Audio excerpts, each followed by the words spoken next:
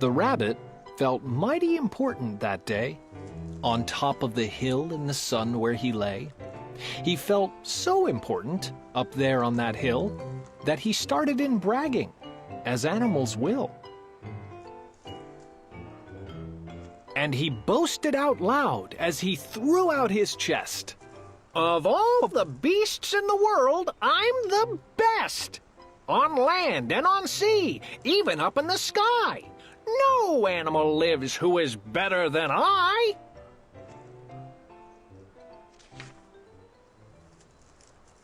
"What's that?" growled a voice that was terribly gruff.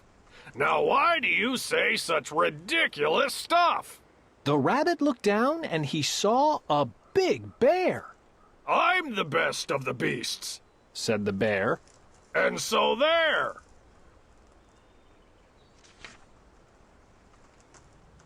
"You're not," snapped the rabbit. "I'm better than you." "Pooh!" the bear snorted. "Again I say pooh! You talk mighty big, Mr. Rabbit, that's true.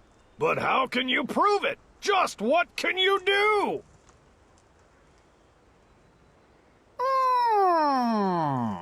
Thought the rabbit. "Now what can I do?" He thought and he thought. Then he finally said, "Mr. Bear, do you see these two ears on my head? My ears are so keen and so sharp and so fine. No ears in the world can hear further than mine." "Humph!" the bear grunted. He looked at each ear. "You say they are good," said the bear with a sneer. "But how do I know just how far they can hear?" "I'll prove," said the rabbit. "My ears are the best. You sit there and watch me. I'll prove it by test." Then he stiffened his ears till they both stood up high and pointed straight up at the blue of the sky. He stretched his ears open as wide as he could. "Shh! I'm listening," he said as he stood. He listened so hard that he started to sweat, and the fur on his ears and his forehead got wet.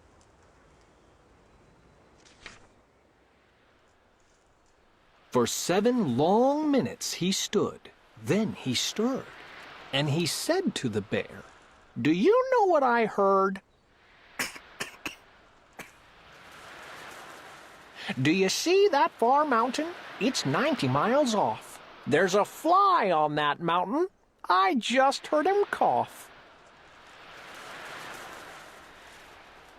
"Now the cough of a fly, sir, is quite hard to hear when he's 90 miles off, but I heard it quite clear." "So you see," bragged the rabbit, "it's perfectly true that my ears are the best, so I'm better than you."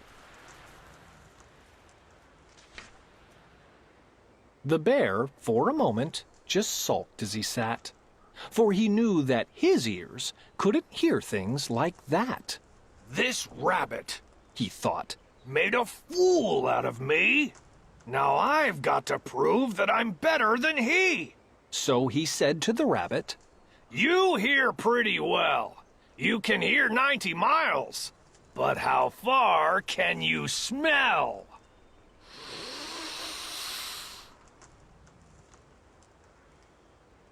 "I'm the greatest of smellers," he bragged. "See my nose? This nose on my face is the finest that grows. My nose can smell anything both far and near. With my nose, I can smell twice as far as you hear."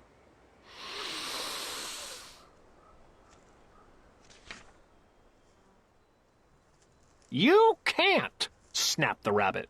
"I can," growled the bear, and he stuck his big nose way up high in the air.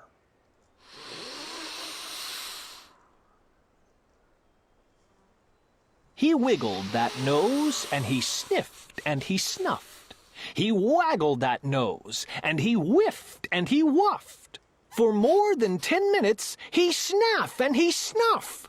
Then he said to the rabbit, "I've smelled far enough." "All right," said the rabbit. "Come on now and tell, exactly how far is the smell that you smell?"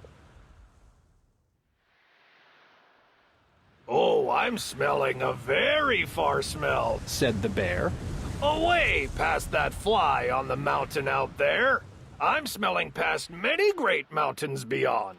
600 miles more to the edge of a pond."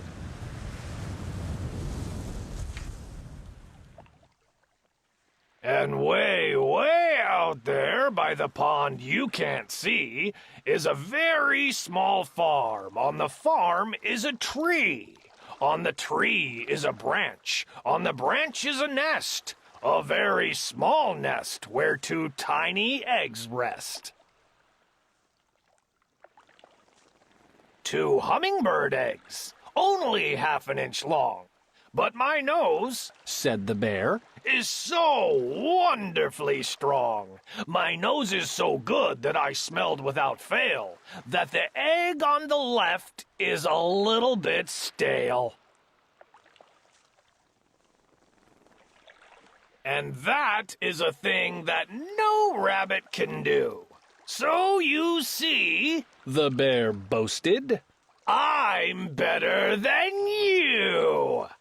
My smeller's so keen that it just can't be beat. "What's that?"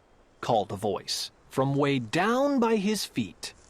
The bear and the rabbit looked down at the sound, and they saw an old worm crawling out of the ground.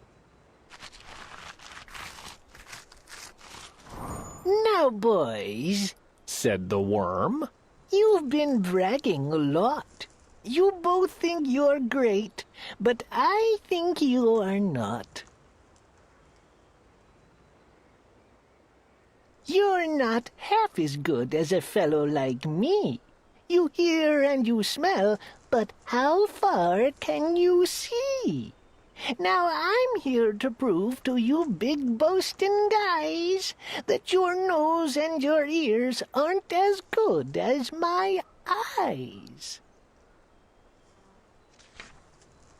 And the little old worm cocked his head to one side, and he opened his eyes, and he opened them wide, and they looked far away with a strange sort of stare, as if they were burning 2 holes in the air. The eyes of that worm almost popped from his head. He stared half an hour till his eyelids got red. "That's enough!" growled the bear. "Tell the rabbit and me, how far did you look, and just what did you see?"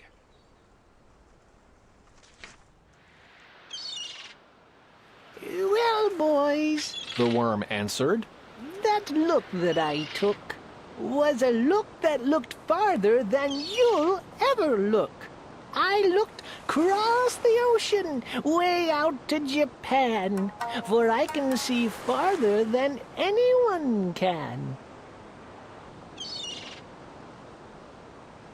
There's no one on earth who has eyesight that's finer. I looked past Japan, then I looked across China. I looked across Egypt, then took a quick glance across the 2 countries of Holland and France. Then I looked across England and also Brazil. But I didn't stop there. I looked much farther still. And I kept right on looking and looking until I'd looked round the world and right back to this hill. And I saw on this hill, since my eyesight's so keen, the 2 biggest fools that have ever been seen. And the fools that I saw were none other than you. who seem to have nothing else better to do than to sit here and argue who's better than who.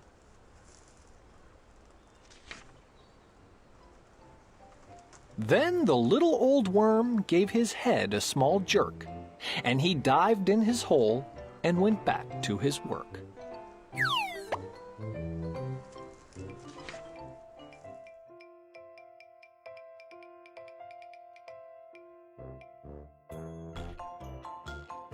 The Cat in the Hat. The sun did not shine. It was too wet to play. So we sat in the house all that cold, cold, wet day. I sat there with Sally. We sat there, we two, and I said, how I wish we had something to do. Too wet to go out and too cold to play ball, so we sat in the house. We did nothing at all. So all we could do was to sit, sit, sit, sit, and we did not like it. Not one little bit. And then something went bump. How that bump made us jump. We looked, then we saw him step in on the mat. We looked, and we saw him. The Cat in the Hat. And he said to us, why do you sit there like that? I know it is wet, and the sun is not sunny, but we can have lots of good fun that is funny.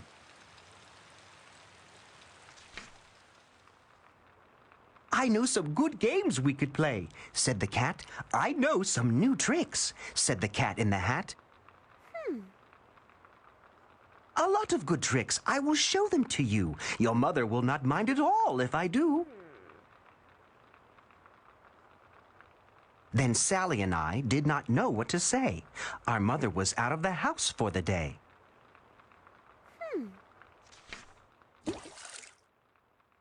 But our fish said, no, no, make that cat go away. Tell that Cat in the Hat you do not want to play. He should not be here. He should not be about. He should not be here when your mother is out. Aww. Now, have no fear, said the cat. My tricks are not bad, said the Cat in the Hat. Why, we can have lots of good fun if you wish, with a game that I call Up, Up, Up with a Fish. Put me down, said the fish. This is no fun at all. Put me down, said the fish. I do not wish to fall. Have no fear, said the cat. I will not let you fall. I will hold you up high as I stand on a ball, with a book on one hand and a cup on my hat. But that is not all I can do, said the cat. Look at me now, said the cat, with a cup and a cake on the top of my hat. I can hold up 2 books, I can hold up the fish, and a little toy ship, and some milk on a dish. And look, I can hop up and down on the ball. But that is not all, oh no, that is not all. Look at me now. It is fun to have fun, but you have to know how. I can hold up the cup and the milk and the cake. I can hold up these books and the fish on a rake. I can hold the toy ship and a little toy man. And look, with my tail I can hold a red fan. I can fan with the fan as I hop on the ball. But that is not all. Oh no, that is not all. That is what the cat said. Then he fell on his head. He came down with a bump from up there on the ball. And Sally and I, we saw all the things fall. And our fish came down too. He fell into a pot. He said, "Do I like this? Oh no, I do not. This is not a good game," said our fish as he lit. "No, I do not like it, not one little bit." Now look what you did, said the fish to the cat. Now look at this house. Look at this. Look at that. You sank our toy ship, sank it deep in the cake. You shook up our house, and you bent our new rake. You should not be here when our mother is not. You get out of this house, said the fish in the pot. But I like to be here. Oh, I like it a lot, said the cat in the hat to the fish in the pot. I will not go away. I do not wish to go. And so, said the cat in the hat, so, I will show you another good game that I know. And then he ran out, and then fast as a fox, the cat in the hat came back in with a box. A big red wood box. It was shut with a hook. Now look at this trick, said the cat. Take a look. Then he got up on top with the tip of his hat. I call this game fun in a box, said the cat. In this box are two things I will show to you now. You will like these two things, said the cat with a bow. I will pick up the hook. You will see something new. Two things, and I call them Thing 1 and Thing 2. These things will not bite you. They want to have fun. Then out of the box came Thing 2 and Thing 1. And they ran to us fast. They said, "How do you do? Would you like to shake hands with Thing 1 and Thing 2? And Sally and I did not know what to do, so we had to shake hands with Thing 1 and Thing 2. We shook their two hands, but our fish said, "No, no, those things should not be in this house. Make them go. They should not be here when your mother is not. Put them out, said the fish in the pot.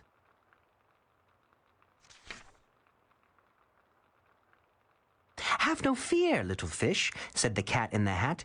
These things are good things, and he gave them a pat. They are tame, oh so tame. They have come here to play. They will give you some fun on this wet, wet, wet day. Now here is a game that they like, said the cat. They like to fly kites, said the cat in the hat. No, not in the house, said the fish in the pot. They should not fly kites in our house. They should not. Oh, the things they will bump. Oh, the things they will hit. Oh, I do not like it, not one little bit. Then Sally and I saw them run down the hall. We saw those two things bump their kites on the wall. Bump, thump, thump, bump, down the wall in the hall.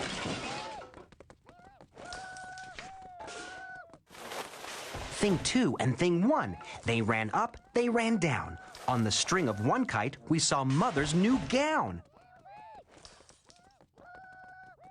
Her gown with the dots that are pink, white, and red. Then we saw one kite bump on the head of her bed. Then those things ran about with big bumps, jumps, and kicks, and with hops and big thumps and all kinds of bad tricks. And I said, I do not like the way that they play. If Mother could see this, oh, what would she say?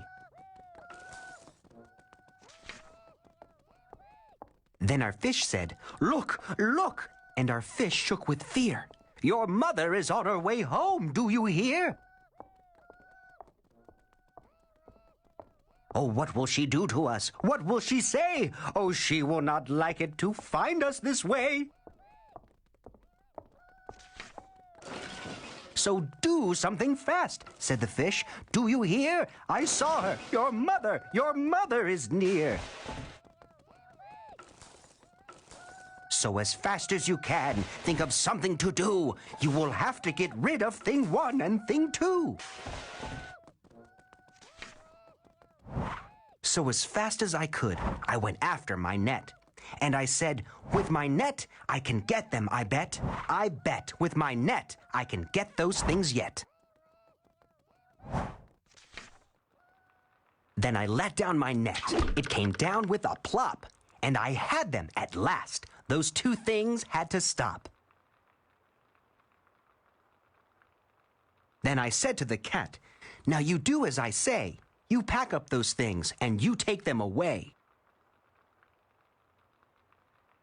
Oh dear, said the cat, you did not like our game. Oh dear, what a shame, what a shame, what a shame.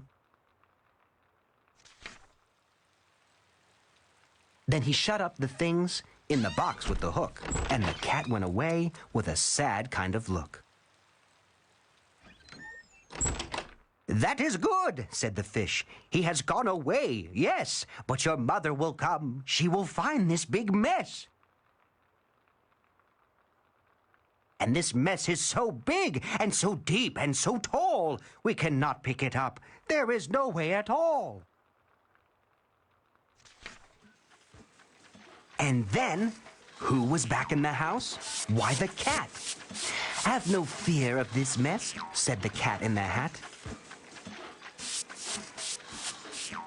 I always pick up all my playthings, and so I will show you another good trick that I know. Then we saw him pick up all the things that were down. He picked up the cake and the rake and the gown. And the milk and the strings and the books and the dish and the fan and the cup and the ship and the fish. And he put them away. Then he said, that is that. And then he was gone with a tip of his hat. Then our mother came in, and she said to us two, did you have any fun? Tell me, what did you do? And Sally and I did not know what to say. Should we tell her the things that went on there that day? Should we tell her about it? Now what should we do? Well, what would you do if your mother asked you?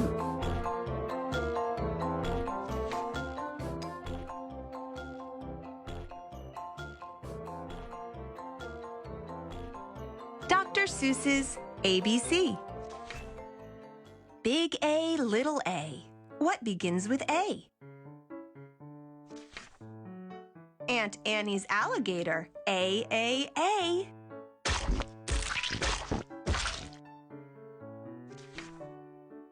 Big B, little b. What begins with B? Barber, baby, bubbles, and a bumblebee. Big C, little c. What begins with C? Camel on the ceiling. C.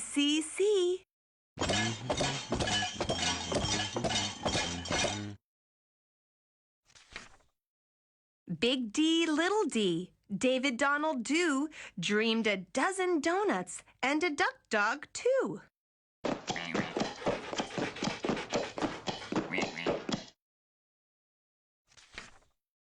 A, B, C, D, E. Ear, egg, elephant. E.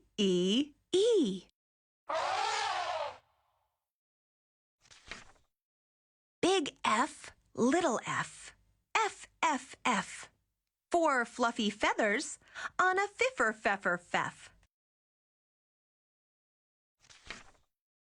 A, B, C, D, E, F, G. Goat, girl, goo goggles. G.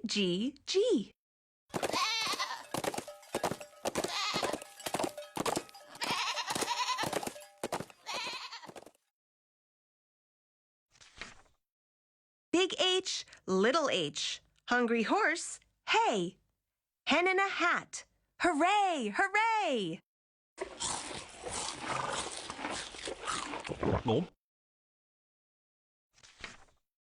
Big I, little I, I. Ichabod is itchy, so am I.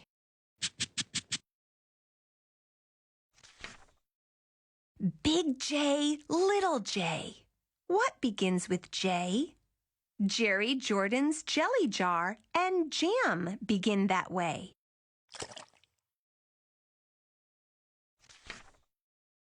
Big K, little K. Kitten, kangaroo. Kick a kettle, kite, and a king's kerchoo. Big L, little Lola Lop. Left leg, lazy lion licks a lollipop.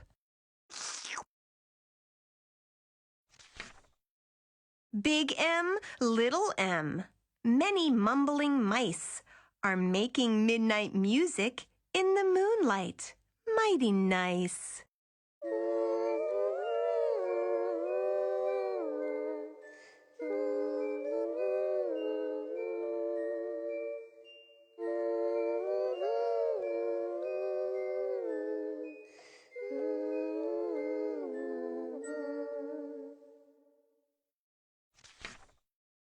Big N, little n. What begins with those? 9 new neckties and a nightshirt and a nose.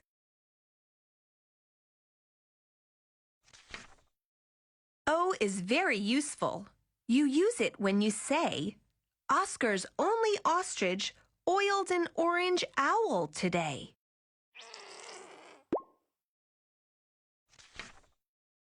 A, B, C, D. E, F, G, H, I, J, K, L, M, N, O, P.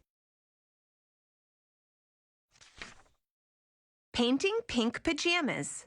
Policeman in a pail. Peter Pepper's puppy, and now Papa's in the pail.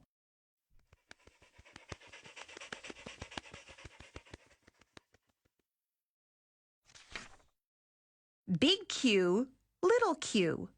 What begins with Q? The quick Queen of Quincy and her quacking quackaroo.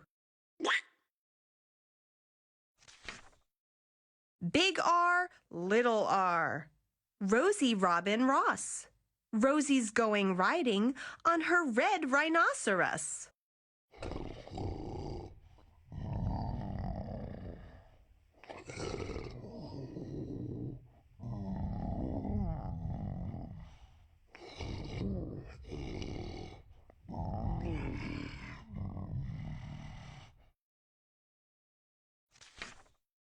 Big S, little s. Silly Sammy Slick sipped 6 sodas and got sick.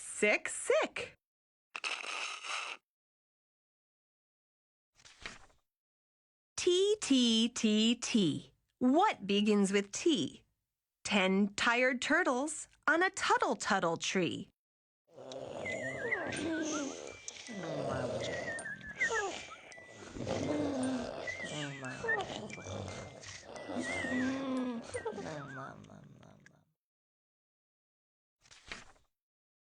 Big U, little u. What begins with U? Uncle Ub's umbrella and his underwear, too.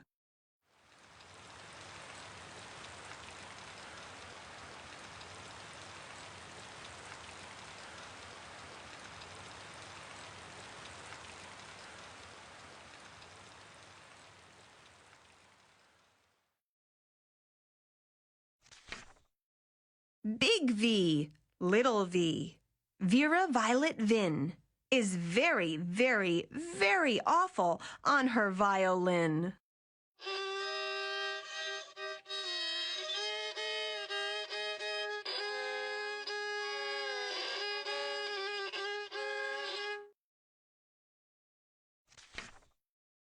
WWW. Willie Waterloo washes Warren Wiggins, who is washing Waldo Woo.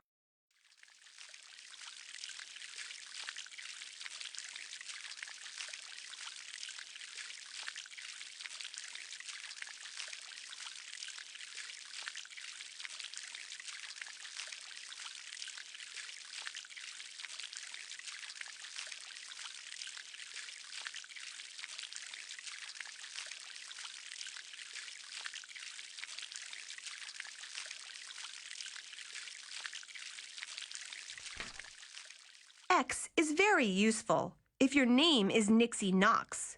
It also comes in handy spelling axe and extra fox.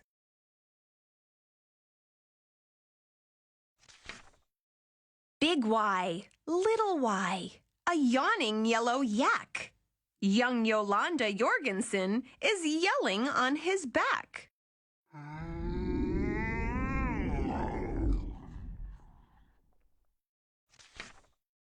A, B, C, D, E, F, G, H, I, J, K, L, M, N, O, P, Q, R, S, T, U, V, W, X, Y, and Z. Big Z, little z. What begins with Z?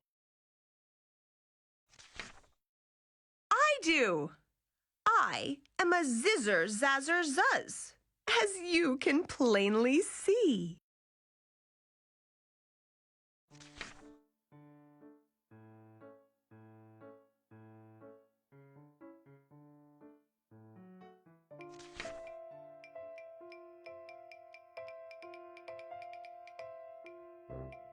The foot book. Left foot, left foot. Right foot, right.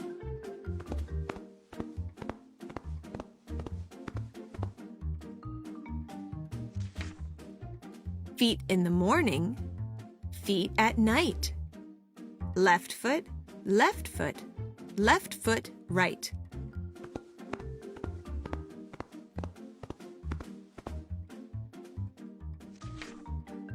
Wet foot, dry foot, low foot, high foot.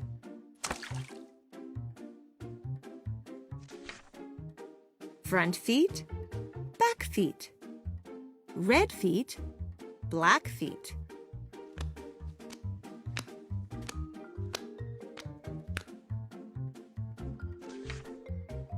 Left foot, right foot.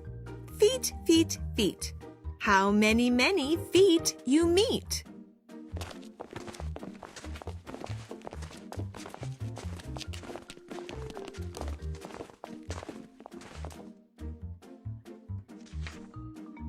Slow feet, quick feet, trick feet, sick feet.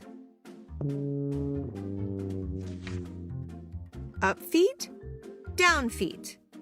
Here come clown feet.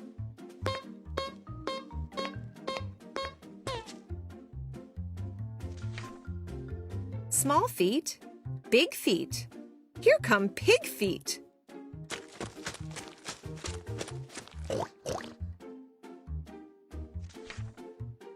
His feet, her feet. Fuzzy fur feet. In the house and on the street. How many feet you meet?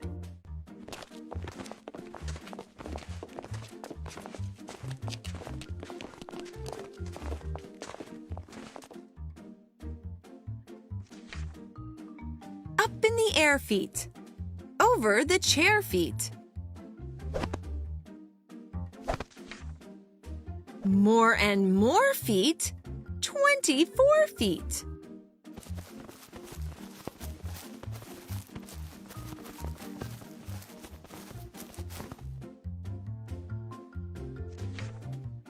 Here come more and more and more feet.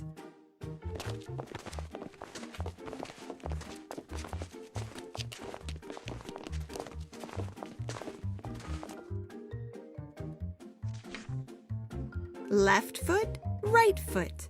Feet, feet, feet. Oh, how many feet you meet.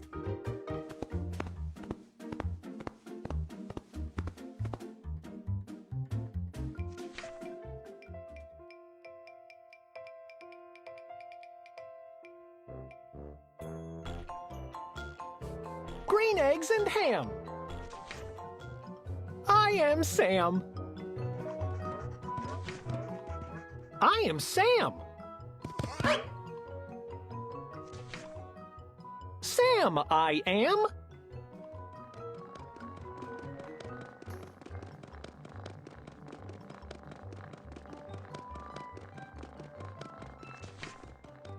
That's Sam I am.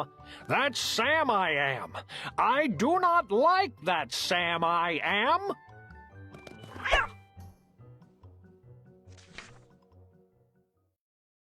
Do you like green eggs and ham?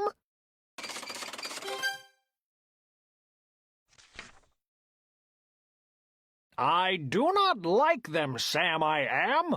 I do not like green eggs and ham.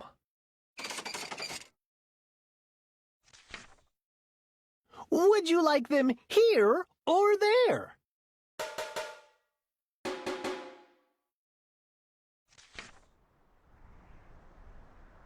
I would not like them here or there. I would not like them anywhere. I do not like green eggs and ham. I do not like them, Sam I am.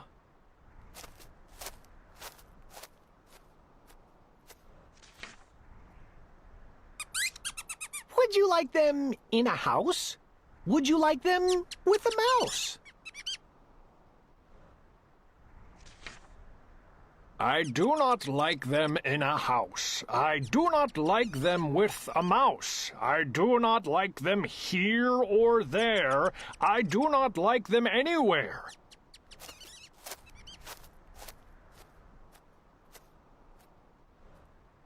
I do not like green eggs and ham. I do not like them, Sam I am.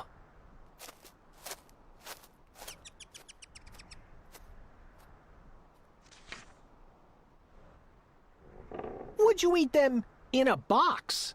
Would you eat them with a fox?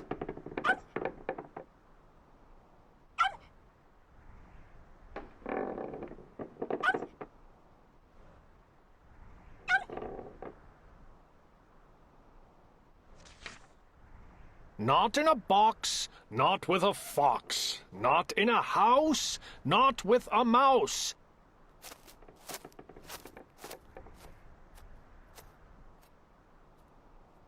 I would not eat them here or there. I would not eat them anywhere. I would not eat green eggs and ham. I do not like them, Sam I am.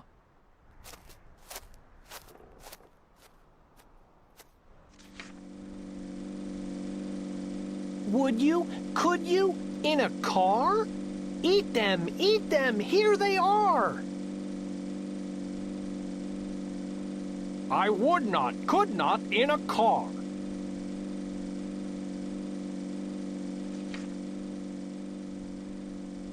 You may like them. You will see. You may like them in a tree.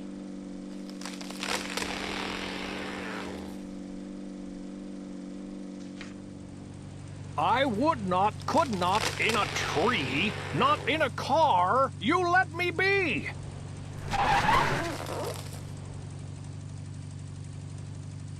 I do not like them in a box. I do not like them with a fox. I do not like them in a house. I do not like them with a mouse.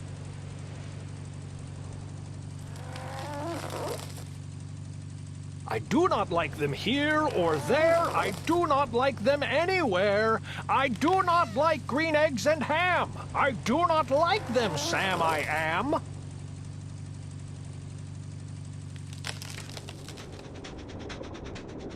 A train, a train, a train, a train. Could you, would you, on a train?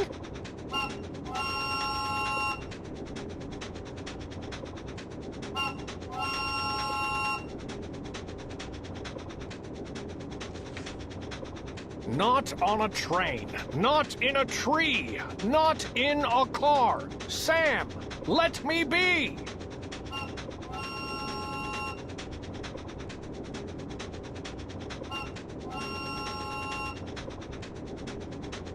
I would not, could not in a box. I could not, would not with a fox. I will not eat them with a mouse. I will not eat them in a house.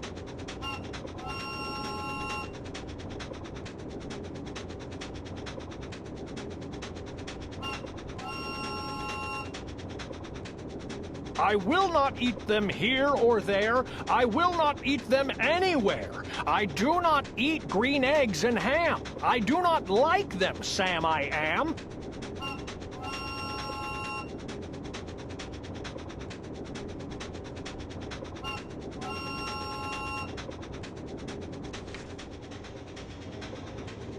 Say, in the dark, here in the dark. Would you, could you, in the dark?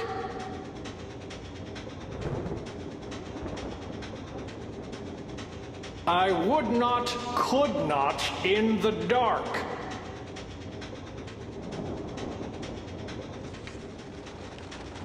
Would you, could you, in the rain?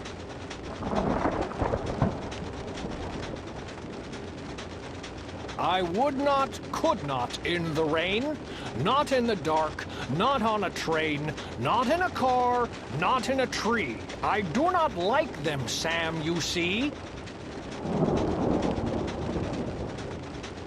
Not in a house, not in a box, not with a mouse, not with a fox. I will not eat them here or there. I do not like them anywhere. You do not like green eggs and ham? I do not like them, Sam I am.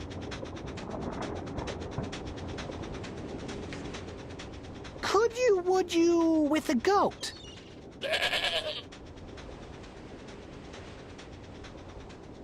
I would not, could not with a goat.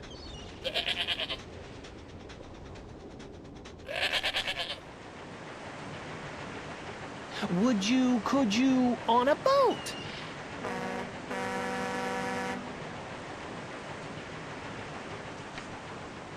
I could not, would not on a boat. I will not with a goat. I will not eat them in the rain. I will not eat them on a train.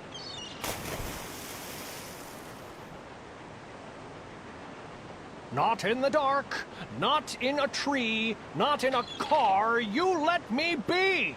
I do not like them in a box. I do not like them with a fox.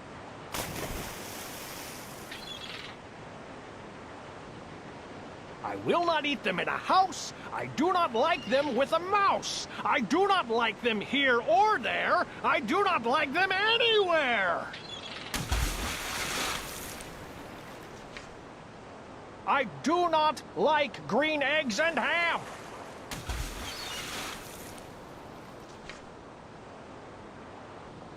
I do not like them, Sam I am.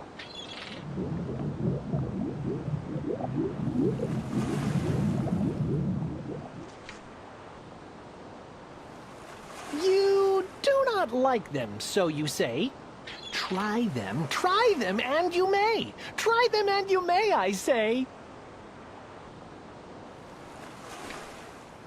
Sam, if you will let me be, I will try them. You will see.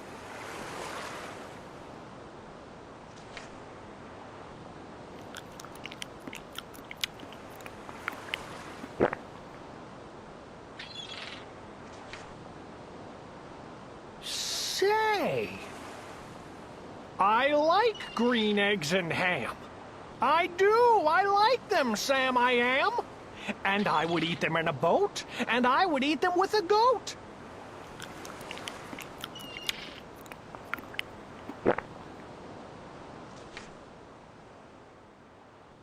And I will eat them in the rain, and in the dark, and on a train, and in a car, and in a tree. They are so good, you see.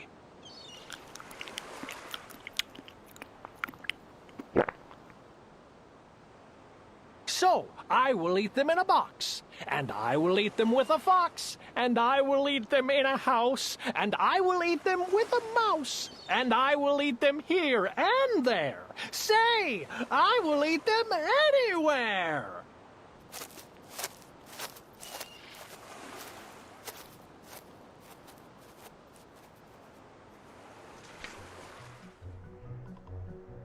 I do so like green eggs and ham.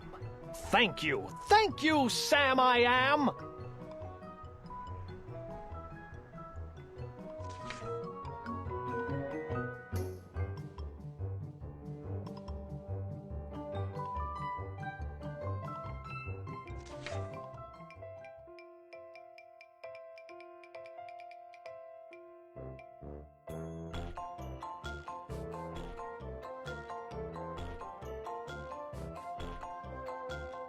Horton Hears A Who. On the 15th of May in the jungle of Nool, in the heat of the day, in the cool of the pool, he was splashing, enjoying the jungle's great joys, when Horton the elephant heard a small noise.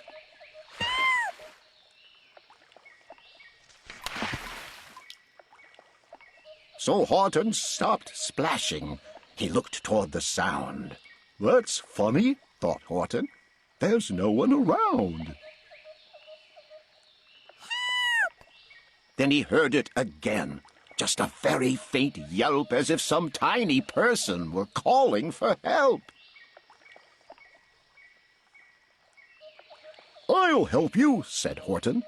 "But who are you? Where?" He looked and he looked. He could see nothing there but a small speck of dust blowing past through the air.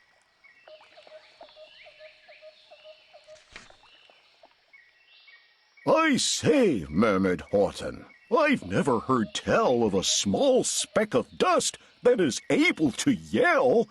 So you know what I think? Why, I think that there must be someone on top of that small speck of dust." Some sort of a creature of very small size, too small to be seen by an elephant's eyes.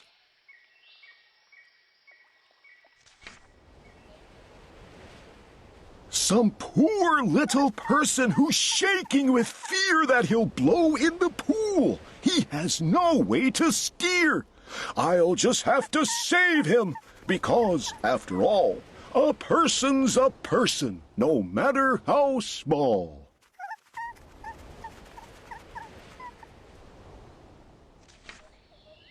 So gently, and using the greatest of care, the elephant stretched his great trunk through the air.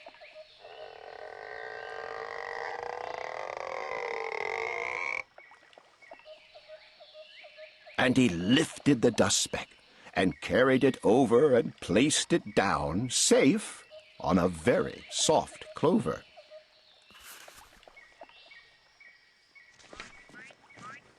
"Humph!" humphed a voice. 'Twas a sour kangaroo, and the young kangaroo in her pouch said, "Humph!" too. "Why, that speck is as small as the head of a pin. A person on that? Why, there never has been." "Believe me," said Horton, "I tell you sincerely, my ears are quite keen, and I heard him quite clearly. I know there's a person down there. And what's more, quite likely there's two, even three, even four, quite likely..."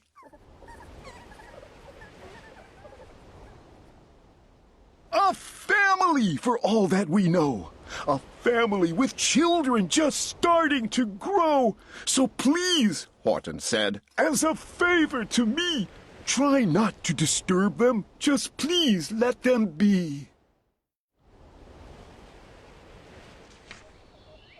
I think you're a fool," laughed the sour kangaroo, and the young kangaroo in her pouch said, "Me too."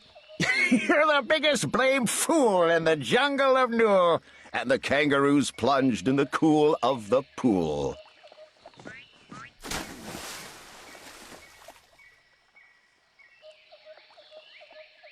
"What terrible splashing!" the elephant frowned. I can't let my very small persons get drowned. I've got to protect them. I'm bigger than they. So he plucked up the clover and hustled away.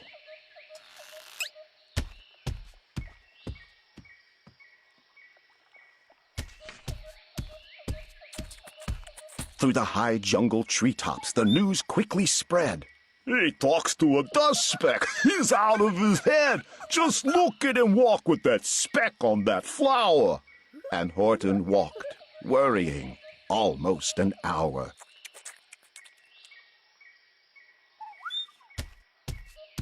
Should I put this speck down? Horton thought with alarm.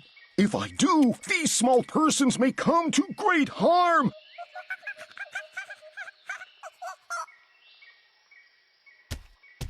I can't put it down, and I won't. After all, a person's a person, no matter how small.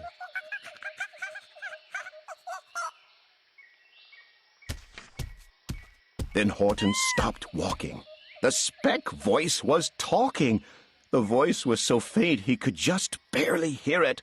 "Speak up, please," said Horton. He put his ear near it. "My friend," came the voice, "you're a very fine friend. You've helped all us folk on this dust speck no end. You've saved all our houses, our ceilings and floors. You've saved all our churches and grocery stores."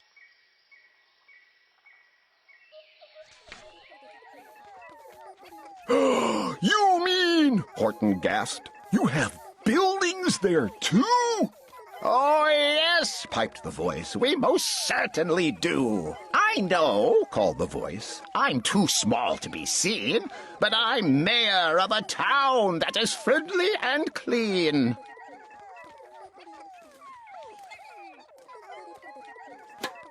Our buildings to you would seem terribly small, but to us who aren't big, they are wonderfully tall.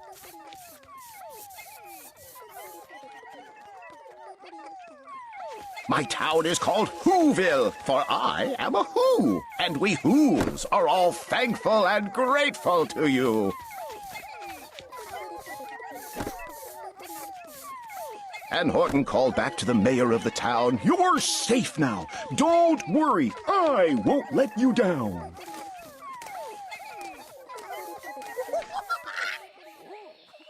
But just as he spoke to the mayor of the speck, 3 big jungle monkeys climbed up Horton's neck.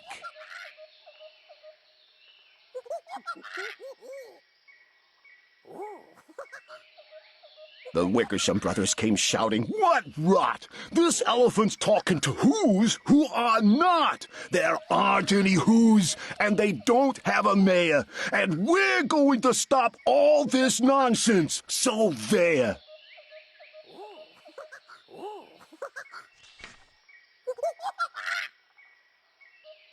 They snatched Horton's clover. They carried it off to a black-bottomed eagle named Vlad Vladikoff, a mighty strong eagle of very swift wing, and they said, "Will you kindly get rid of this thing?"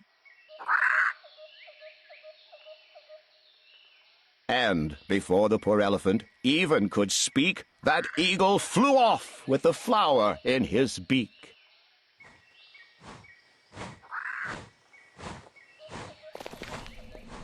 All that late afternoon and far into the night, that black-bottomed bird flapped his wings in fast flight.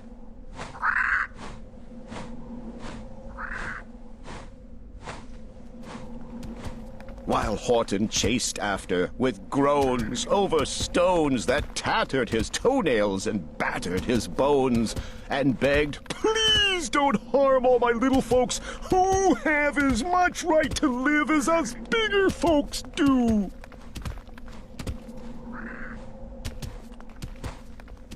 But far, far beyond him that eagle kept flapping, and over his shoulder called back, "Quit your yapping! I'll fly the night through! I'm a bird! I don't mind it! And I'll hide this tomorrow where you'll never find it!"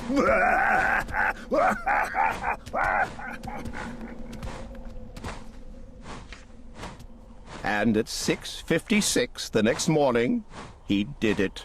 It sure was a terrible place that he hid it.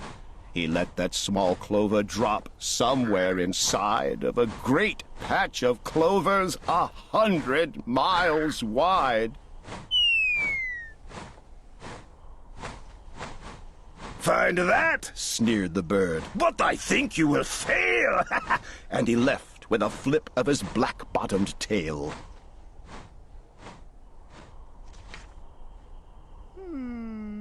"I'll find it!" cried Horton. "I'll find it or bust! I shall find my friends on my small speck of dust!" And clover by clover by clover with care, he picked up and searched them and called, "Are you there?" But clover by clover by clover, he found that the one that he sought for was just not around. And by noon, poor old Horton, more dead than alive, had picked, searched, and piled up 9,005.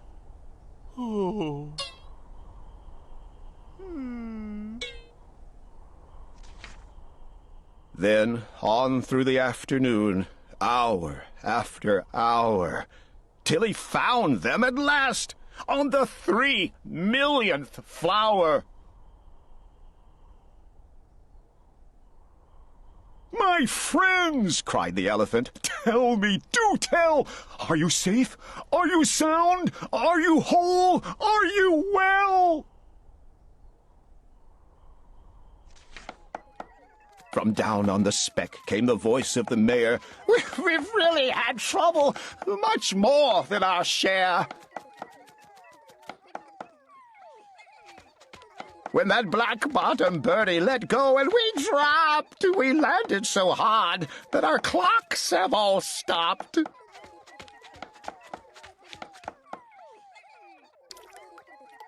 "Our teapots are broken, our rocking chairs smashed, and our bicycle tires all blew up when we crashed."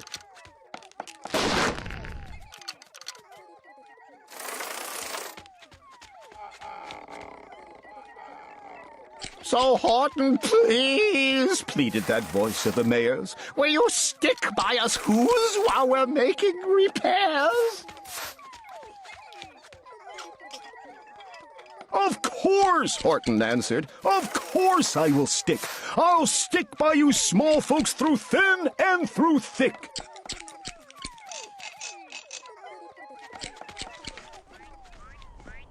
"Humph!" humphed a voice. "For almost 2 days you've run wild and insisted on chatting with persons who have never existed. Such carryings on in our peaceable jungle. We've had quite enough of your bellowing bungle. And I'm here to state," snapped the big kangaroo, "that your silly, nonsensical game is all through." And the young kangaroo in her pouch said, "Me too."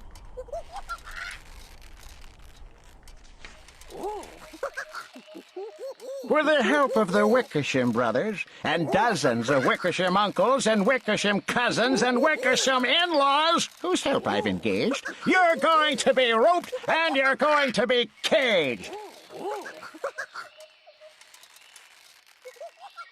And as for your dust speck, that we shall boil in a hot steaming kettle of bezel nut oil.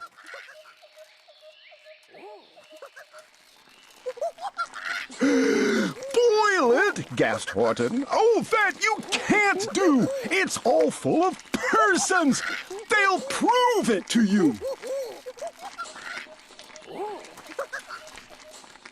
"Mr. Mayor! Mr. Mayor!" Horton called. "Mr. Mayor! You've got to prove now that you really are there!" So call a big meeting. Get everyone out. Make every who holler. Make every who shout. Make every who scream. If you don't, every who is going to end up in a beezelnut stew. And down on the dust speck, the scared little mayor quick called a big meeting in the Whoville town square. And as people cried loudly, they cried out in fear. We are here! We are here! We are here! We are here!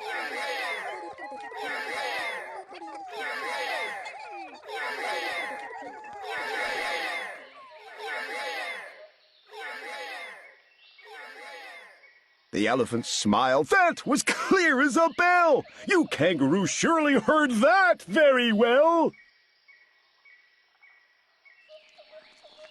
All I heard, snapped the big kangaroo, was the breeze and the faint sound of wind through the far distant trees. I heard no small voices, and you didn't either. And the young kangaroo in her pouch said, Me neither. Grab him! They shouted. And cage the big dope. Lasso his stomach with 10 miles of rope. Tie the knots tight so he'll never shake loose. Then dunk that dumb speck in the beezelnut juice. Horton fought back with great vigor and vim, but the Wickersham gang was too many for him. They beat him, they mauled him, they started to haul him into his cage, but he managed to call to the mayor, "Don't give up! I believe in you all! A person's a person, no matter how small!" And you very small persons will not have to die if you make yourselves heard! So come on now and try! The mayor grabbed a tom-tom. He started to smack it, and all over Whoville they whooped up a racket.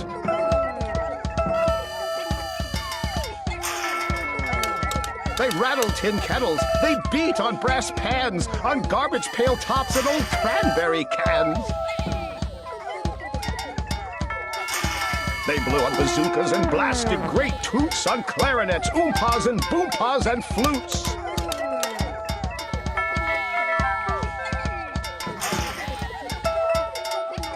Great gusts of loud racket rang high through the air. They rattled and shook the whole sky, and the mayor called up through the howling mad hullabaloo, Hey, Horton, how's this? Is our sound coming through?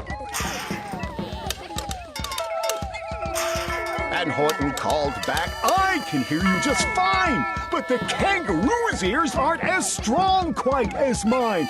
They don't hear a thing. Are you sure all your boys are doing their best? Are they all making noise?"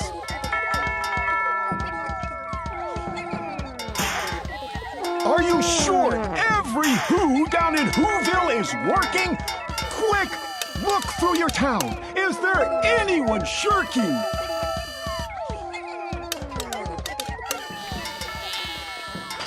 Through the town rushed the mayor, from the east to the west, but everyone seemed to be doing his best. Everyone seemed to be yapping or yipping. Everyone seemed to be beeping or bipping. But it wasn't enough, all this ruckus and roar. He had to find someone to help him make more. He raced through each building. He searched floor to floor. And just as he felt he was getting nowhere and almost about to give up in despair, he suddenly burst through a door, and that mayor discovered one shirker quite hidden away in the Fairfax Apartments, apartment 12J. A very small shirker named Jojo was standing, just standing, and bouncing a yo-yo.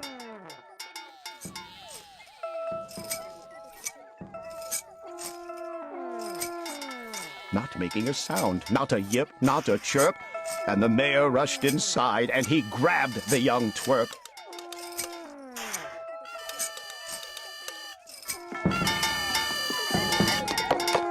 And he climbed with the lad up the Eiffelberg Tower. "This," cried the mayor, "is your town's darkest hour. The time for all Whos who have blood that is red to come to the aid of their country," he said. "We've got to make noises in greater amounts. So open your mouth, lad, for every voice counts." Thus he spoke as he climbed. When they got to the top, the lad cleared his throat, and he shouted out, "Yap!"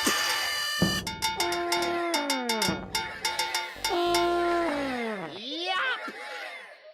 And that yap, that one small extra yap, put it over. Finally, at last, from that speck on that clover, their voices were heard. They rang out clear and clean, and the elephant smiled. "Do you see what I mean? They've proved they are persons, no matter how small, and their whole world was saved by the smallest of all." "How true! Yes, how true," said the big kangaroo. "And from now on, you know what I'm planning to do? From now on, I'm going to protect them with you." And the young kangaroo in her pouch said, "Me too! From sun in the summer, from rain when it's fallish, I'm going to protect them, no matter how smallish."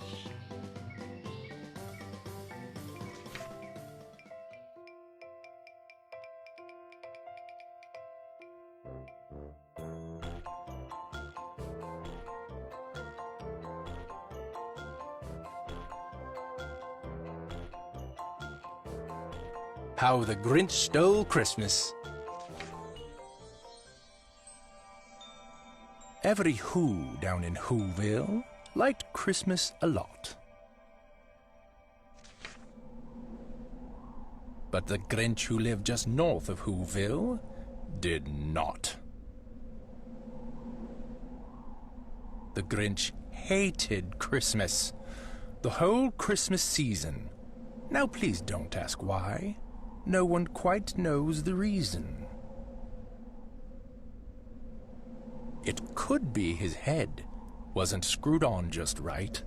It could be, perhaps, that his shoes were too tight. But I think that the most likely reason of all may have been that his heart was 2 sizes too small.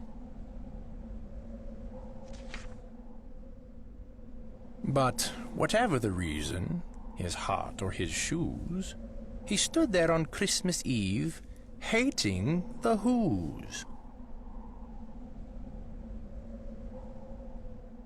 Staring down from his cave with a sour, grinchy frown at the warm lighted windows below in their town. For he knew every Who down in Whoville beneath was busy now hanging a mistletoe wreath. "And they're hanging their stockings," he snarled with a sneer. "Tomorrow is Christmas. It's practically here." Then he growled with his Grinch fingers nervously drumming. "I must find some way to stop Christmas from coming."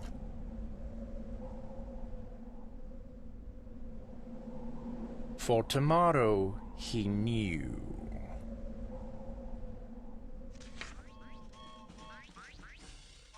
All the Who girls and boys would wake bright and early. They'd rush for their toys. And then, oh, the noise. Oh, the noise, noise, noise, noise. That's one thing he hated. The noise, noise, noise, noise.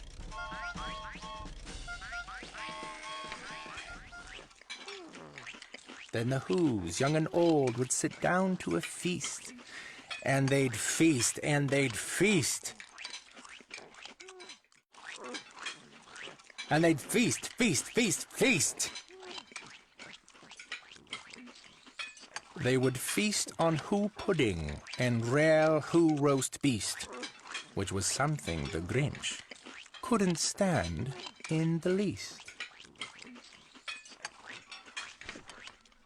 And then they'd do something he liked least of all. Every Who down in Whoville, the tall and the small, would stand close together with Christmas bells ringing. They'd stand hand in hand, and the Whos would start singing. They'd sing, and they'd sing, and they'd sing, sing, sing, sing. And the more the Grinch thought of this Who Christmas sing, the more the Grinch thought, I must stop this whole thing. Why, for 53 years I've put up with it now. I must stop this Christmas from coming. But how?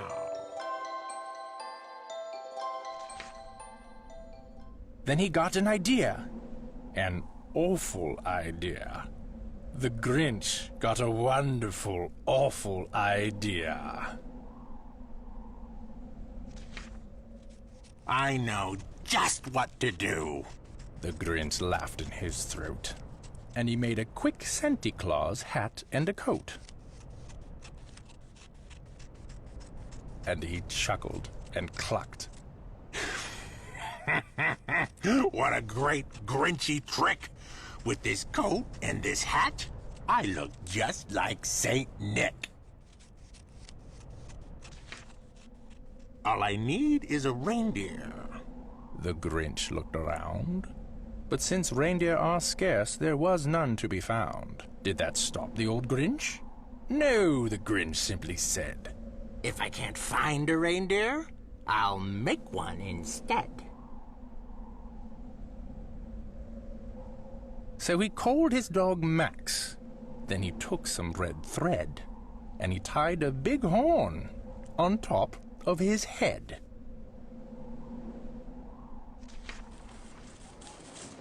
Then he loaded some bags and some old empty sacks on a ramshackle sleigh, and he hitched up old Max.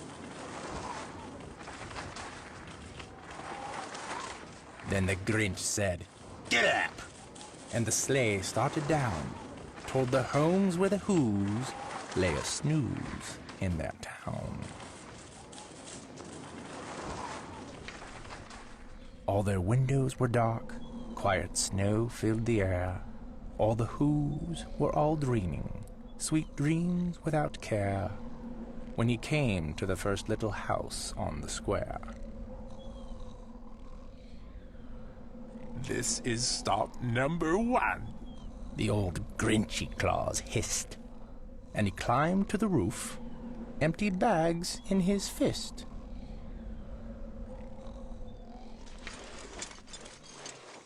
Then he slid down the chimney, a rather tight pinch.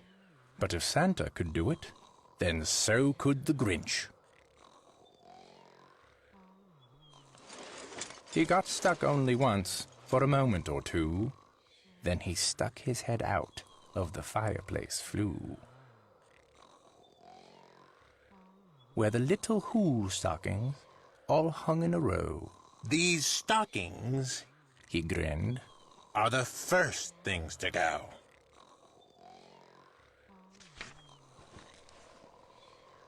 Then he slithered and slunk, with a smile most unpleasant, around the whole room, and he took every present. Pop guns and bicycles, roller skates, drums, checkerboards, tricycles, popcorn and plums. And he stuffed them in bags. Then the Grinch, very nimbly, stuffed all the bags, one by one, up the chimney. Then he slunk to the icebox. He took the Who's feast. He took the Who pudding. He took the roast beast. He cleaned out that icebox as quick as a flash. Why, that Grinch even took their last can of Who hash. Then he stuffed all the food up the chimney with glee. And now, Grinned the Grinch. I will stuff up the tree. And the Grinch grabbed the tree, and he started to shove, when he heard a small sound like the coo of a dove. He turned around fast, and he saw a small Who, little Cindy Lou Who was not more than 2. The Grinch had been caught by this tiny Who daughter, who'd got out of bed for a cup of cold water.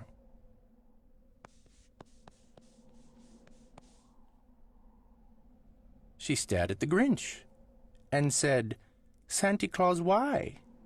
Why are you taking our Christmas tree? Why?"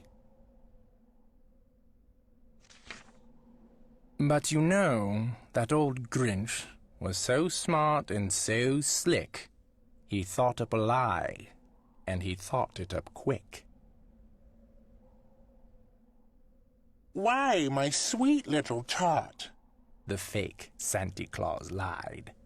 there's a light on this tree that won't light on one side. So I'm taking it home to my workshop, my dear. I'll fix it up there, then I'll bring it back here.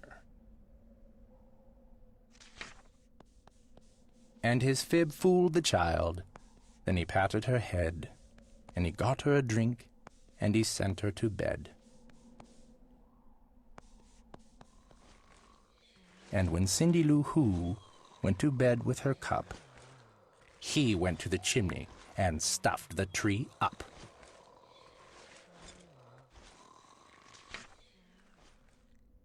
Then the last thing he took was the log for their fire. Then he went up the chimney himself, the old liar.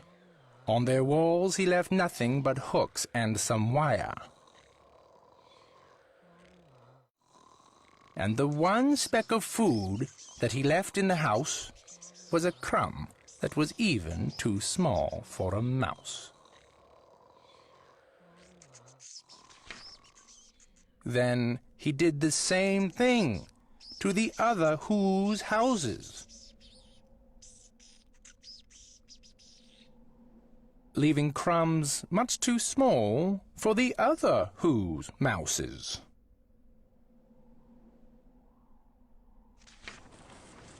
It was 1:15 dawn, all the Who's still abed, all the Who's still a snooze, when he packed up his sled.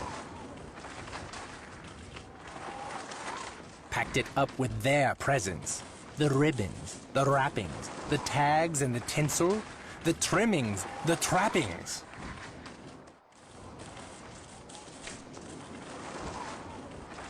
"3,000 feet up the side of Mount Crumpet, he rode with his load to the tip-top to dump it. Pooh, pooh to the Who's, he was Grinchiously humming. They're finding out now that no Christmas is coming. They're just waking up. I know just what they'll do. Their mouths will hang open a minute or two. Then the Who's down in Whoville will all cry boo-hoo. That's a noise," Grinned the Grinch. "that I simply must hear." So he paused, and the Grinch put his hand to his ear. And he did hear a sound, rising over the snow. It started in low, then it started to grow. But the sound wasn't sad. Why, this sound sounded merry. It couldn't be so, but it was merry. Very. He stared down at Whoville. The Grinch popped his eyes. Then he shook. What he saw was a shocking surprise.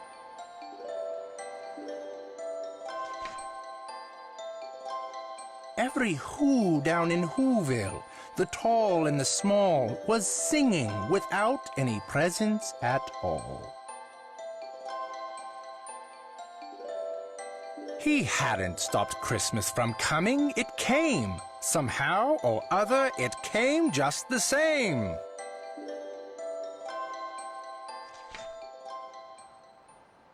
And the Grinch, with his Grinch feet ice cold in the snow, stood puzzling and puzzling. How could it be so? It came without ribbons. It came without tags. It came without packages, boxes, or bags. And he puzzled 3 hours, till his puzzler was sore. Then the Grinch thought of something he hadn't before.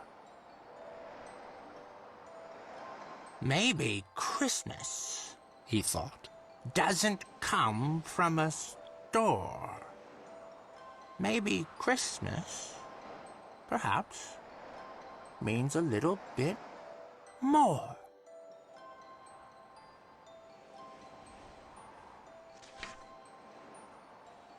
And what happened then? Well, in Whoville they say that the Grinch's small heart grew 3 sizes that day. And the minute his heart didn't feel quite so tight, he whizzed with his load through the bright morning light. And he brought back the toys and the food for the feast, and he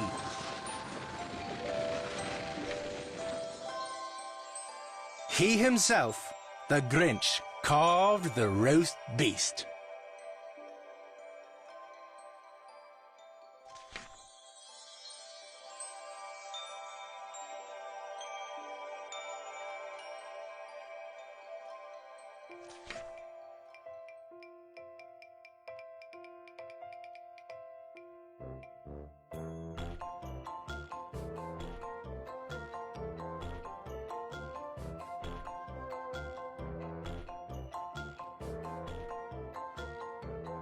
The Lorax. At the far end of town, where the grickle grass grows, and the wind smells slow and sour when it blows, and no birds ever sing, excepting old crows, is the street of the lifted Lorax.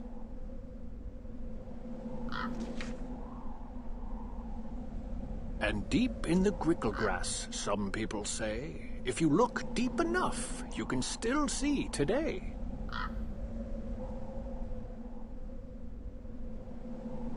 Where the Lorax once stood, just as long as it could, before somebody lifted the Lorax away.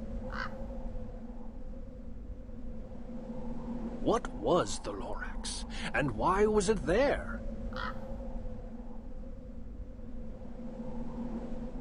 And why was it lifted and taken somewhere from the far end of town where the grickle grass grows?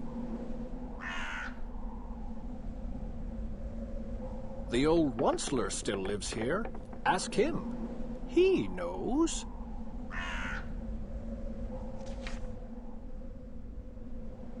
You won't see the Onceler. Don't knock at his door. He stays in his lurkum on top of his store.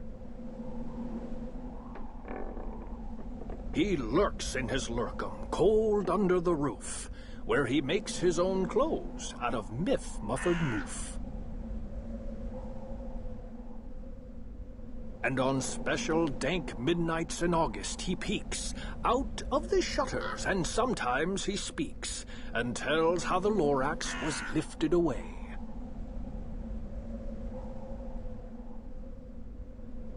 He'll tell you, perhaps, if you're willing to pay.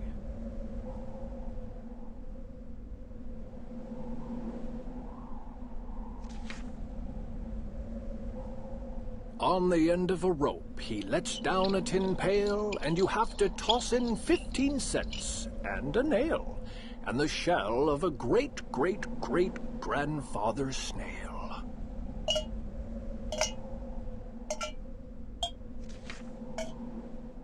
Then he pulls up the pail, makes a most careful count to see if you've paid him the proper amount.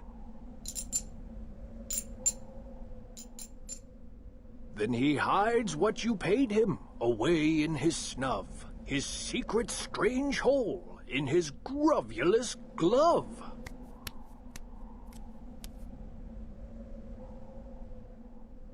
Then he grunts, "I will call you by whisper-ma-phone, for the secrets I tell are for your ears alone."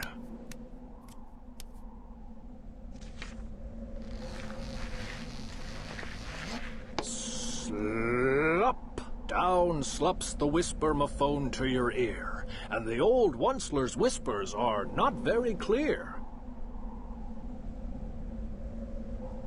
Since they have to come down through a snurgly hose, and he sounds as if he had smallish bees up his nose. "Now I'll tell you," he says with his teeth sounding gray, "how the Lorax got lifted and taken away. It all started way back, such a long, long time back. Way back in the days when the grass was still green, and the pond was still wet, and the clouds were still clean. And the song of the swammy swans rang out in space. One morning I came to this glorious place. And I first saw the trees, the truffula trees, the bright-colored tufts of the truffula trees, mile after mile in the fresh morning breeze.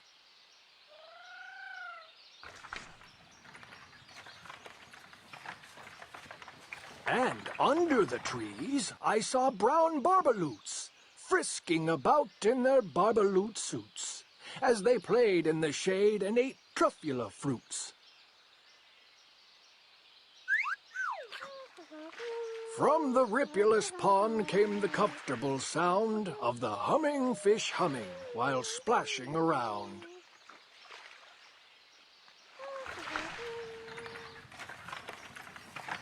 But those trees, those truffula trees! All my life I'd been searching for trees such as these. The touch of their tufts was much softer than silk, and they had the sweet smell of fresh butterfly milk. I felt a great leaping of joy in my heart. I knew just what I'd do. I unloaded my cart.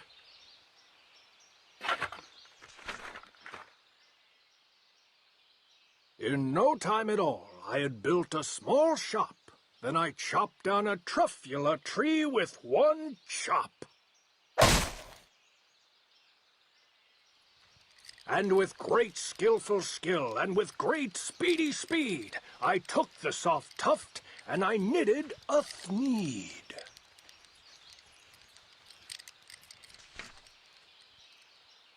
The instant I'd finished, I heard a gazump. I looked. I saw something pop out of the stump of the tree I chopped down. It was sort of a man. Describe him? Well, that's hard.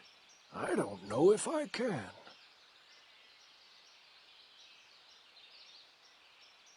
He was shortish and oldish and brownish and mossy, and he spoke with a voice that was sharpish and bossy.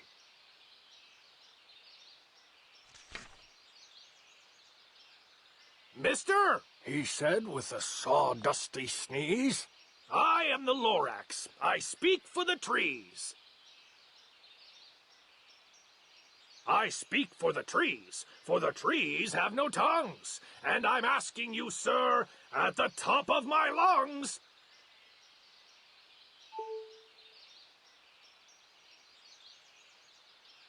He was very upset as he shouted and puffed.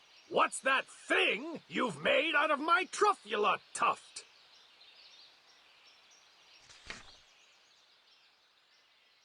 Look, Lorax, I said, there's no cause for alarm. I chopped just one tree. I am doing no harm. I'm being quite useful. This thing is a thneed. A thneed's a fine something that all people need. It's a shirt, it's a sock, it's a glove, it's a hat. But it has other uses. Yes, far beyond that. You can use it for carpets, for pillows, for sheets, or curtains, or covers for bicycle seats. The Lorax said, Sir, you are crazy with greed. There is no one on earth who would buy that fool thneed.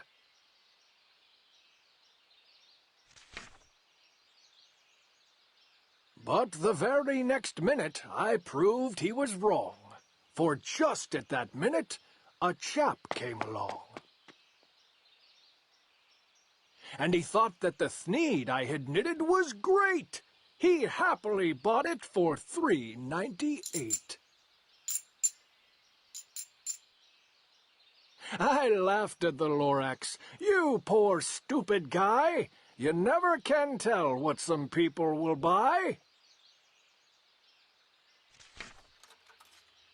I repeat, cried the Lorax. I speak for the trees. I'm busy, I told him. Shut up, if you please.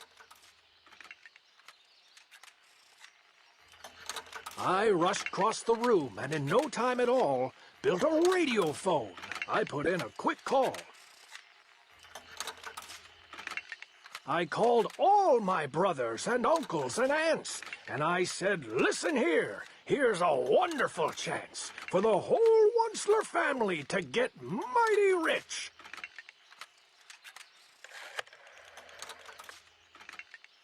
Get over here fast. Take the road to North Nitch. Turn left at Weehawken, sharp right at South Stitch.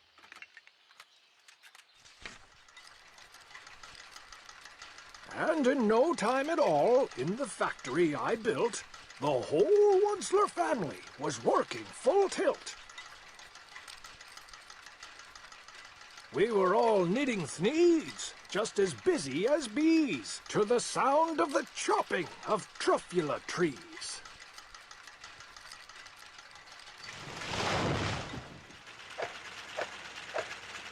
Then, oh baby, oh, how my business did grow. Now, chopping one tree at a time was too slow. So I quickly invented my super axe hacker, which whacked off 4 truffula trees at one smack. We were making thneeds 4 times as fast as before, and that Lorax, he didn't show up anymore.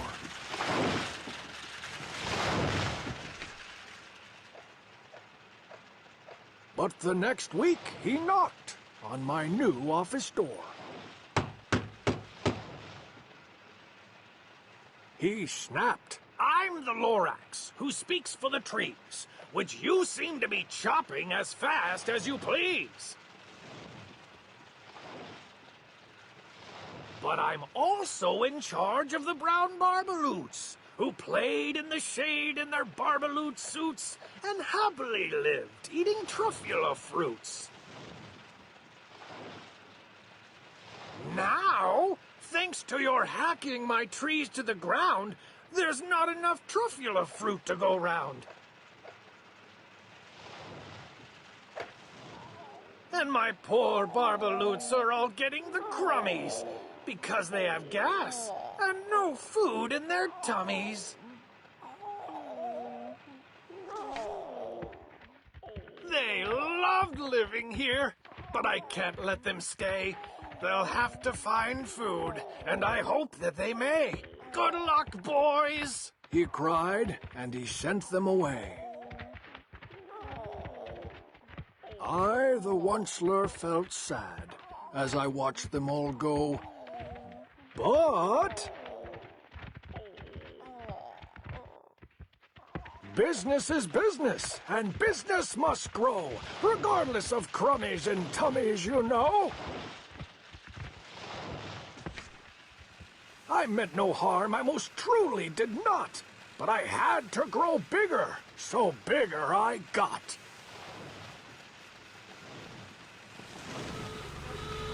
I biggered my factory, I biggered my roads, I biggered my wagons, I biggered the loads. Of the Sneetches I shipped out, I was shipping them forth to the south, to the east, to the west, to the north. I went right on biggering, selling more Sneetches, and I biggered my money, which everyone needs.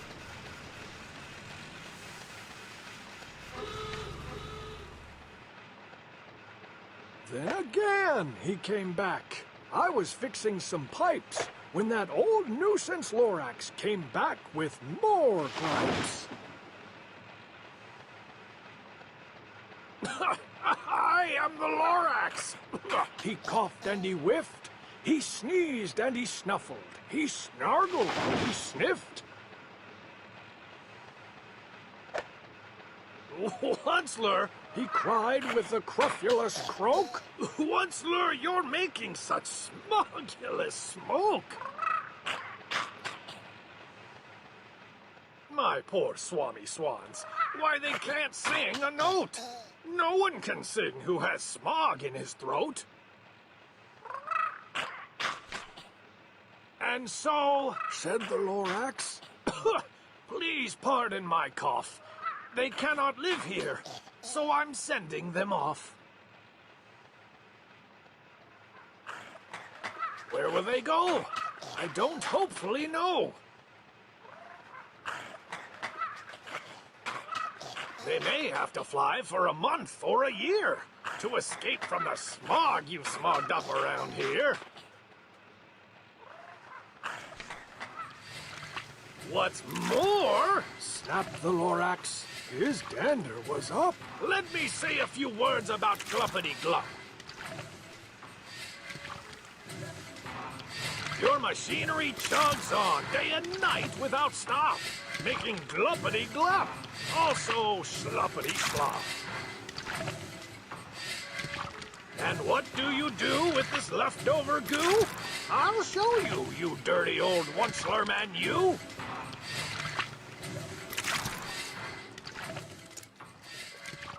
You're clumping the pond where the humming fish hum.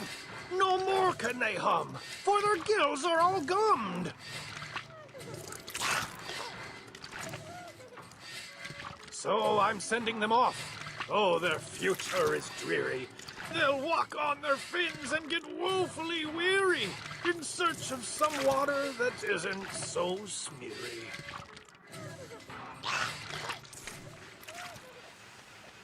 And then I got mad. I got terribly mad. I yelled at the Lorax. Now listen here, Dad. All you do is yap, yap, and say bad, bad, bad, bad.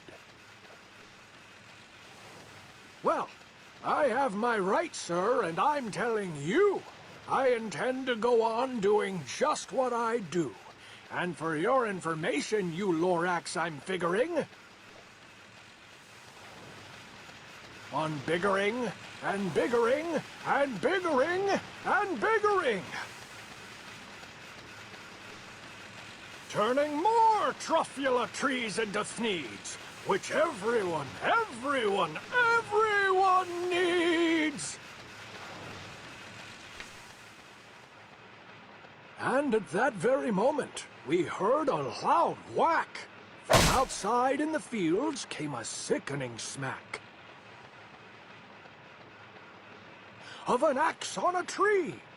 Then we heard the tree fall, the very last truffula tree of them all.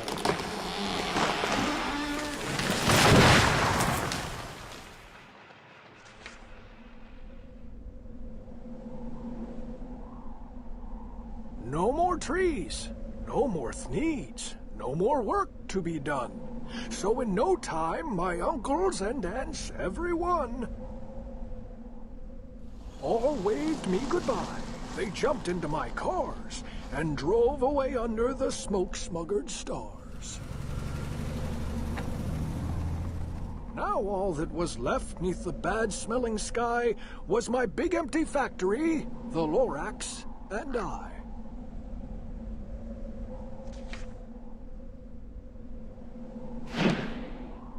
The Lorax said nothing, just gave me a glance. Just gave me a very sad, sad backward glance as he lifted himself by the seat of his pants. And I'll never forget the grim look on his face when he hoisted himself and took leave of this place through a hole in the smog without leaving a trace.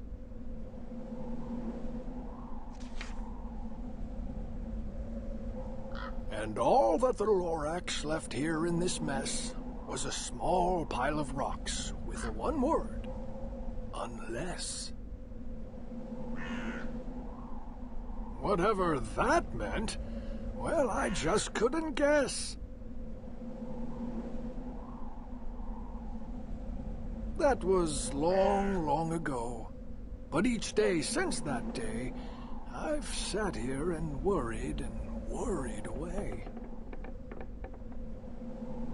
Through the years, while my buildings have fallen apart, I've worried about it with all of my heart.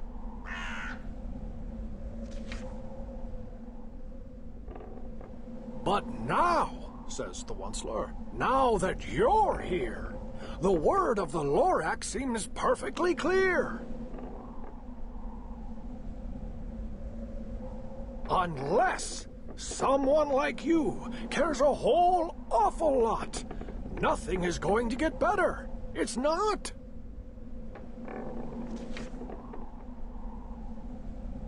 So, catch, calls the Onceler.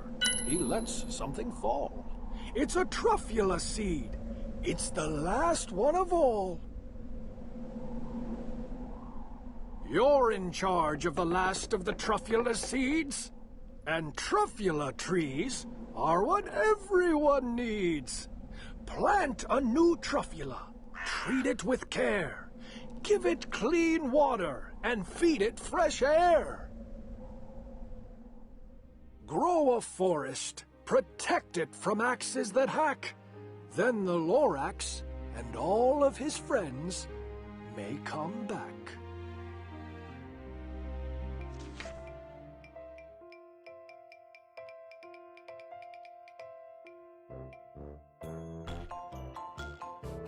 Mr. Brown can moo. Can you? Oh, the wonderful things Mr. Brown can do. He can go like a cow. He can go moo, moo. Moo, moo. Mr. Brown can do it. How about you? He can go like a bee. Mr. Brown can buzz.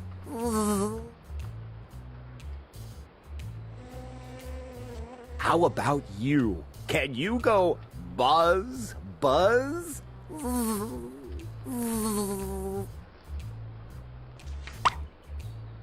He can go like a cork. Pop, pop, pop, pop.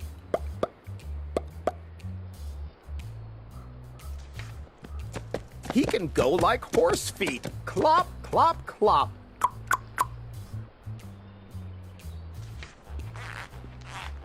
He can go eek, eek, ah, ah, like a squeaky shoe. He can go like a rooster. Cock-a-doodle-doo!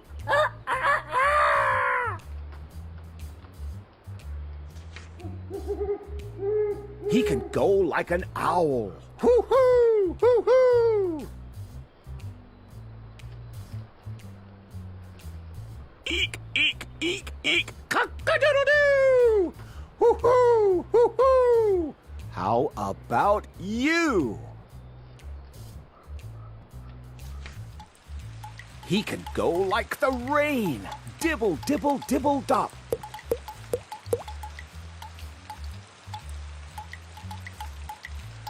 Dibble, dibble, dibble, dibble. Dop, dop, dop.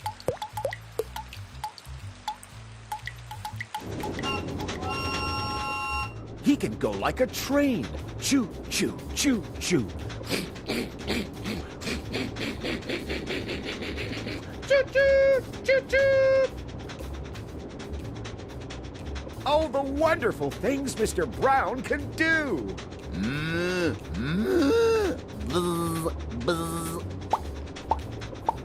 Eek, eek, whoo, whoo. Dibble, dibble. Dop, dop. Cock-a-doodle-doo! Mr. Brown can do it. How about you? Mr. Brown can whisper, whisper. Very soft, very high. Like the soft, soft whisper of a butterfly. Maybe you can too. I think you ought to try. He can go like a horn. Blurp, blurp, blurp, blurp. Blurp, blurp, blurp, blurp. Like a big cat drinking. Slurp, slurp, slurp.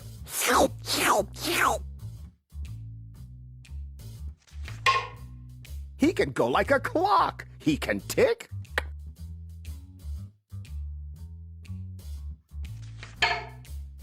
He can talk.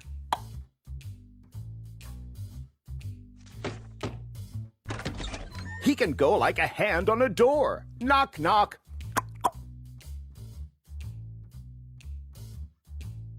Tick tock, tick tock. Knock, knock, knock. Oh, the wonderful things Mr. Brown can do. Blurp, blurp, slurp, slurp, cock-a-doodle-doo. Knock, knock, knock, and whoo, whoo, whoo. He can even sizzle, sizzle.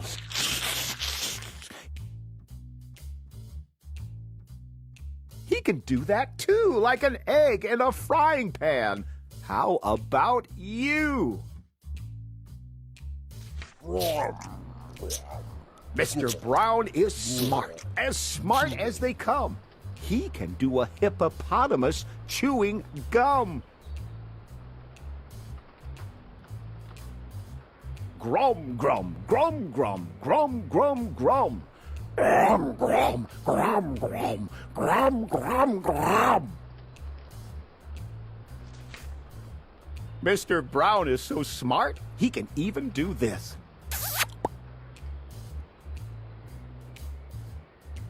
He can even make a noise like a goldfish kiss.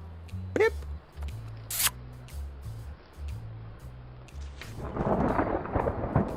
Boom, boom, boom. Mr. Brown is a wonder. Boom, boom, boom. Mr. Brown makes thunder. He makes lightning. Splat, splat, splat. And it's very, very hard to make a noise like that. Oh, the wonderful things Mr. Brown can do.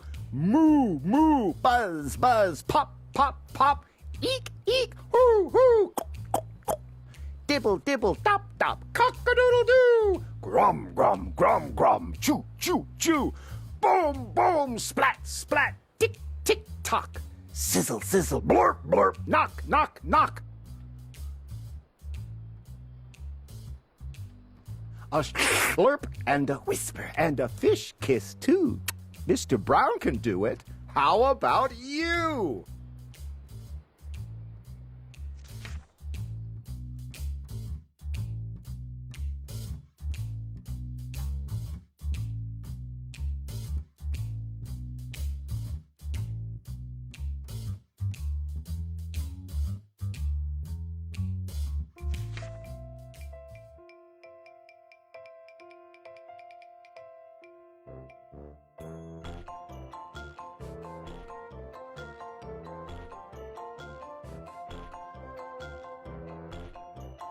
Oh, the places you'll go! Congratulations! Today is your day. You're off to great places. You're off and away.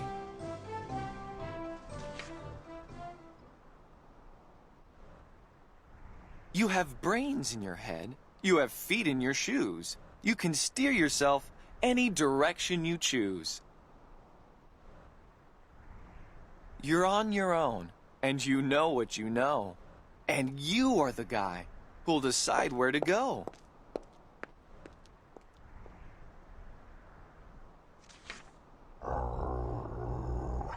You'll look up and down streets. Look 'em over with care. About some you will say, I don't choose to go there.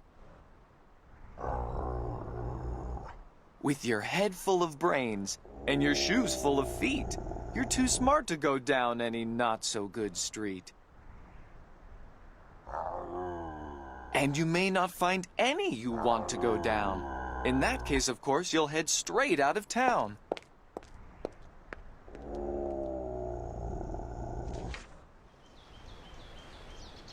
It's opener there, in the wide open air.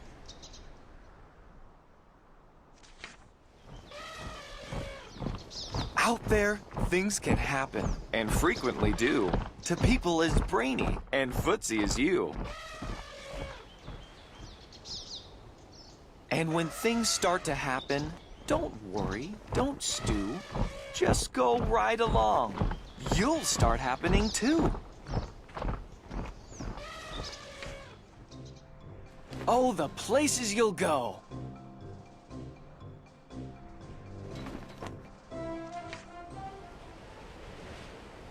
You'll be on your way up. You'll be seeing great sights.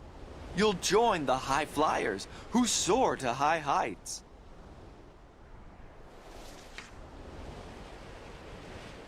You won't lag behind because you'll have the speed. You'll pass the whole gang and you'll soon take the lead. Wherever you fly, you'll be best of the best. Wherever you go, you will top all the rest. Except when you don't, because sometimes you won't.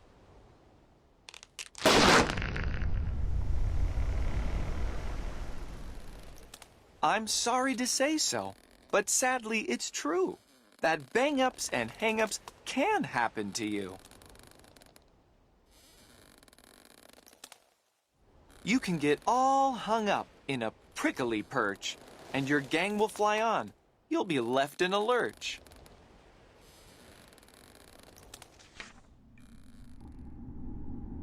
You'll come down from the lurch with an unpleasant bump, and the chances are then that you'll be in a slump. And when you're in a slump, you're not in for much fun. Unslumping yourself is not easily done.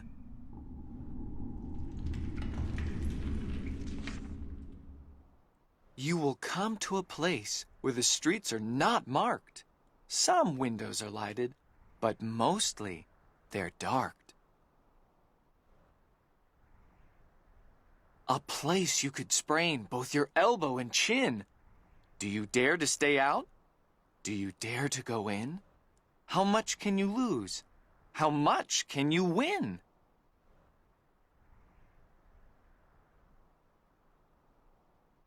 And if you go in, should you turn left or right? Or right and 3/4? Or maybe not quite? Or go around back and sneak in from behind? Simple it's not, I'm afraid you will find, for a mind maker-upper to make up his mind.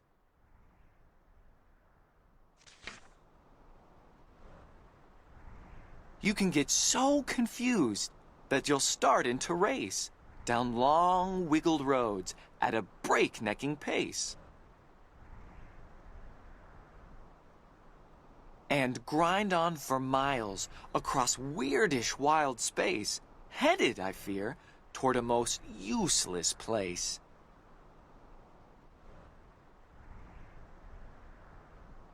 The waiting place.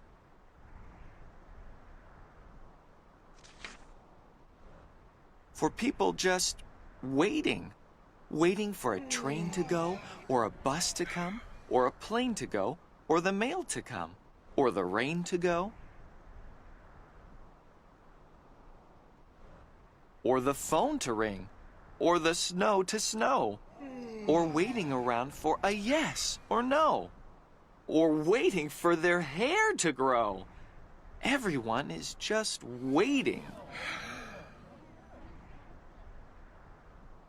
Waiting for the fish to bite, or waiting for wind to fly a kite, or waiting around for Friday night. Or waiting perhaps for their Uncle Jake, or a pot to boil, or a better break, or a string of pearls, or a pair of pants, or a wig with curls, or another chance. Everyone is just waiting. No! That's not for you. Somehow you'll escape all that waiting and staying. You'll find the bright places where boom bands are playing.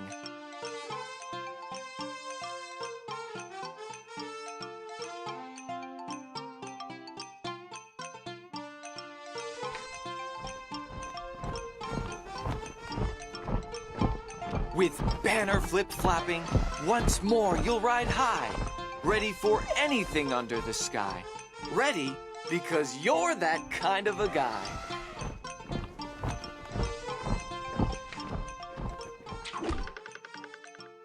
Oh, the places you'll go!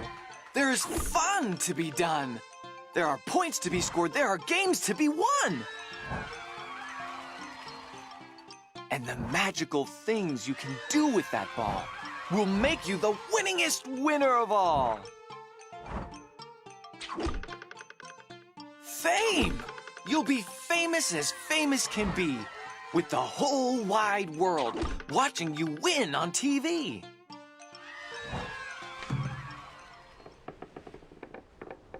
Except when they don't, because sometimes they won't.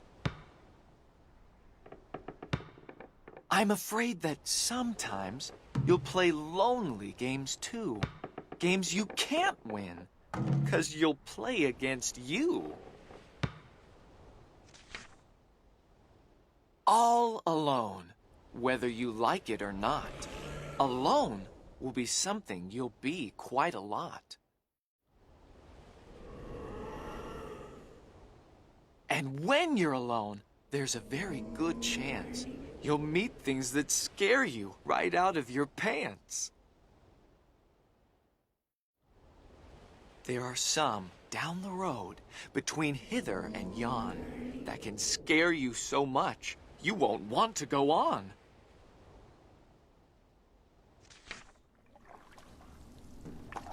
But on you will go, though the weather be foul.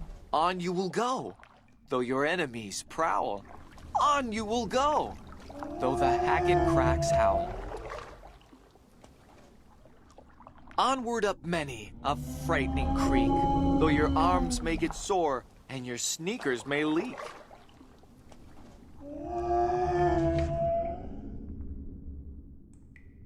On and on you will hike, and I know you'll hike far.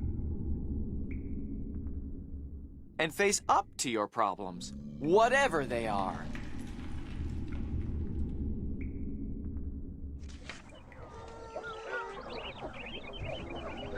You'll get mixed up, of course, as you already know. You'll get mixed up with many strange birds as you go. So be sure when you step with care and great tact. And remember that life's a great balancing act. Just never forget to be dexterous and deft. And never mix up your right foot with your left.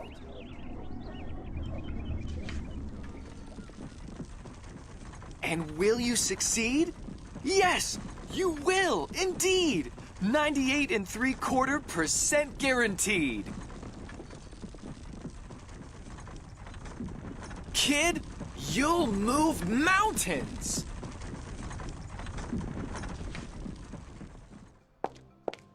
So, be your name Buxbaum or Bixby or Bray or Mordecai Alley Van Allen O'Shea, you're off to great places. Today is your day. Your mountain is waiting, so get on your way.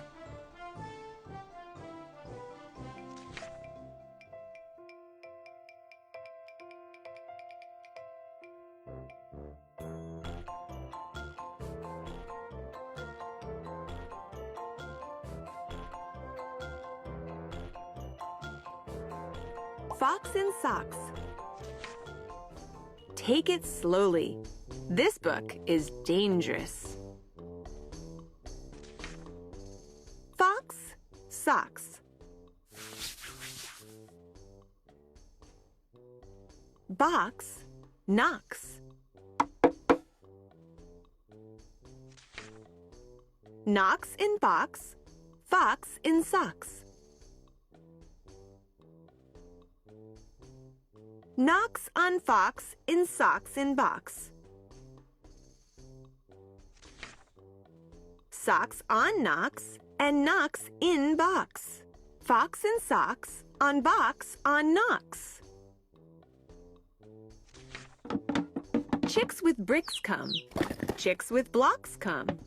Chicks with bricks and blocks and clocks come. Look, sir, Mr. Knox, sir.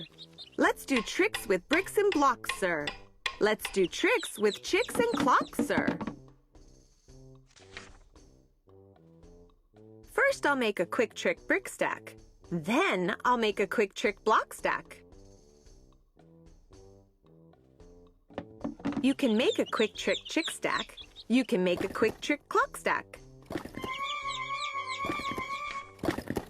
And here's a new trick, Mr. Knox. Socks on chicks and chicks on fox. Fox on clocks on bricks and blocks. Bricks and blocks on knocks on box. Now we come to ticks and talks, sir. Try to say this, Mr. Knox, sir. Clocks on fox tick. Clocks on knocks talk. 6 sick bricks tick. 6 sick chicks talk. Please, sir, I don't like this trick, sir. My tongue isn't quick or slick, sir. I get all those ticks and clocks, sir, mixed up with the chicks and talks, sir. I can't do it, Mr. Fox, sir. I'm so sorry, Mr. Knox, sir. Here's an easy game to play. Here's an easy thing to say. New socks, 2 socks. Whose socks? Sue's socks. Who sews whose socks? Sue sews Sue's socks. Who sees who sew whose new socks, sir? You see Sue sew Sue's new socks, sir. That's not easy, Mr. Fox, sir. Who comes? Crow comes. Slow Joe Crow comes. Who sews Crow's clothes? Sue sews Crow's clothes. Slow Joe Crow sews whose clothes? Sue's clothes. Sue sews socks of Fox and socks now. Slow Joe Crow sews knocks and box now. Sue sews rows on Slow Joe Crow's clothes. Fox sews hose on Slow Joe Crow's nose. Hose goes, rose grows. Nose hose goes some. Crow's rose grows some. Mr. Fox, I hate this game, sir. This game makes my tongue quite lame, sir. Mr. Knox, sir, what a shame, sir. We'll find something new to do now. Here is lots of new blue goo now. New goo, blue goo, gooey gooey. Blue goo, new goo, gluey gluey. Gooey goo for chewy chewing. That's what that goo goose is doing. Do you choose to chew goo too, sir? If, sir, you, sir, choose to chew, sir, with the goo goose chew, sir, do, sir. Mr. Fox, sir, I won't do it. I can't say it. I won't chew it. Very well, sir. Step this way. We'll find another game to play. Bim comes, Ben comes. Bim brings Ben broom. Ben brings Bim broom. Ben bends Bim's broom. Bim bends Ben's broom. Bim's bends, Ben's bends. Ben's bent broom breaks. Bim's bent broom breaks. Ben's band, Bim's band. Big bands, pig bands. Bim and Ben lead bands with brooms. Ben's band bangs and Bim's band booms.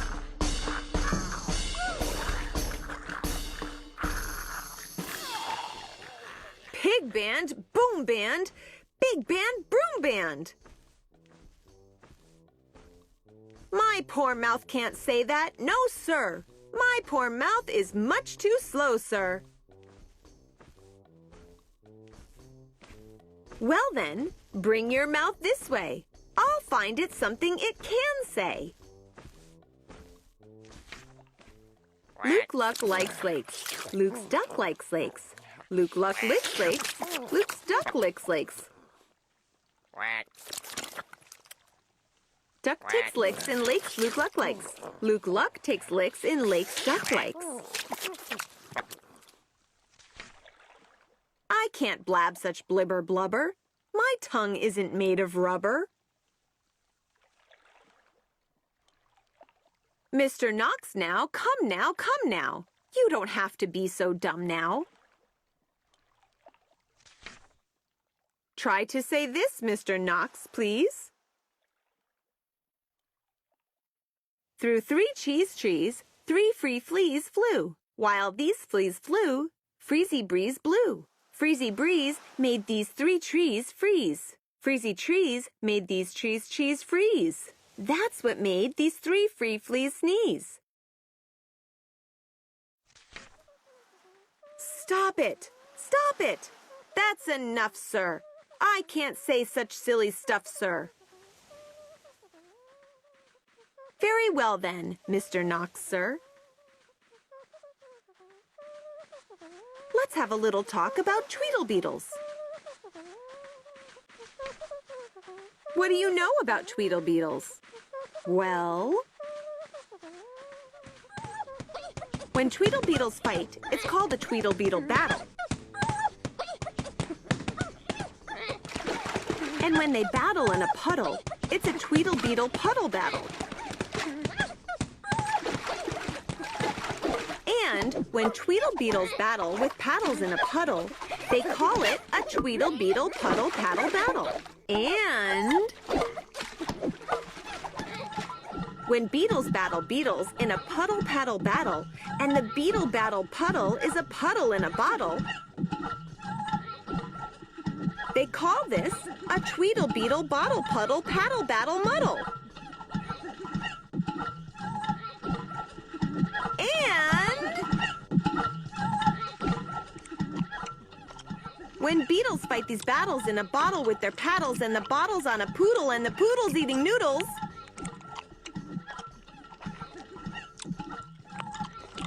they call this a muddle puddle tweedle poodle beetle noodle bottle paddle battle. And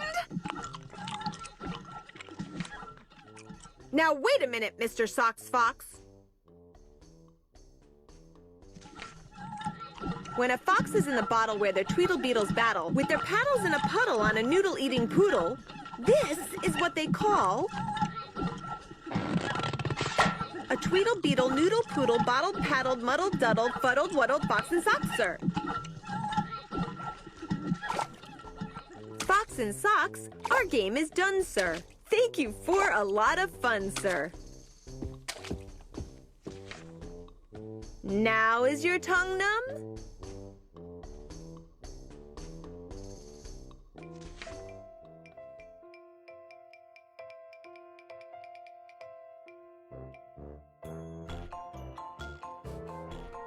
Hop on pop.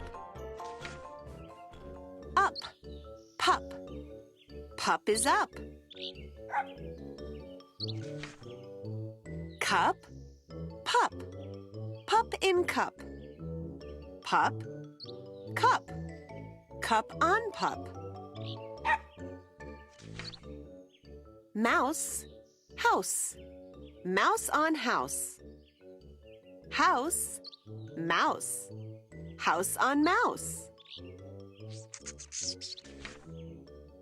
All, tall. We all are tall. All, small. We all are small. All, ball. We all play ball. Ball, wall. Up on a wall. All, fall. Fall off the wall. Day, play. We play all day. Night, fight. We fight all night. He, me. He is after me. Him, Jim. Jim is after him. See, bee. We see a bee. See, bee, 3. Now we see 3. 3, tree. 3 fish in a tree. Fish in a tree? How can that be? Red, red. They call me Red. Red, bed. I am in bed.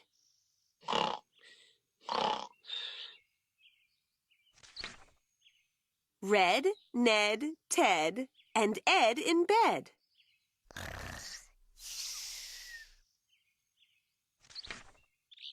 Pat, Pat. They call him Pat. Pat sat. Pat sat on hat.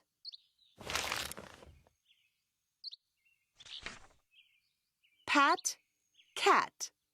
Pat sat on cat. Pat, bat. Pat sat on bat.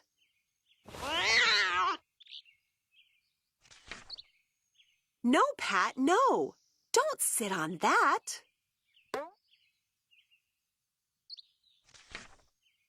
Sad, dad, bad, had. Dad is sad, very, very sad.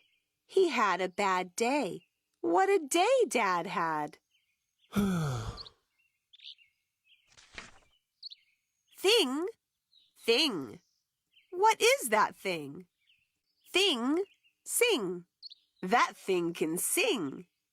Me, me, me, me, me. Song, long. A long, long song. Goodbye, thing. You sing too long. Me, me, me, me.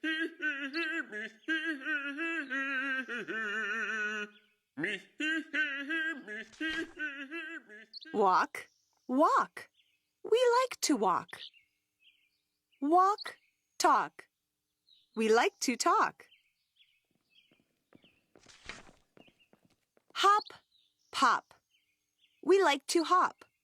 We like to hop on top of Pop. Stop! You must not hop on Pop. Mr. Brown, Mrs. Brown. Mr. Brown upside down. Pup up, Brown down. Pup is down. Where is Brown? Where is Brown? There is Brown. Mr. Brown is out of town. Back, black. Brown came back. Brown came back with Mr. Black. Snack, snack. Eat a snack. Eat a snack with Brown and Black. Jump, bump. He jumped, he bumped. Fast, past. He went past fast. Went, tent, sent. He went into the tent. I sent him out of the tent.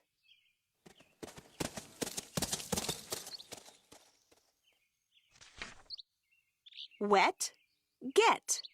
Two dogs get wet. Help, yelp. They yelp for help.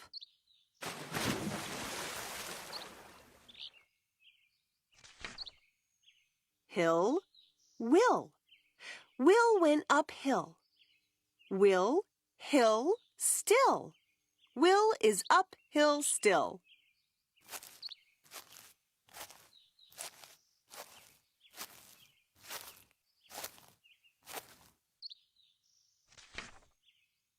Father, mother, sister, brother. That one is my other brother. My brothers read a little bit. Little words like if and it. My father can read big words too, like Constantinople and Timbuktu. Say, say. What does this say? Ask me tomorrow, but not today.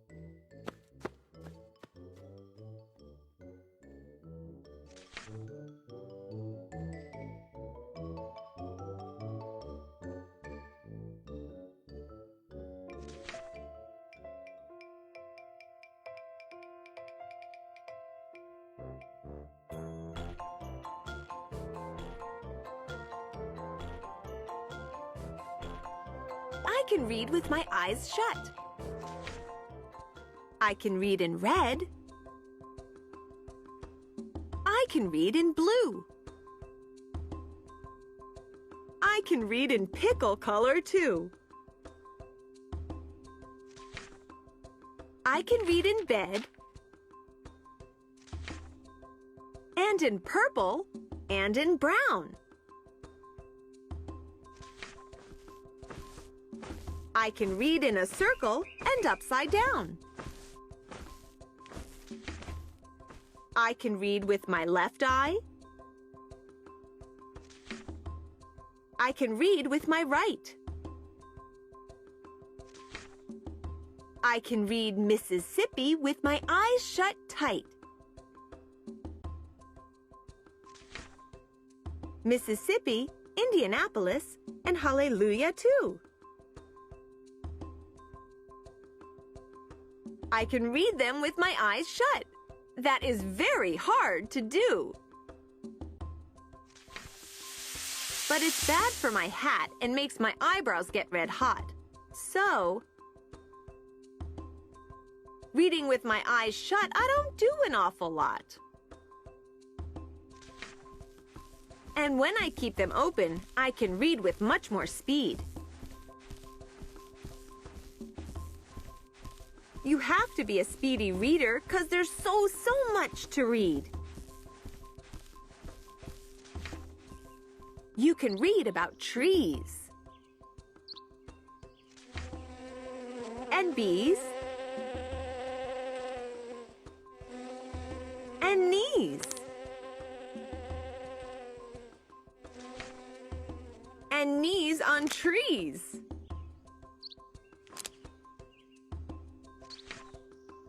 And bees on threes.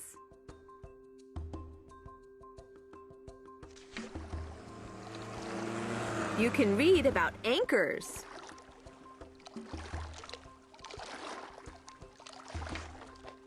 And all about ants. You can read about ankles. And crocodile pants.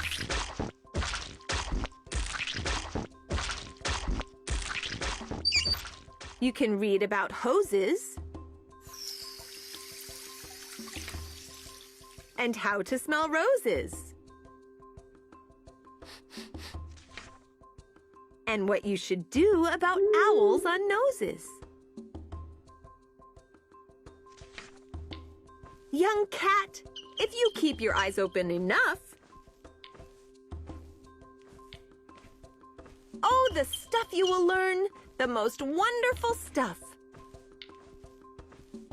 You'll learn about fish bones and wishbones. You'll learn about trombones too.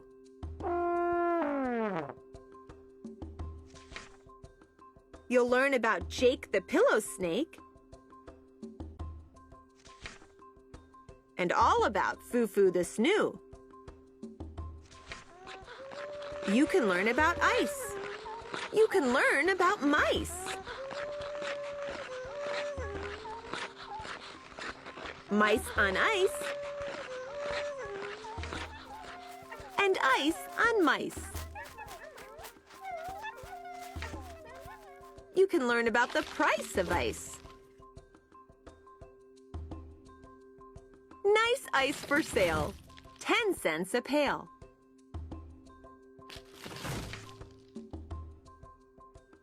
You can learn about sad and glad and mad. There are so many things you can learn about, but you'll miss the best things if you keep your eyes shut.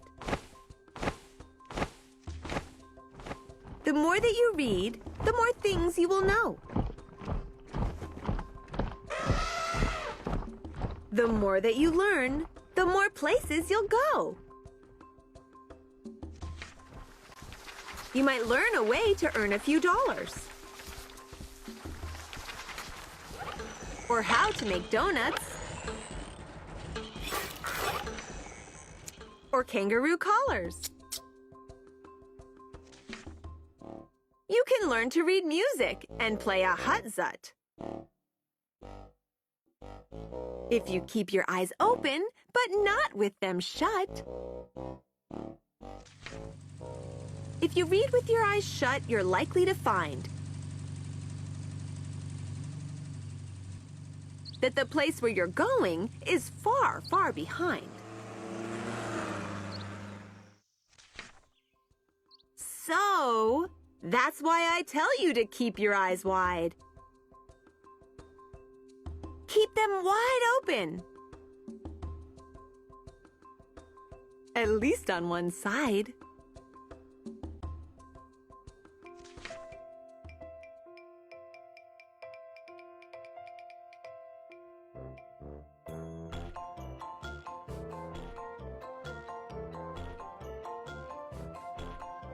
Marvin K. Mooney, will you please go now? The time has come. The time has come, the time is now. Just go. Go! Go! I don't care how. You can go by foot. You can go by cow. Marvin K. Mooney, will you please go now? You can go on skates. You can go on skis.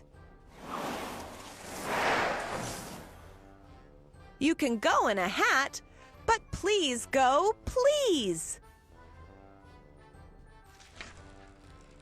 I don't care, you can go by bike. You can go on a Zyke bike if you like. If you like, you can go in an old blue shoe. Just go, go, go! Please do, do, do! Marvin K. Mooney, I don't care how. Marvin K. Mooney, will you please go now? You can go on stilts. You can go by fish. You can go in a crunk car if you wish. Whee! If you wish, you may go by lion's tail. Or stamp yourself and go by mail. Marvin K. Mooney, don't you know the time has come to go, go, go? Get on your way. Please, Marvin K. You might like going in a Zumblezay. You can go by balloon or broomstick. Or you can go by camel in a bureau drawer. You can go by bumbleboat. Or jet. I don't care how you go, just get. Get yourself a gazoon. You can go with a boom!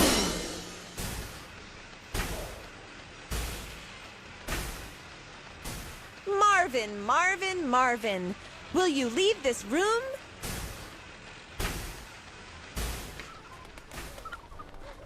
Marvin K. Mooney, I don't care how.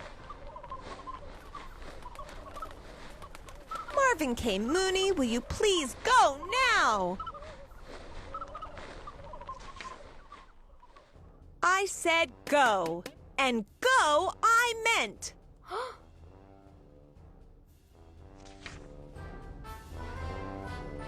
The time had come, so Marvin went.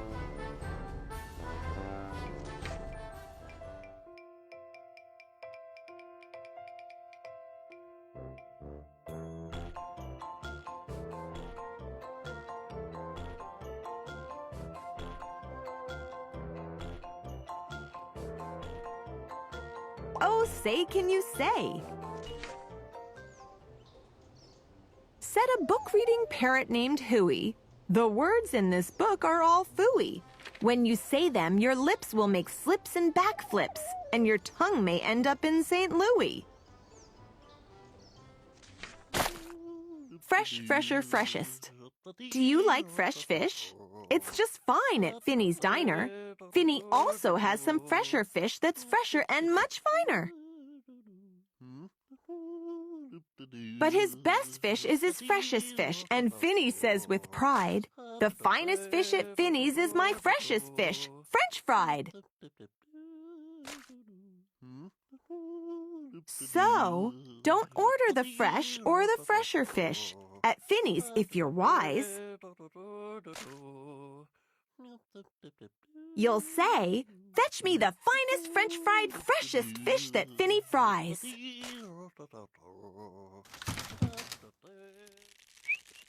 Din's shin. We have a dinosaur named Din. Din's thin. Din doesn't have much skin. And the bones fall out of his left front shin. Then we have to call in Pinner Blinn, who comes with his handy shin pin bin. And with a thin Blinn shin bone pin, Blinn pins Din's shin bones right back in. Bed spreader, bread spreader. Bed spreaders spread spreads on beds. Bread spreaders spread butters on breads. And that bed spreader better watch out how he's spreading. Or that bread spreader's sure going to butter his bedding. Ape cakes, grape cakes. As he gobbled the cakes on his plate, the greedy ape said as he ate, "The greener green grapes are, the keener keen apes are to gobble green grape cakes. They're great." Huh? Are you having trouble in saying this stuff? It's really quite easy for me. I just look in my mirror and see what I say, and then I just say what I see.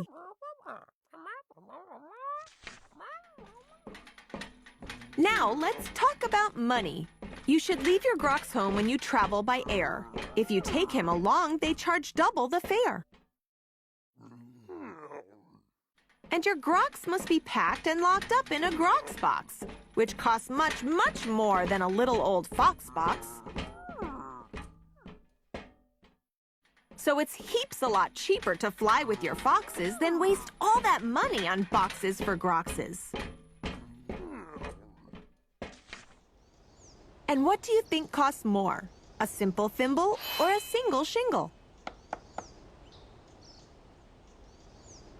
A simple thimble could cost less than a single shingle would, I guess. So I think that the single shingle should cost more than the simple thimble would.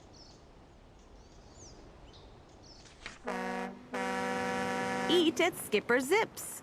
If you like to eat potato chips and chew pork chops on clipper ships, I suggest that you chew a few chips in a chop at Skipper Zip's Clipper Ship Chip Chop Shop.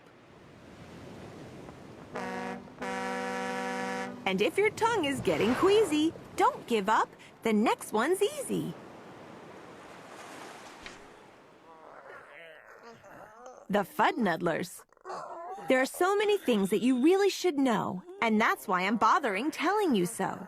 You should know the first names of the Fudnuddler brothers, who like to pile each on the heads of the others. If you start at the top, there are Bipper and Bud, and Skipper and Jipper, and Jeffrey and Judd, Horatio, Horace, and Hendrix and Hud, and then come Dinwoody and Dinty and Dud. Also Fitzsimmon and Frederick and Fudd, and Slinky and Stinky and Stuart and Stud. And down at the bottom is poor little Lud. But if Lud ever sneezes, his name will be Mud. Quack, quack. We have two ducks, one blue, one black. And when our blue duck goes quack, quack, our black duck quickly quack, quacks back. The quack's blue quacks make her quite a quacker, but black is a quicker quacker backer. And, speaking of quacks, reminds me of cracks and stacks and sacks and shacks and schnacks. So, oh say, can you say? I have cracks in my shack, I have smoke in my stack. And I think there's a schnack in the sack on my back.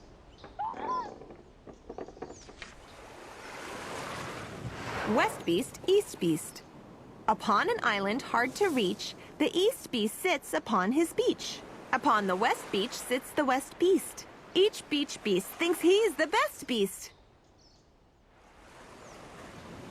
Which beast is best? Well, I thought at first that the East was best and the West was worst. Then I looked again from the West to the East, and I liked the beast on the East Beach least.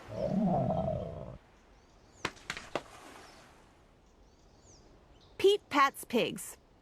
Pete Briggs pats pigs. Briggs pats pink pigs. Briggs pats big pigs. Don't ask me why, it doesn't matter. Pete Briggs is a pink pig, big pig patter. Pete Briggs pats his big pink pigs all day. Don't ask me why, I cannot say. Then Pete puts his patted pigs away in his Pete Briggs Pink Pigs Big Pigs pig pen.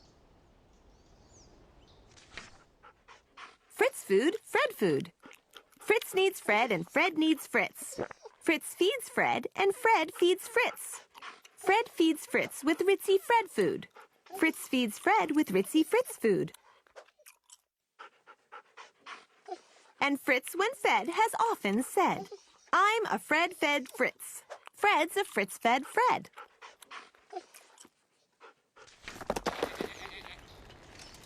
How to tell a klotz from a glotz? Well, the glotz, you will notice, has lots of black spots. The klotz is quite different with lots of black dots. But the big problem is that the spots on a glotz are about the same size as the dots on a klotz. So you first have to spot who the one with the dots is. Then it's easy to tell who the klotz or the glotz is.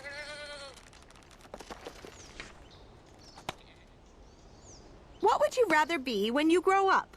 A cop in a cop's cap? Or a cupcake cook in a cupcake cook's cap? Or a fat flapjack flapper in a flat flapped jack cap? Or, if you think you don't like cops' caps, flapjack flappers, or cupcake cooks' caps, maybe you're one of those choosy chaps who likes kooky captain's caps, perhaps. More about Blinn. Well, when Blinn comes home tired from his work-pinning shins, the happiest hour of old Blinn's day begins. Mr. Blinn is the father of musical twins, who, tucking twin instruments under twin chins, lull their daddy to sleep with twin Blinn violins.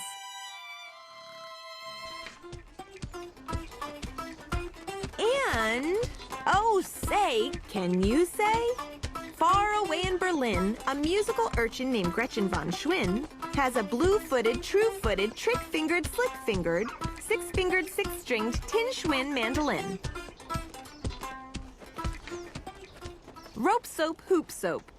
If you hope to wash soup off a rope, simply scrub it with scrope. Scrope is so strong that no rope is too long. But if you should wish to wash soup off a hoop, I suggest that it's best to let your whole silly souped-up hoop soak in Soapy Cooper's super soup-off hoop soak suds.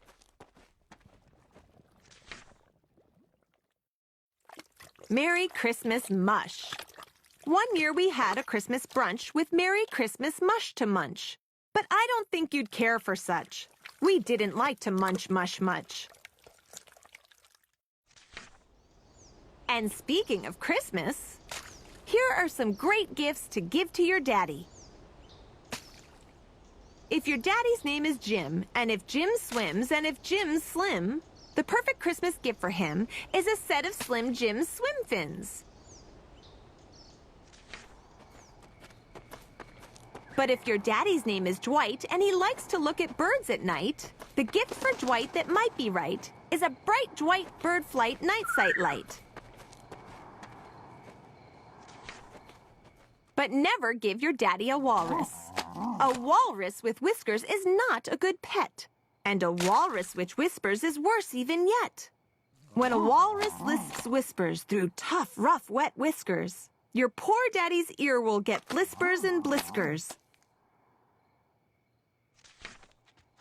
And that's almost enough of such stuff for one day. One more and you're finished. Oh, say, can you say? The storm starts when the drops start dropping. When the drops stop dropping, then the storm starts stopping.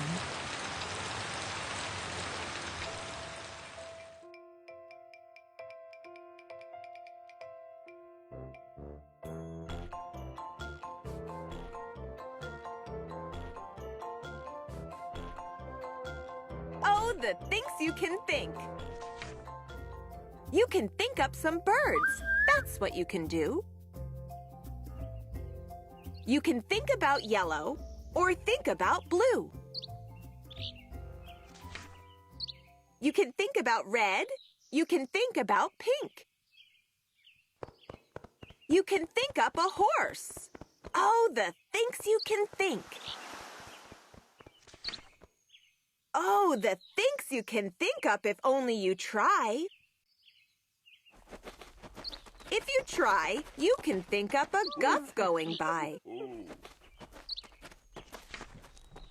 And you don't have to stop. You can think about schlop.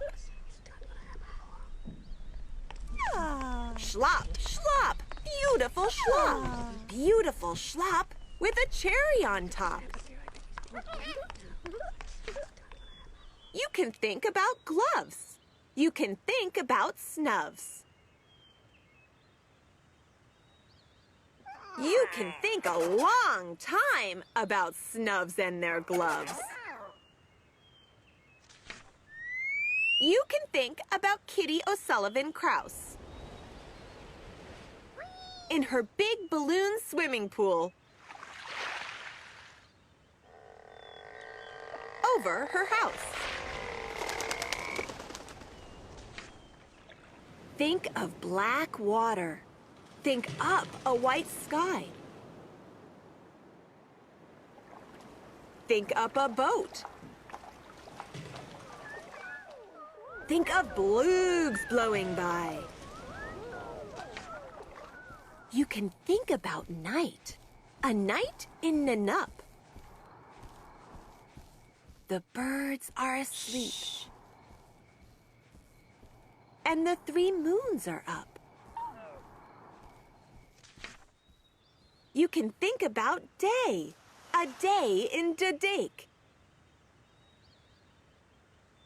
The water is blue, and the birds are awake. Think and wonder. Wonder and think. How much water can 55 elephants drink?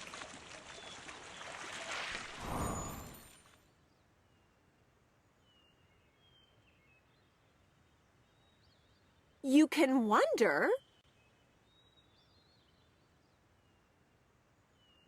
How long is the tail of a zong? There are so many thinks that a thinker can think. Would you dare yank a tooth of the rink-rinker Fink? And what would you do if you met a jaboo? Oh, the thinks you can think. Think of Peter the Postman, who crosses the ice once every day, and on Saturdays, twice. Think! You can think any think that you wish.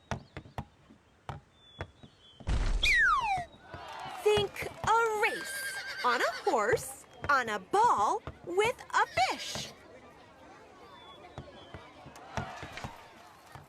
Think of light. Think of bright. Think of stairs in the night.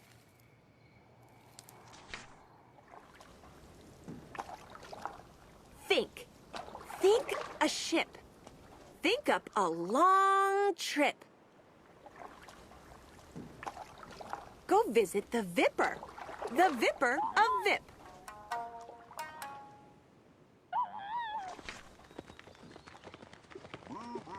And left.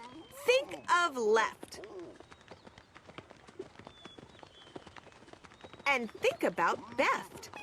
Why is it that Beft always go to the left?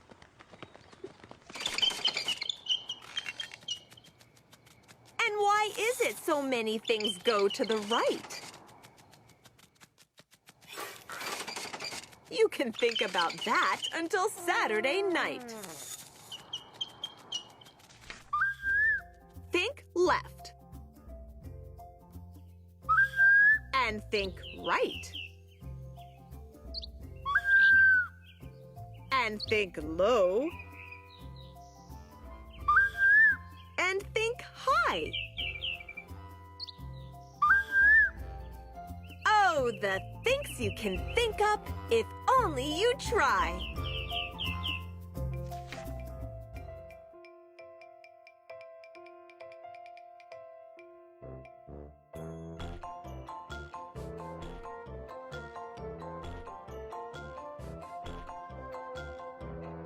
One fish, two fish, red fish, blue fish.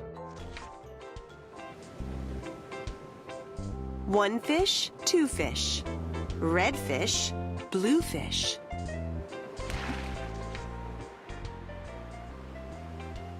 Black fish, blue fish. Old fish, new fish. This one has a little star. This one has a little car. Say, what a lot of fish there are. Yes, some are red and some are blue. Some are old and some are new. Some are sad. And some are glad. And some are very, very bad. Why are they sad and glad and bad? I do not know. Go ask your dad. Some are thin and some are fat. The fat one has a yellow hat. From there to here, from here to there, funny things are everywhere.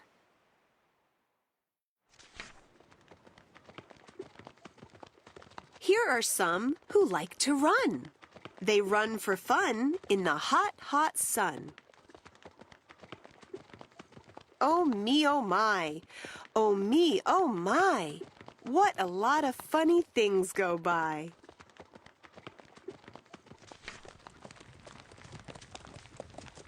Some have 2 feet and some have 4. Some have 6 feet and some have more.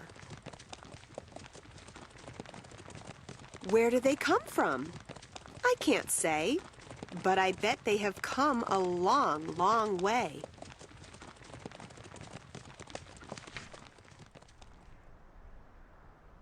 We see them come, we see them go. Some are fast and some are slow. Some are high and some are low.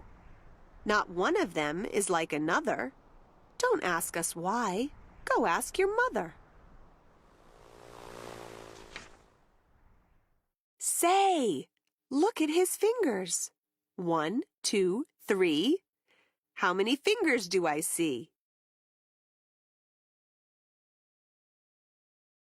1, 2, 3, 4, 5, 6, 7, 8, 9, 10. He has 11. 11? This is something new. I wish I had 11, too. Bump, bump, bump. Did you ever ride a wump? We have a wump with just one hump. But we know a man called Mr. Gump. Mr. Gump has a 7-hump wump. So, if you like to go bump, bump, just jump on the hump of the wump of Gump. Who am I? My name is Ned. I do not like my little bed. This is no good. This is not right. My feet stick out of bed all night. And when I pull them in, oh dear, my head sticks out of bed up here.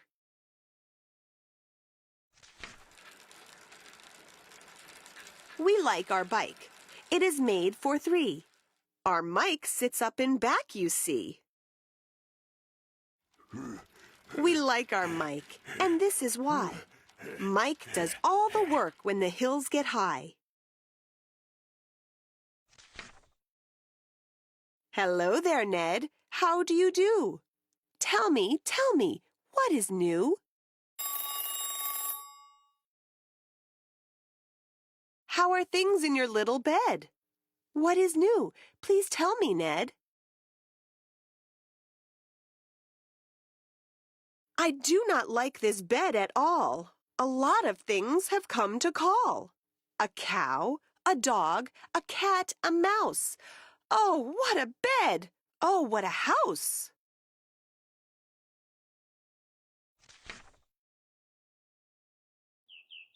Oh dear, I cannot hear. Will you please come over near? Will you please look in my ear? There must be something there, I fear. Say, look! A bird was in your ear. But he is out, so have no fear. Again your ear can hear, my dear. My hat is old, my teeth are gold. I have a bird I like to hold. My shoe is off, my foot is cold. My shoe is off, my foot is cold. I have a bird I like to hold. My hat is old, my teeth are gold.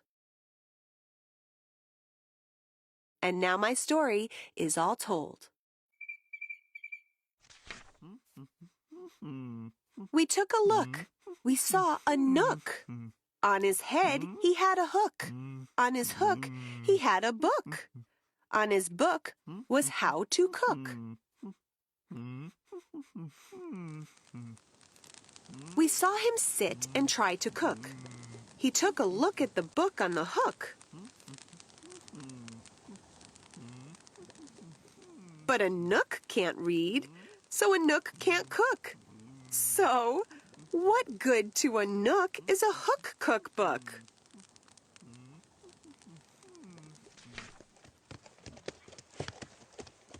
The moon was out, and we saw some sheep. We saw some sheep take a walk in their sleep. By the light of the moon, by the light of a star, they walked all night from near to far. I would never walk. I would take a car.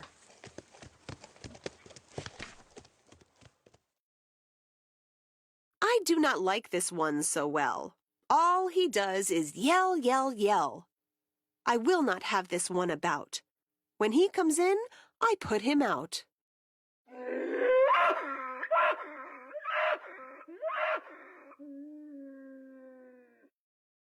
This one is quiet as a mouse.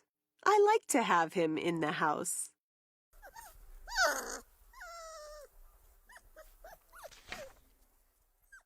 At our house, we open cans. We have to open many cans. And that is why we have a Zans. A Zans for cans is very good. Have you a Zans for cans? You should. I like to box. How I like to box. So every day I box a gox. In yellow socks, I box my gox. I box in yellow gox box socks.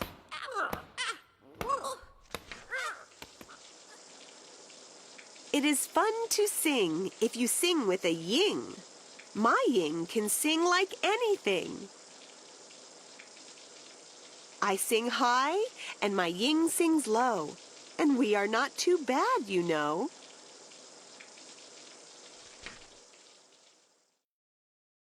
This one, I think, is called a yink. He likes to wink. He likes to drink. He likes to drink and drink and drink. The thing he likes to drink is ink. The ink he likes to drink is pink. He likes to wink and drink pink ink. So, if you have a lot of ink, then you should get a yink, I think.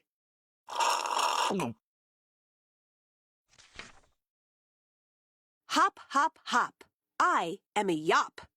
All I like to do is hop from finger top to finger top.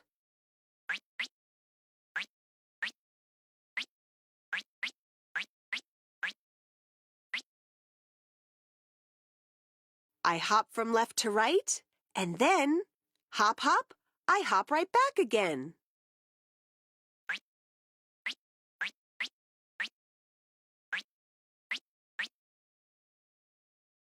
I like to hop all day and night, from right to left and left to right.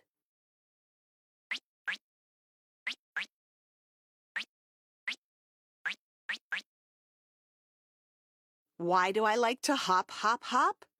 I do not know. Go ask your pop.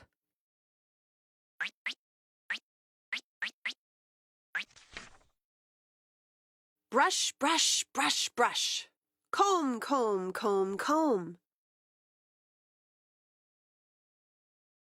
Blue hair is fun to brush and comb. All girls who like to brush and comb should have a pet like this at home.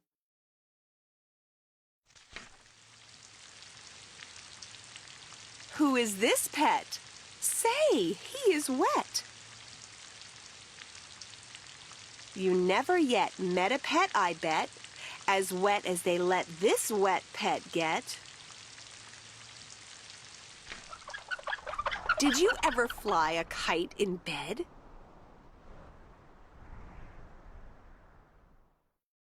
Did you ever walk with 10 cats on your head? Did you ever milk this kind of cow? Well, we can do it. We know how.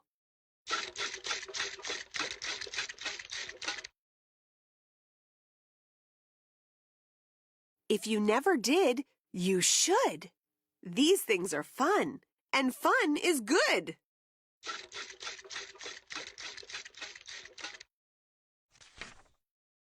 Hello, hello. Are you there? Hello. I called you up to say hello. I said hello. Can you hear me, Joe?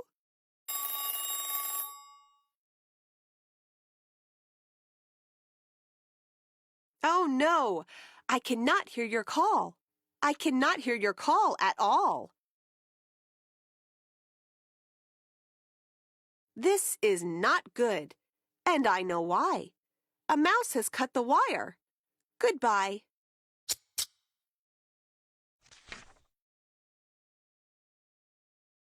From near to far, from here to there, funny things are everywhere.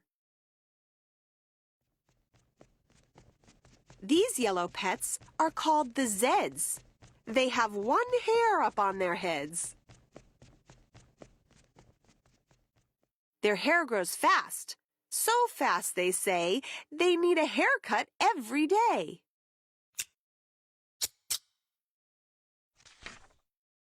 Who am I? My name is Ish. On my hand I have a dish. I have this dish to help me wish. When I wish to make a wish, I wave my hand with a big swish, swish. Then I say, I wish for fish. And I get fish right on my dish. So, if you wish to wish a wish, you may swish for fish with my Ish wish dish.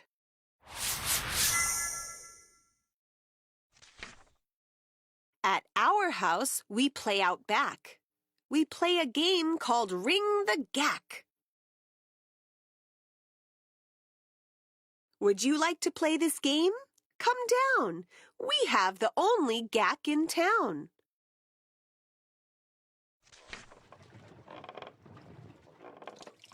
Look what we found in the park in the dark. We will take him home. We will call him Clark.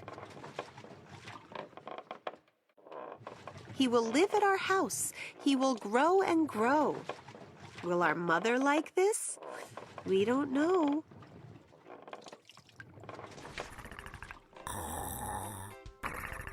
And now, good night.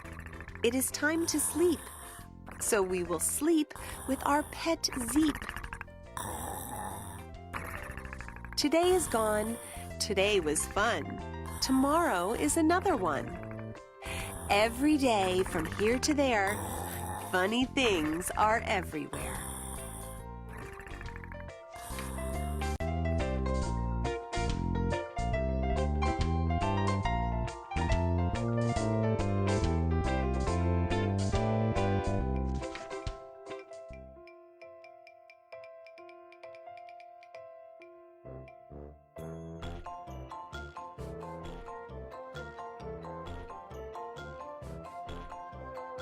The Shape of Me and Other Stuff. You know, it makes a fellow think.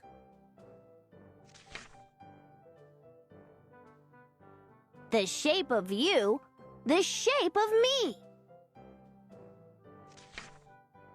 The shape of everything I see. A bug, a balloon, a bed, a bike.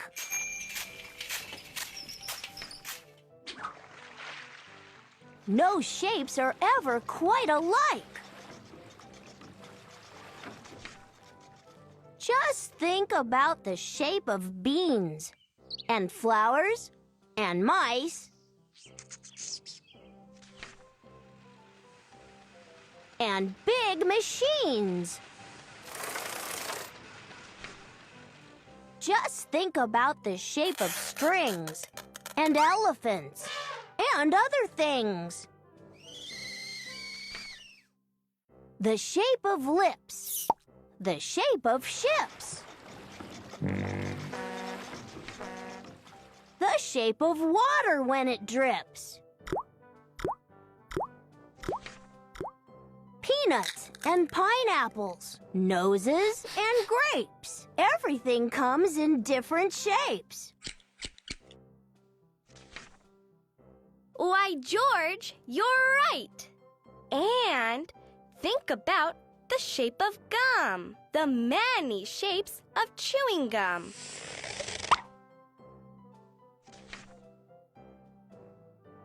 And the shape of smoke and marshmallows and fires.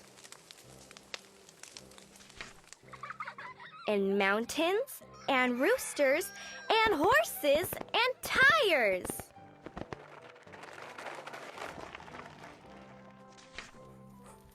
And the shape of camels, the shape of bees, and the wonderful shapes of backdoor keys.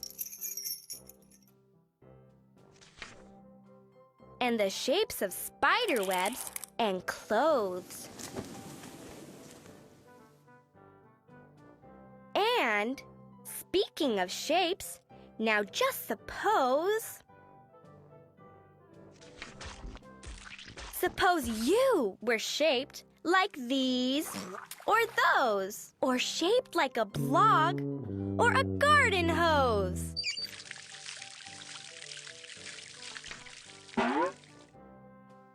Of all the shapes we might have been, I say hooray for the shapes we're in.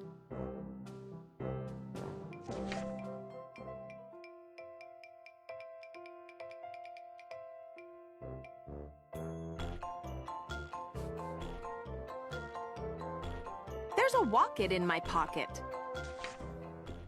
Did you ever have the feeling there's a wasket in your basket?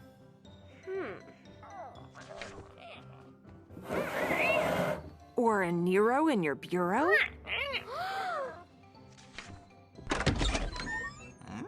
Or a was-it in your closet?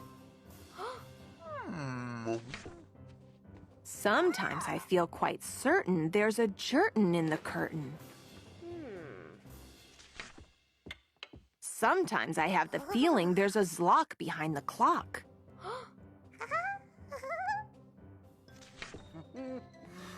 And that zelf up on that shelf. I have talked to him myself. That's the kind of house I live in. There's a nink in the sink. And a zamp in the lamp. And they're rather nice, I think. Some of them are very friendly. Like the yacht in the pot. But that yottle in the bottle. Some are friendly, some are not. I like the zabel on the table. And the gear under the chair. But that bofa on the sofa? Well, I wish he wasn't there.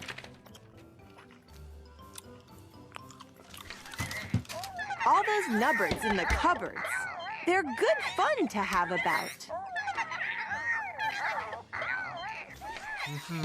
But that noothbrush on my toothbrush?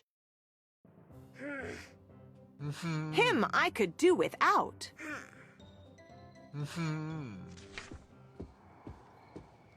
The only one I'm really scared of is that vug under the rug. And that quimney up the chimney, I don't like him, not at all. And it makes me sort of nervous when the Zoll scoots down the hall. But the yeps on the steps, they're great fun to have around. And so are many, many other friends that I have found. Like the teller, and the neller, and the geller, and the deller. And the beller, and the weller, and the zeller in the cellar.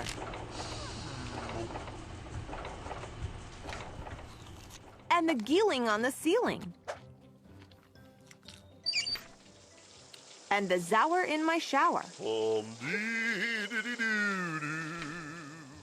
And the Zillow on my pillow. I don't care if you believe it. That's the kind of house I live in.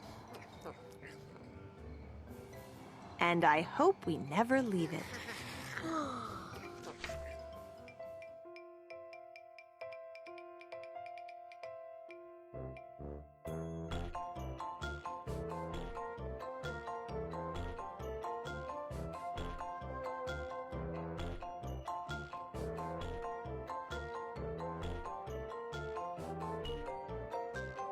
Bartholomew and the Oobleck. They still talk about it in the Kingdom of Did as the year the king got angry with the sky. And they still talk about the page boy, Bartholomew Cubbins. If it hadn't been for Bartholomew Cubbins, that king and that sky would have wrecked that little kingdom.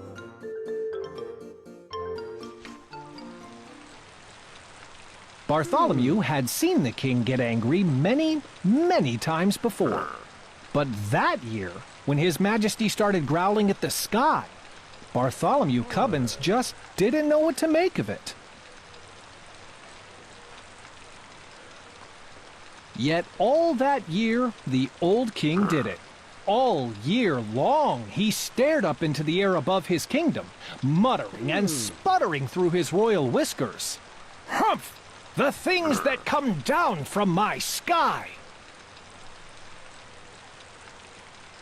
All spring, when the rain came down, he growled at that.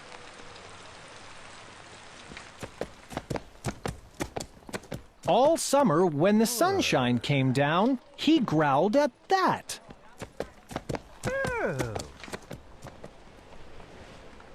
All autumn, when the fog came down, he growled at that.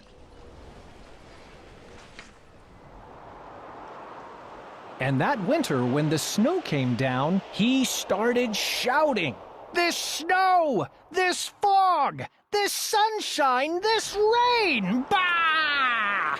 These four things that come down from my sky!" But King Derwin, Bartholomew tried to calm him, "you've always had these same four things come down."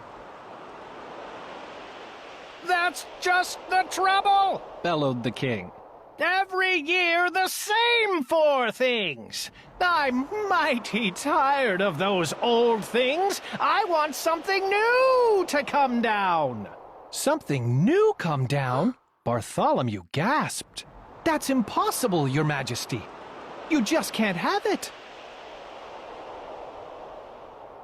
Boy, don't you dare tell me what I can or cannot have. Remember, Bartholomew, I am king. I know, sire, said Bartholomew. You rule all the land, and you rule all the people. But even kings can't rule the sky. Can't, eh? His Majesty flew into a terrible rage. Well, maybe other kings can't do it, but maybe I'm one king who can. You mark my words, Bartholomew Cubbins. I will have something new come down. But how to get something new to come down? That was rather hard to think up. And for many days, the old king stomped around, trying to figure out some way to do it.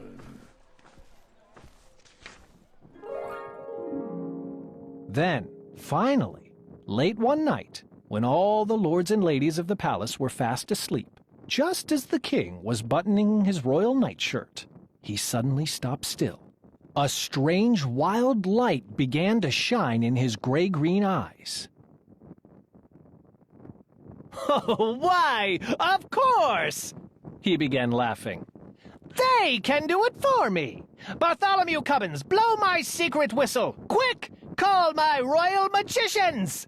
Your magicians, Your Majesty? Bartholomew shivered. Oh, no, Your Majesty. Don't call them!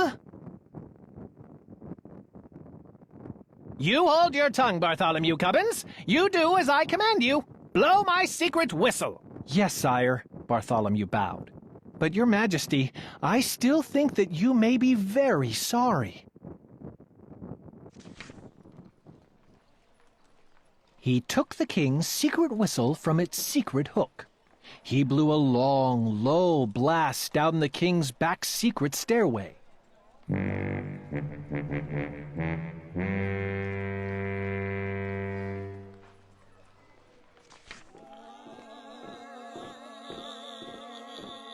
And a moment later, he heard them coming. Up from their musty hole beneath the dungeon, up the empty midnight tunnel to the royal bedchamber tower, came the magicians on their padded, shuffling feet. Up and right into the room they came chanting.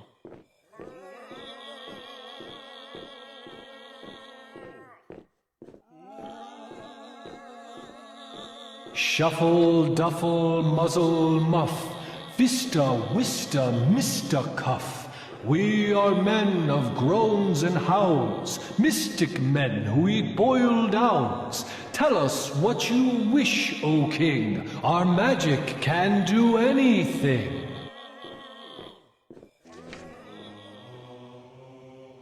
I wish, spoke the king, to have you make something fall from my skies that no other kingdom has ever had before. What can you do? What will you make?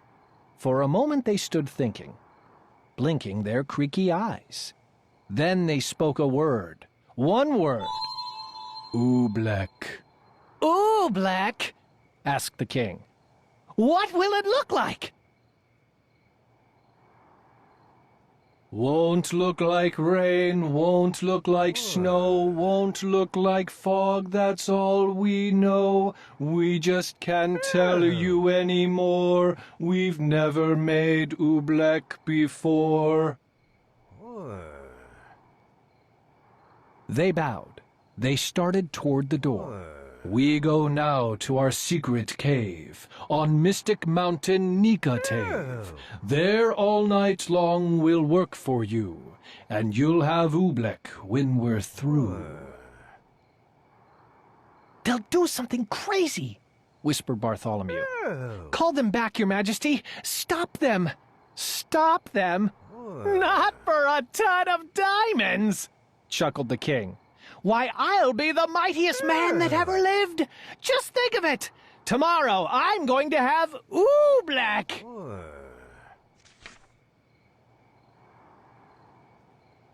It took Bartholomew a long time to get the excited king to sleep that night, but there was no sleep for Bartholomew the page boy. All night long, he stood in the king's window, staring out at the mystic mountain Nicotave. Somewhere up there, Bartholomew knew the magicians were working their terrible magic. All night the magicians did. All night they walked circles round their magic fire, making magic mumbling with their clucking tongues. Oh, snow and rain are not enough. Oh, we must make some brand new stuff. So feed the fire with wet mouse hair. Burn an onion, burn a chair. Burn a whisker from your chin. And burn a long sour lizard skin. Burn yellow twigs and burn red rust, and burn a stocking full of dust. Make magic smoke green, thick and hot. It sure smells dreadful, does it not? That means the smoke is now just right. So quick before the day gets light. Go, magic smoke, go high, go rise into the kingdom sky. Go make the Oobleck tumble down on every street, in every town. Go make the wondrous Oobleck fall. Oh, bring down Oobleck on us all.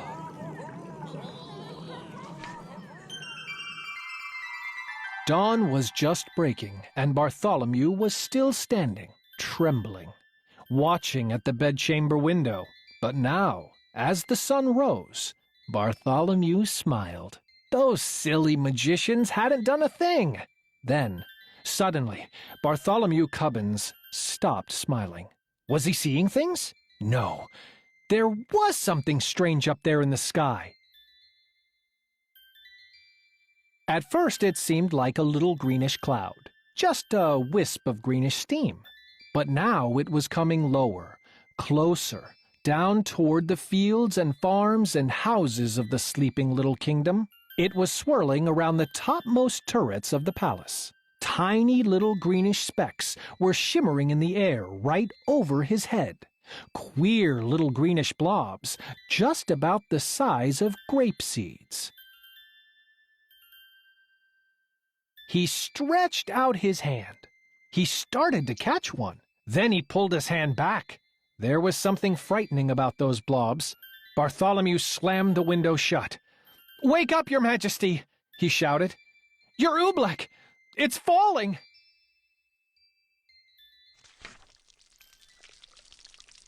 The king sprang out of his royal bedsheets. "By my royal whiskers, it is!" he cried. "Oh, that beautiful Oobleck! And it's mine! All mine!" "I don't like the looks of those blobs, sire," said Bartholomew. "They're coming down now as big as greenish peanuts." "Ha ha! The bigger the better!" laughed the king. "Oh, what a day! I'm going to make it a holiday. I want every man, woman, and child in my kingdom to go out and dance in my glorious Oobleck." "Out in that stuff?" asked Bartholomew. "Do you really think it's safe, sire?" "Stop asking foolish questions," snapped the king.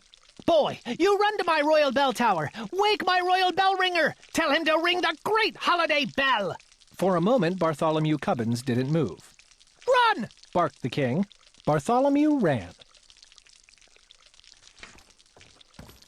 Across the sleeping palace, Bartholomew ran. Then up the ladder of the high bell tower, he climbed to the bell ringer's little cubbyhole in the belfry. "Ring your bell!" he called. "His Majesty the King proclaims today a holiday." The old man crawled out of his cot. He grabbed the bell. "What's the holiday for, Bartholomew?" "You'll find out soon enough," said Bartholomew. The bell ringer yanked the rope. Nothing happened. He yanked it harder. Still nothing happened.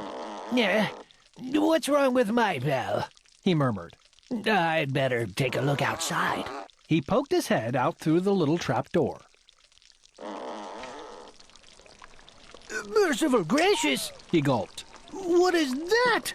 All over my bell like greenish molasses." "Not only your bell," Bartholomew cried. "Look at that poor robin down there in that tree. She's stuck to her nest. She can't move a wing. That Oobleck's gooey. It's gummy. It's like glue." "Oh!" The bell ringer wrung his hands. "If that green stuff sticks up robins, it'll stick up people, too." "Someone's got to warn the people," cried Bartholomew. "Got to wake 'em and warn 'em to stay inside their houses. I'll tell the royal trumpeter," he shouted. He turned and slid like lightning down the bell tower ladder. To the trumpeter's tower raced Bartholomew Cubbins, and on up the steps 4 stairs at a time. As he ran, he could hear the plop, plop of the Oobleck on the window panes. It was pelting against the palace walls as big as greenish cupcakes now. He yanked the covers off the snoring trumpeter. He shoved his cold trumpet right into his sleepy hands. "Get up! Warn the people! Blow the alarm!" "Alarm?" yawned the trumpeter. Then his eyes saw the Oobleck. "Those green things, Bartholomew! Where'd they come from?" "The king," panted Bartholomew. "His royal magicians made them." The royal trumpeter leapt from his bed. "That king of ours should be ashamed!" He jabbed his trumpet out of the window. "I'll blow," he shouted. "The loudest alarm that's ever been heard in the kingdom of Did." But all the royal trumpeter blew was a glug. "My horn!" he gulped. "One of those green things flew inside it." He tried to blow it out. He couldn't blow it out. He tried to shake it out. He couldn't shake it out. "I'll get it somehow," he yelled. "I'll pull it out." "No!" shouted Bartholomew. "Don't you touch it!" The trumpeter's hand was already in it. His fingers grabbed hold of the lump of Oobleck. He could feel it squiggle around in his fist like a slippery potato dumpling made of rubber. He pulled with all his might. The Oobleck began to stretch.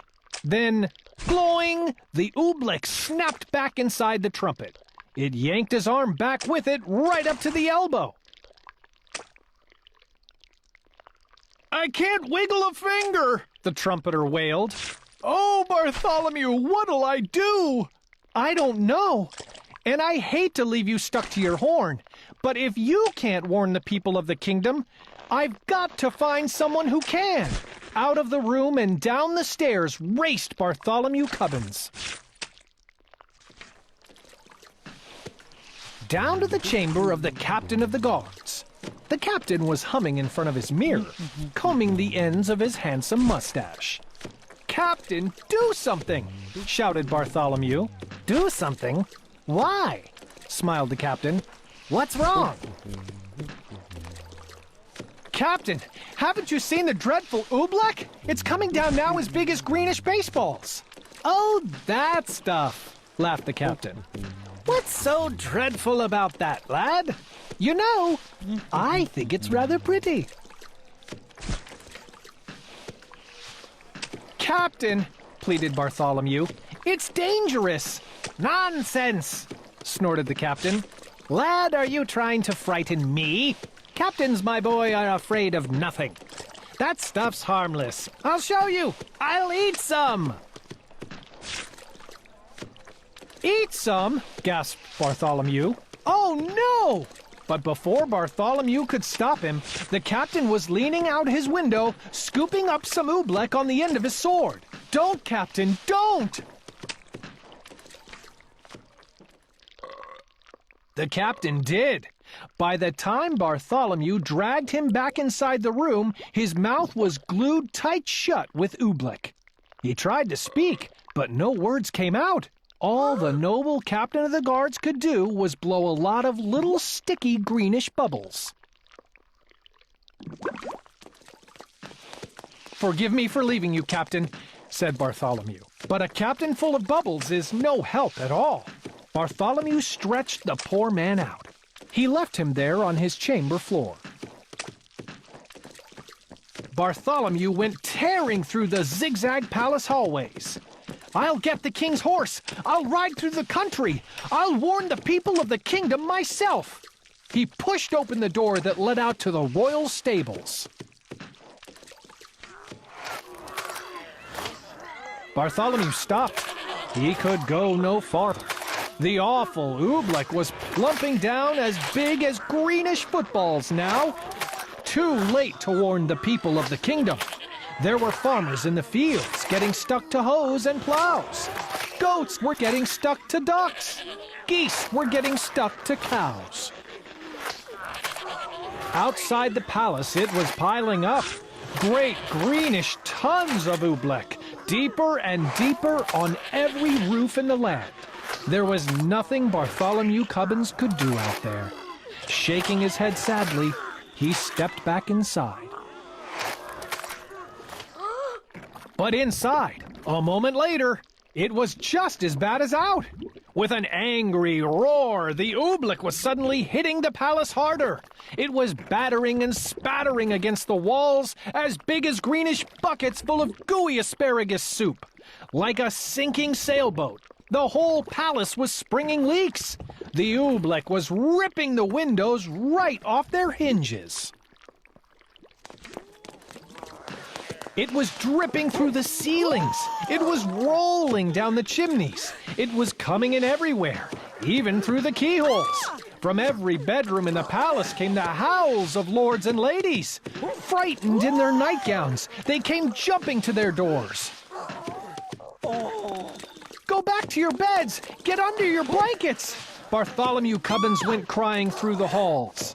But nobody paid the slightest attention. Everyone in the palace started rushing madly about. The royal cook rushed down to the royal kitchen. Bartholomew Cubbins saw him trapped there, stuck to 3 stew pots, a teacup, and a cat.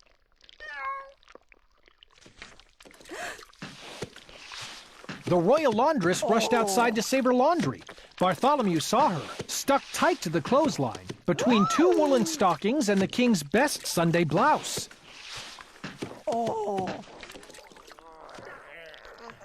He saw the royal fiddlers.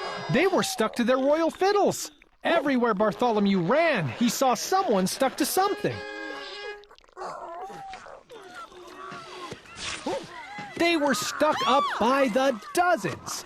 Every last friend he had in the world was flopping and floundering, all hopelessly caught in the goo.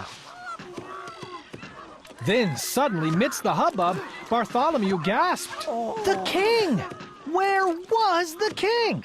He'd forgotten all about him.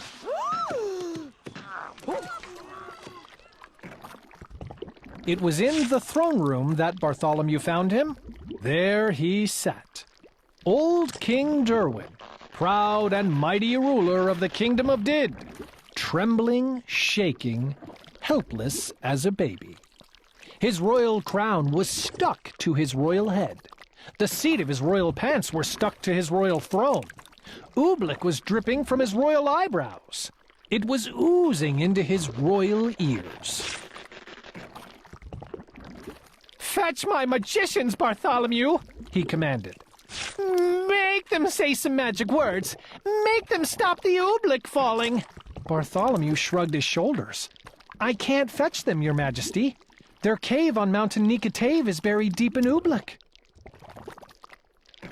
"Then I must think of some magic words," groaned the king. "Oh, what are those words my magicians say? Shuffle, duffle, muzzle, muff? That's all I can remember, and they don't do any good. The Oobleck keeps on falling harder." Bartholomew Cubbins could hold his tongue no longer. "And it's going to keep on falling," he shouted, "until your whole great marble palace tumbles down. So don't waste your time saying foolish magic words. You ought to be saying some plain simple words." "Simple words? What do you mean, boy?"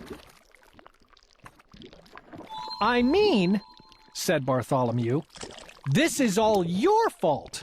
Now, the least you can do is say the simple words, 'I'm sorry.'" No one had ever talked to the king like this before. "What?" he bellowed. "Me say I'm sorry.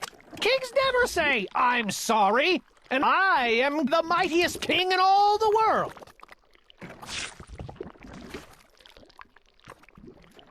Bartholomew looked the king square in the eye. "You may be a mighty king," he said, "but you're sitting in Oobleck up to your chin, and so is everyone else in your land. And if you won't even say you're sorry, you're no sort of a king at all."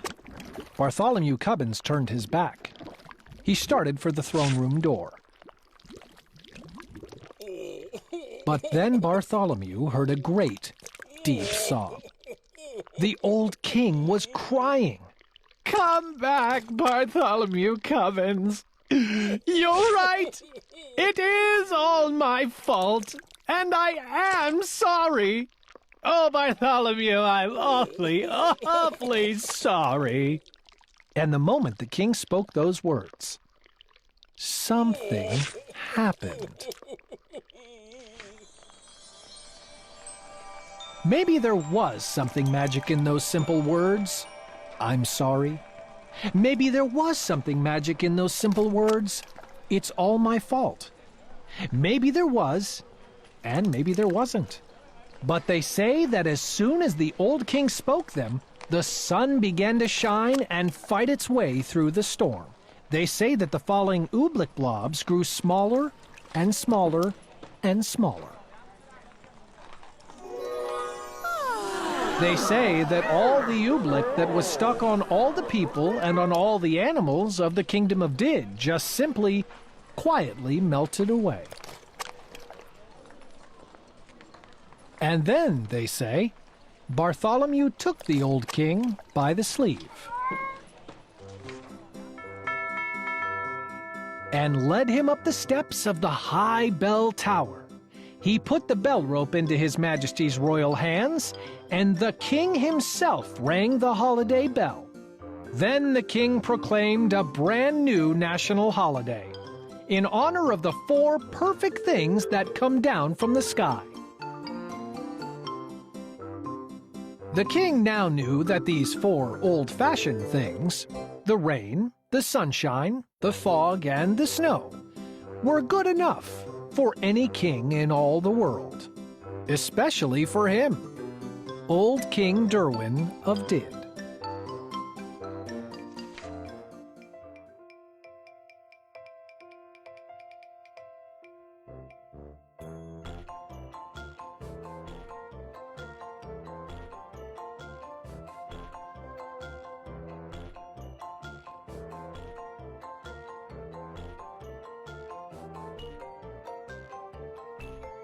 The Butter Battle Book.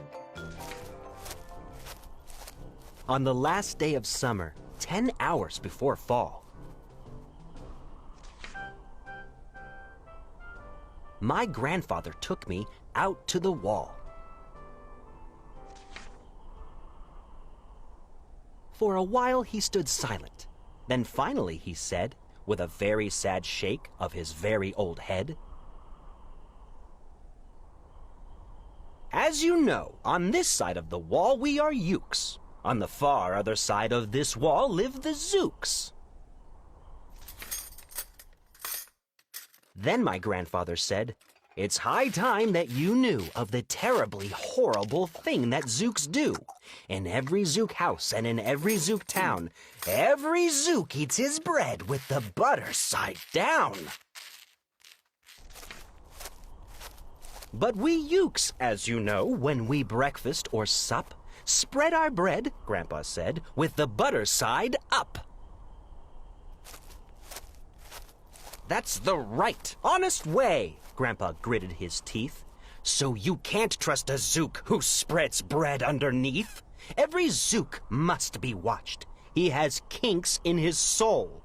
That's why, as a youth, I made watching my goal. Watching Zooks for the Zook Watching Border Patrol." In those days, of course, the wall wasn't so high, and I could look any Zook square in the eye. If he dared to come close, I could give him a twitch with my tough-tufted prickly snickberry switch.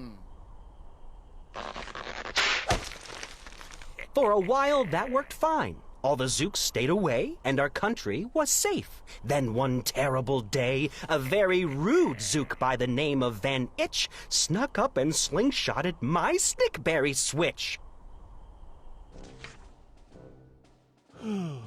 With my broken-off switch, with my head hung in shame, to the chief Ukaroo in great sorrow I came. But our leader just smiled. He said, "You're not to blame, and those Zooks will be sorry they started this game.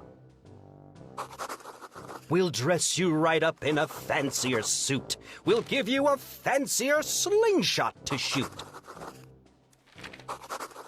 And he ordered the boys in the back room to figure how to build me some sort of a triple sling jigger.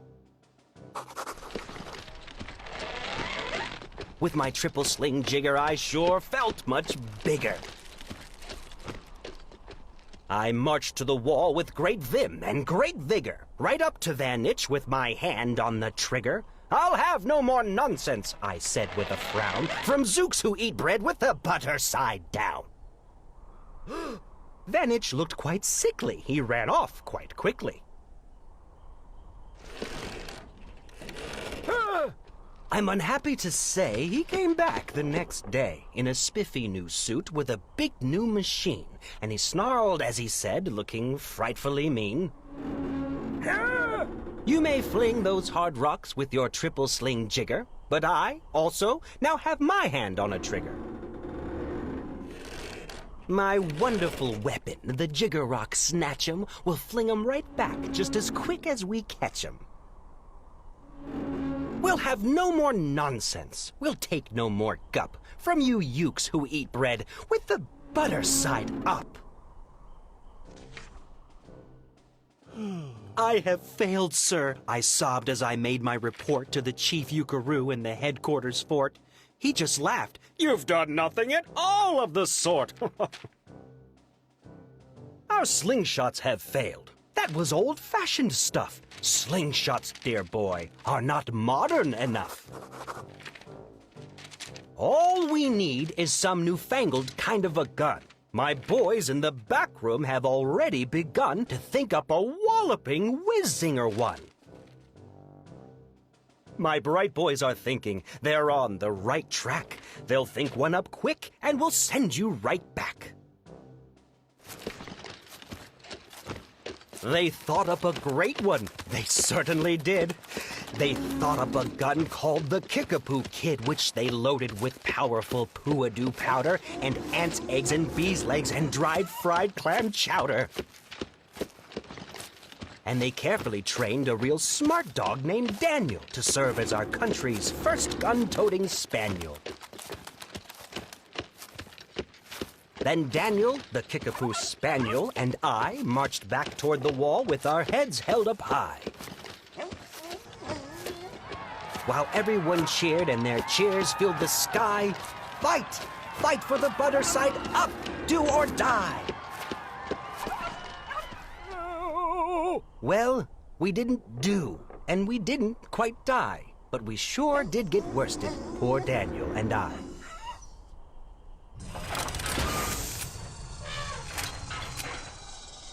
Van Itch was there too, and he said, the old pig, the boys in my back room invented this rig, called the 8-nozzled elephant toted boom blitz. It shoots high explosive sour cherry stone pits and will put your dumb Kickapoo kid on the fritz. Poor Daniel and I were scared out of our wits. Once more, by Van Itch, I was bested and beat. Once again, I limped home from the wall in defeat. I dragged and I sagged, and my spirits were low as I thought that they ever could go. When I heard a boom-ba and a diddle-dee-dill, and our butter-up band marched up over the hill. The Chief Euchre had sent them to meet me, along with the right-side-up song girls to greet me. They sang, "Oh, be faithful, believe in thy butter," and they lifted my spirits right out of the gutter. "My boy," smiled the Chief Euchre, "we've just voted and made you a general. You've been promoted. Your pretty new uniform's ready. Get in it. The big war is coming. You're going to begin it. And what's more, this time you are certain to win it." My boys in the back room have finally found how. Just wait till you see what they've puttered up now. In their great new machine, you'll fly over that wall and clobber those butter down Zooks one and all.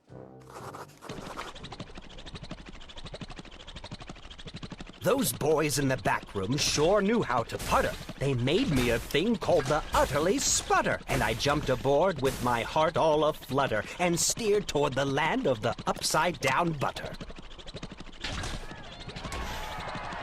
This machine was so modern, so frightfully new, no one knew quite exactly just what it would do.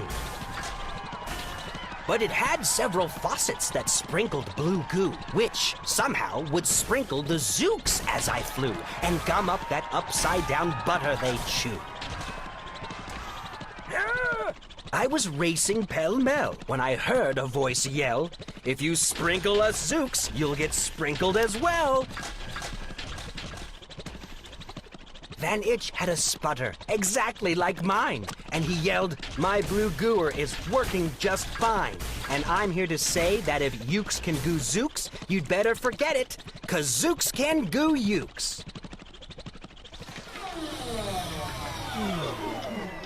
I flew right back home, and, as you may have guessed, I was downright despondent, disturbed, and depressed. And I saw, just as soon as I stepped back on land, so were all of the girls of the Butter-Up Band. The chief drum majorette, Ms. Yuki and Sue, said that was a pretty sour flight that you flew, and the Chief Euchre has been looking for you. I raced to his office. The place was a sight. "Have no fears," said the chief. "Everything is all right. My bright backroom boys have been brighter than bright. They've thought up a gadget that's newer than new. It is filled with mysterious moo-like-a-moo and can blow all those zooks clear to Solla Magoo.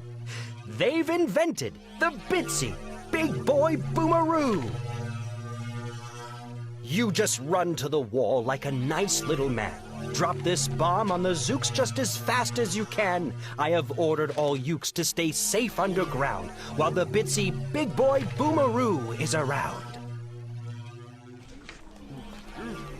As I raced for that wall with the bomb in my hand, I noticed that every last uke in our land was obeying our Chief Ukaroo's grim command. They were all bravely marching with banners aflutter down a hole for their country and right side up butter. That's when Grandfather found me. He grabbed me, he said, "You should be down that hole, and you're up here instead. But perhaps this is all for the better somehow. You will see me make history right here and right now."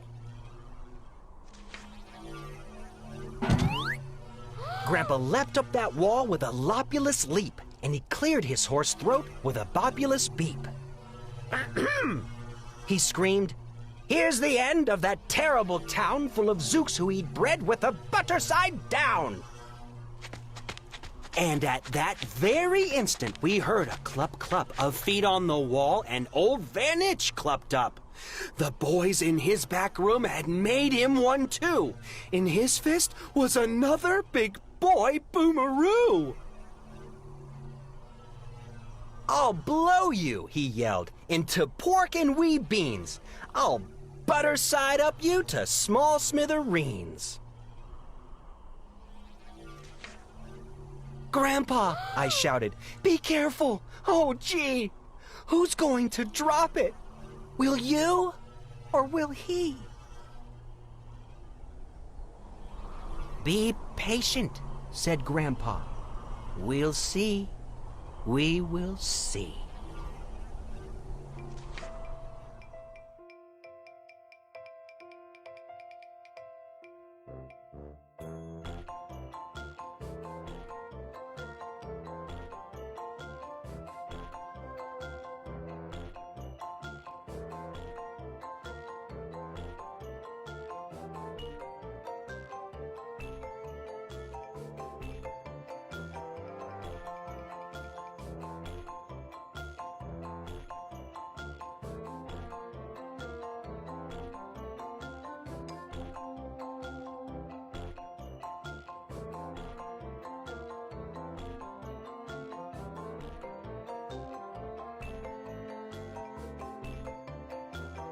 Daisy Head Mayzie. It's hard to believe such a thing could be true, and I hope such a thing never happens to you. But it happened, they say, to poor Mayzie McGrew, and it happened like this. She was sitting one day at her desk in her school in her usual way, when she felt a small twitch on the top of her head. So Mayzie looked up, and she almost dropped dead. Something peculiar was going on there. How in the world? A daisy was sprouting right out of her hair. Wait, how? Behind her was sitting young Herman Butch Strudel. "This looks like a daisy up here on her noodle. It doesn't make sense. Why, it couldn't be so. A noodle's no place for a daisy to grow." Then up spoke another boy, Einstein Van Tass, the brightest young man in the whole of the class. "It's a very odd place to be sprouting a daisy, but nevertheless, one is growing on Mayzie." "Hey, look it!" cried Butch. "Right here in this room, Daisy Head Mayzie. She's bursting in bloom." Miss Sneetcher, the teacher, came rushing up quick. "Such nonsense! Some child here is playing a trick." Which one of you boys stuck that thing in her hair? You know that a daisy could never grow there. But, teacher, said Butch, I saw the thing rise right out of her head with my very own eyes. Just give it a yank if you think I tell lies.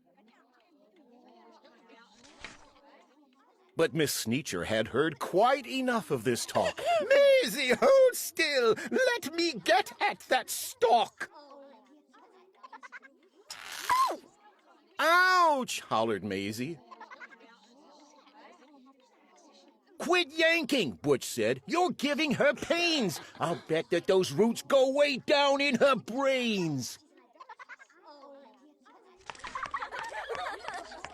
The kids in the class started shouting like crazy.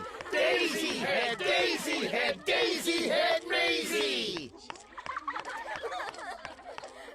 Children, be quiet! Good grief and alas! Miss Sneetcher was shocked by the noise in her class. I've taught in this room 20 years, maybe more, but I've never seen anything like this before. I'll have to report it. You'll just have to come to the principal's office and show Mr. Grum. Now, the principal, good Mr. Gregory Grum, was a very wise man, just as smart as they come. He knew more than anyone else in this nation about long division and multiplication. He knew all the answers, why oceans are deep, why skies are so high, and why mountains are steep. He should have the answer to this thing on Mayzie. My word, he declared, it's a genuine daisy. I've seen them quite often in fields growing wild, but never before on the head of a child. Now, what in the world ever made this thing sprout? I have no idea, but I'm going to find out.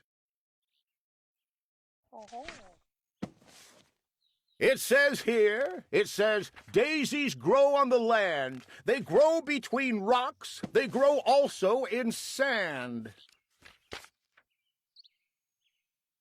It mentions right here they can grow in a pot, but mention the head of a girl, it does not.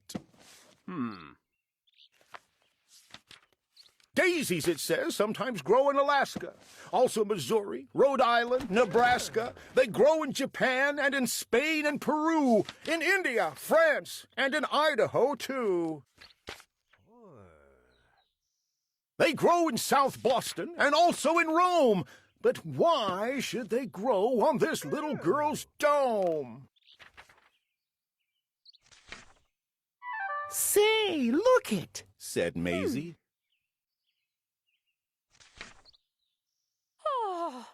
It's wilting! It's drooping! How wonderful, Mayzie! It soon will be dead! You'll be rid of that daisy!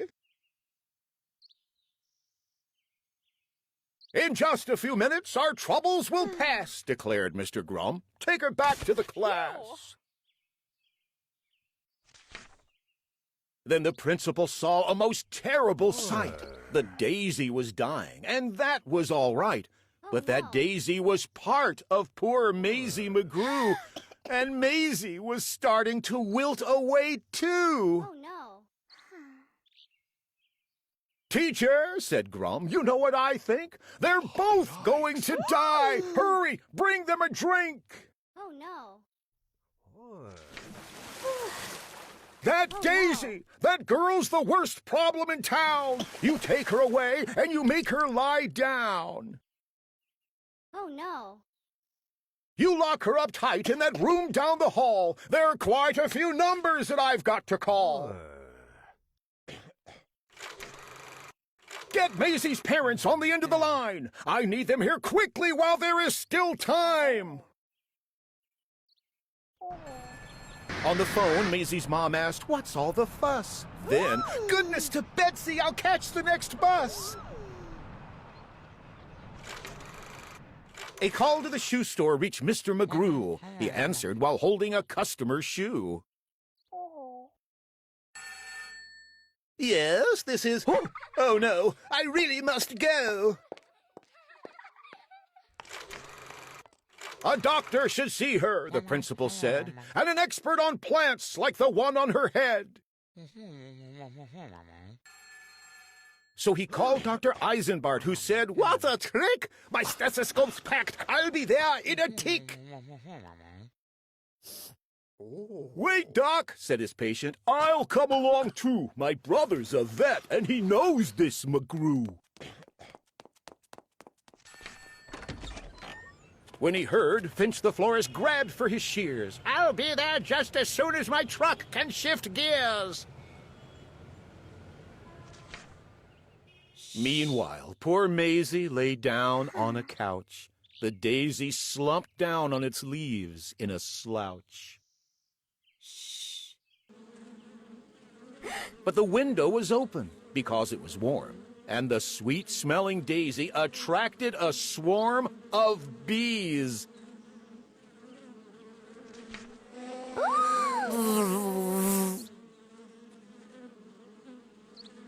Bees! Bees!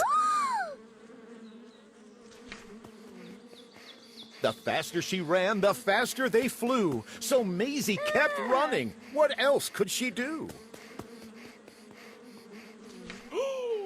She attempted to hide behind Officer Thatcher, who cupped out his hat like a bumblebee catcher.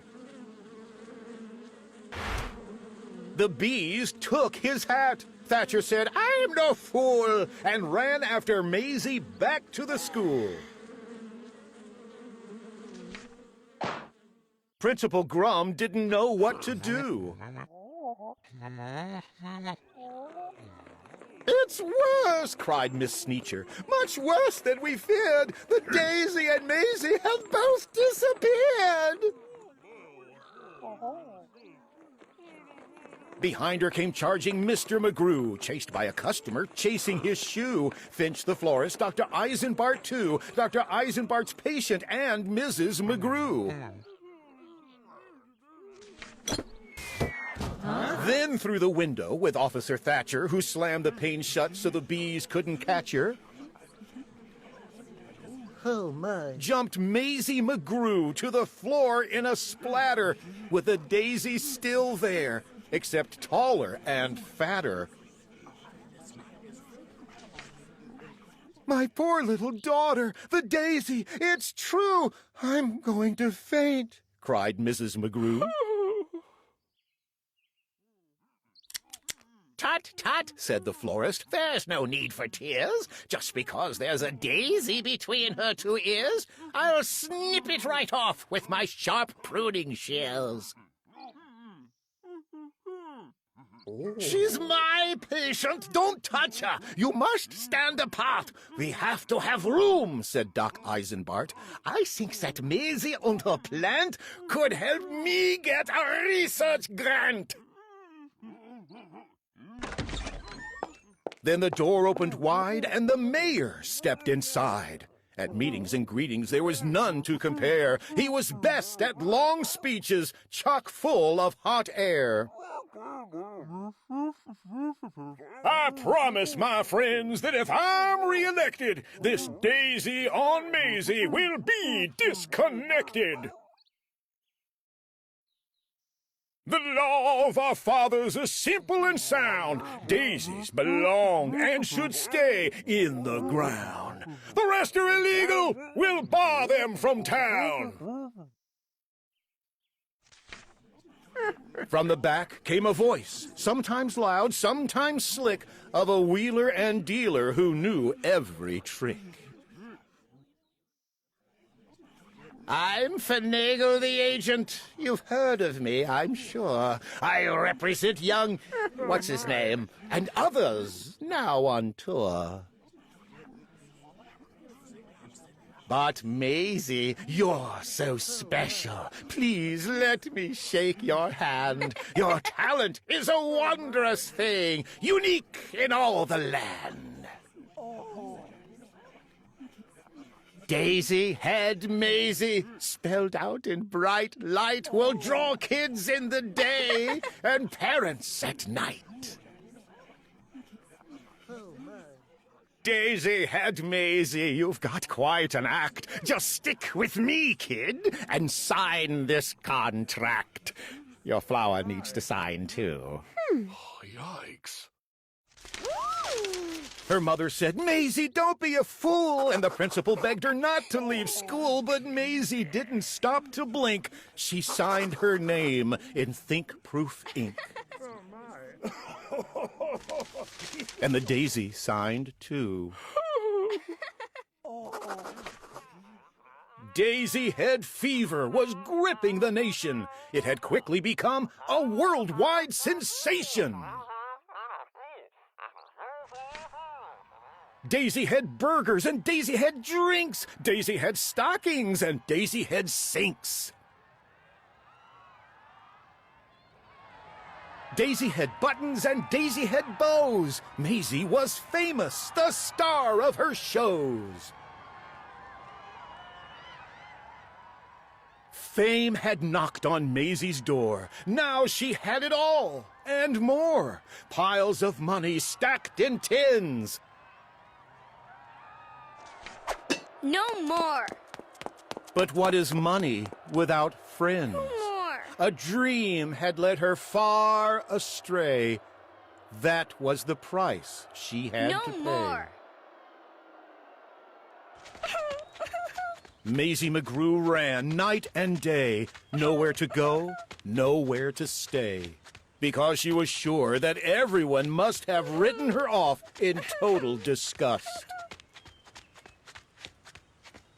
Over and over again in her head, these are the words that poor Mayzie said. I can never go home. Nobody loves me. Nobody loves me. Nobody loves me. Nobody loved her? Poor Mayzie McGrew. It's hard to believe such a thing could be true. And maybe that's why, then, this daisy above, when Mayzie below began talking of love, well, you know about daisies. When love is in doubt, the job of a daisy is try and find out. They love her. They love her not. They love her. They love her not. Don't worry, Mayzie. They love you. They love me! Well, that's how it all happened. The thing went away, and Mayzie McGrew is quite happy today, back at her studies and doing just great in all of her subjects in room number 8. And concerning that daisy, you know that it never grew out of the top of her head again, ever.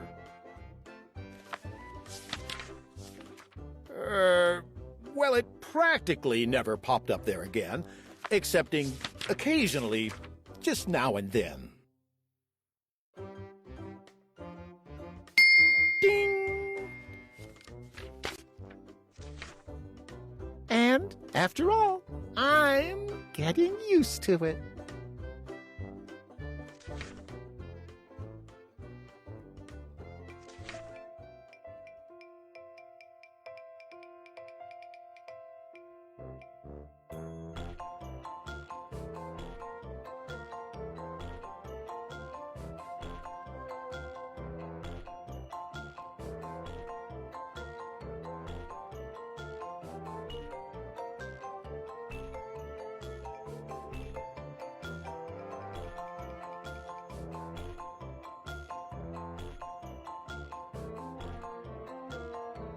Dr. Seuss's Sleep Book.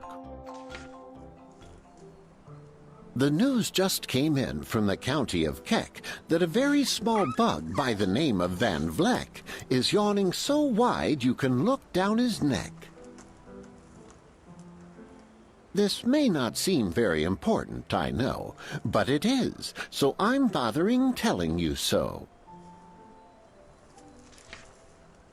A yawn is quite catching, you see, like a cough. It just takes one yawn to start other yawns off.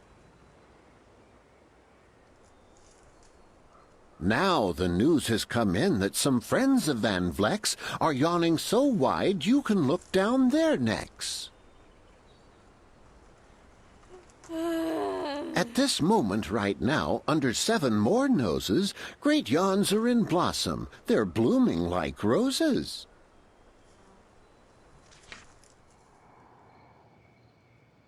The yawn of that one little bug is still spreading. According to latest reports, it is heading across the wide fields through the sleepy night air, across the whole country toward every which where. And people are gradually starting to say, I feel rather drowsy. I've had quite a day.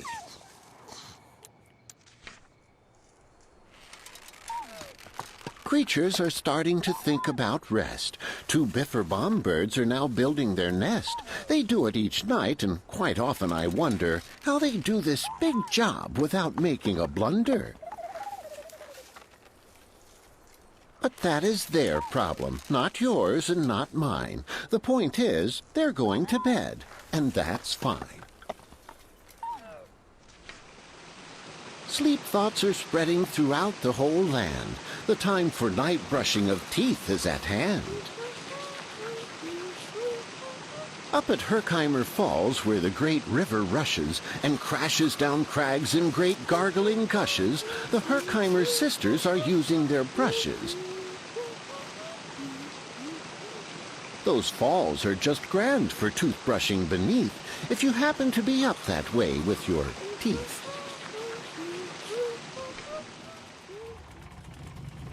The news just came in from the Castle of Krupp that the lights are all out and the drawbridge is up. And the old drawbridge drawer just said with a yawn, my drawbridge is drawn, and it's going to stay drawn till the milkman delivers the milk about dawn. I'm going to bed now, so nobody better come round with a special delivery letter. The number of sleepers is steadily growing. Bed is where more and more people are going. In Culpeper Springs, in the Stilt Walkers' Hall, the Stilt Walkers' stilts are all stacked on the wall. The Stilt Walker walkers have called it a day. They're all tuckered out and they're snoozing away. This is very big news. It's important to know, and that's why I'm bothering telling you so.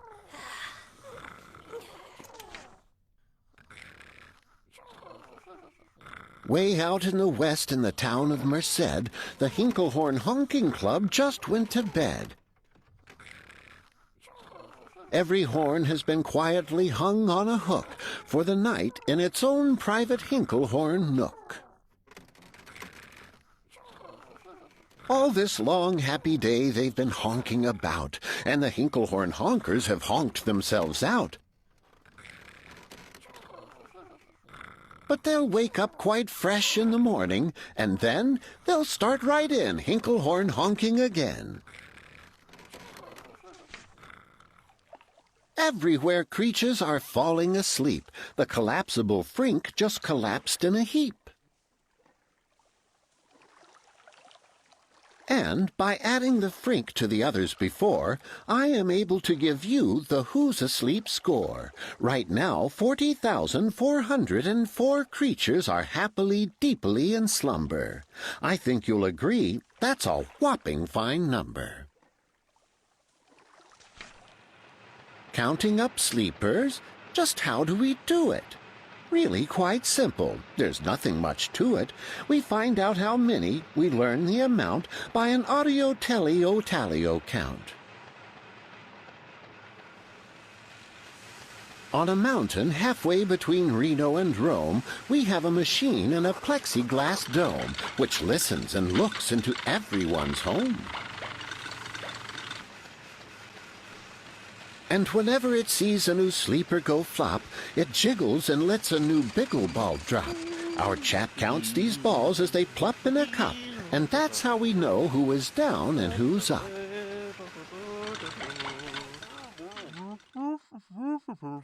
Do you talk in your sleep? It's a wonderful sport, and I have some news of this sport to report. The world champion sleep talkers Joe and Mo Redsoff have just gone to sleep, and they're talking their heads off. For 55 years now, each chattering brother has babbled and gabbled all night to the other. They've talked about laws and they've talked about gauze. They've talked about paws and they've talked about flaws. They've talked quite a lot about old Santa Claus. And the reason I'm telling you this is because you should take up this sport. It's just fine for the jaws. Do you walk in your sleep? I just had a report of some interesting news of this popular sport. Near Finnegan Fen, there's a sleepwalking group, which not only walks, but it walks a la hoop. Every night they go miles. Why, they walk to such length, they have to keep eating to keep up their strength. So, every so often, one puts down his hoop, stops hooping and does some quick snooping for soup. That's why they are known as the Hoop Soup Snoop Group.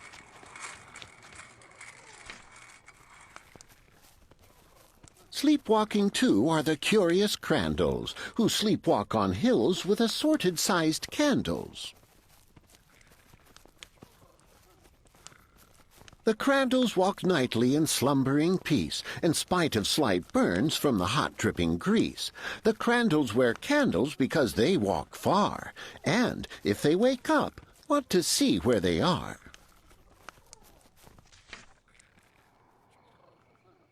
Now the news has arrived from the Valley of Vale that a Chippendale mupp has just bitten his tail, which he does every night before shutting his eyes. Such nipping sounds silly, but really it's wise. He has no alarm clock, so this is the way he makes sure that he'll wake at the right time of day. His tail is so long he won't feel any pain, till the nip makes the trip and gets up to his brain. In exactly 8 hours, the Chippendale mupp will, at last, feel the bite and yell, "Ouch!" and wake up. A Mr. and Mrs. J. Carmichael Crocs have just gone to bed near the town of Fort Knox, and they, by the way, have the finest of clocks. I'm not at all sure that I quite understand just how the thing works with that one extra hand. But I do know this clock does one very slick trick. It doesn't tick-tock. How it goes is tock-tick. So with ticks in its tocker and tocks in its ticker, it saves lots of time and the sleepers sleep quicker. What a fine night for sleeping. From all that I hear, it's the best night for sleeping in many a year. They're even asleep in the Zweiback Motel, and people don't usually sleep there too well. The beds are like rocks, and, as everyone knows, the sheets are too short. They won't cover your toes. So, if people are actually sleeping in there, it's a great night for sleeping. It must be the air. It's a great night for snores. I just had a report of some boys who are tops in this musical sport. The snortiest snorers in all our fair land are Snorter McPhail and his Snore a Snort Band. This band can snort Dixie and Old Swanee River, so loud it would make 40 elephants shiver. The loudest of all of the boys is McPhail. He snores with his head in a 3-gallon pail. So they snore in a cave 20 miles out of town. If they snored closer in, they would snore the town down.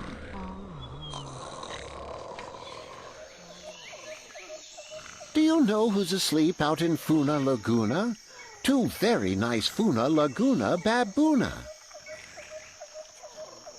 We've added them into our Who's Asleep count, which has grown to a really amazing amount. Exactly 8,808,000 creatures are sleeping now. Isn't that great?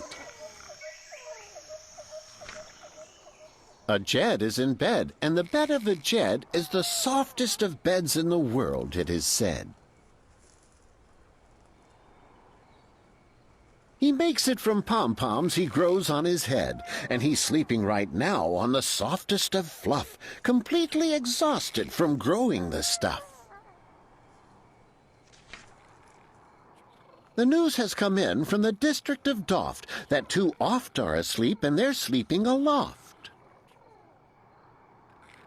And how are they able to sleep off the ground? I'll tell you. I weighed one last week and I found that an oft is so light he weighs -1 pound. A moose is asleep. He is dreaming of moose drinks. A goose is asleep. He is dreaming of goose drinks. That's well and good when a moose dreams of moose juice, and nothing goes wrong when a goose dreams of goose juice. But it isn't too good when a moose and a goose start dreaming they're drinking the other one's juice. Moose juice, not goose juice, is juice for a moose, and goose juice, not moose juice, is juice for a goose. So, when goose gets a mouthful of juices of mooses, and moose gets a mouthful of juices of gooses, they always fall out of their beds screaming screams. So, I'm warning you now, never drink in your dreams.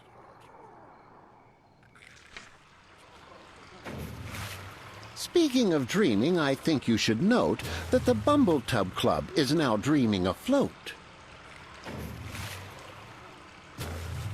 Every night they go dreaming down Bumbletub Creek, except for one night every 3rd or 4th week when they stop for repairs 'cause their Bumbletubs leak. But tonight they're afloat, full of dreams, full of bliss, and that's why I'm bothering telling you this. At the fork of a road in the Vale of Vavode, 5 foot-weary salesmen have laid down their load. All day they've raced round in the heat, at top speeds, unsuccessfully trying to sell Zizzurzuff seeds, which nobody wants because nobody needs. Tomorrow will come, they'll go back to their chore. They'll start on the road Zizzurzuffing once more. But tonight they've forgotten their feet are so sore, and that's what the wonderful nighttime is for. Everywhere creatures have shut off their voices. They've all gone to bed in the beds of their choices. They're sleeping in bushes, they're sleeping in crannies, some on their stomachs and some on their fannies. They're peacefully sleeping in comfortable holes, some even on soft-tufted barbershop poles. The number of sleepers is now past the millions. The number of sleepers is now in the billions. They're sleeping on steps and on strings and on floors, in mailboxes, ships, and the keyholes of doors. Every worm on a fishhook is safe for the night. Every fish in the sea is too sleepy to bite. Every whale in the ocean has turned off his spout. Every light between here and Farfoodle is out.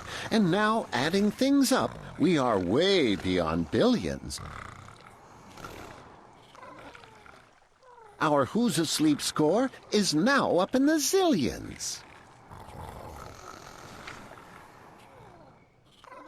99,000,000,9,000,000,002 creatures are sleeping. So, how about you?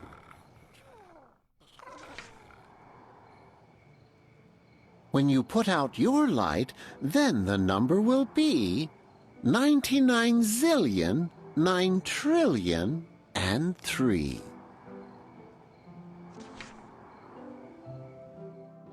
Good night.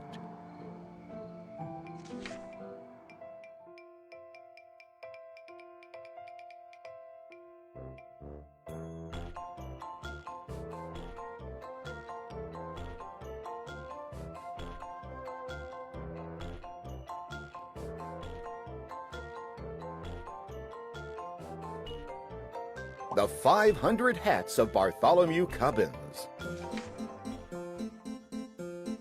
In the beginning, Bartholomew Cubbins didn't have 500 hats. He had only one hat. It was an old one that had belonged to his father and his father's father before him. It was probably the oldest and the plainest hat in the whole kingdom of Did, where Bartholomew Cubbins lived. But Bartholomew liked it, especially because of the feather that always pointed straight up in the air.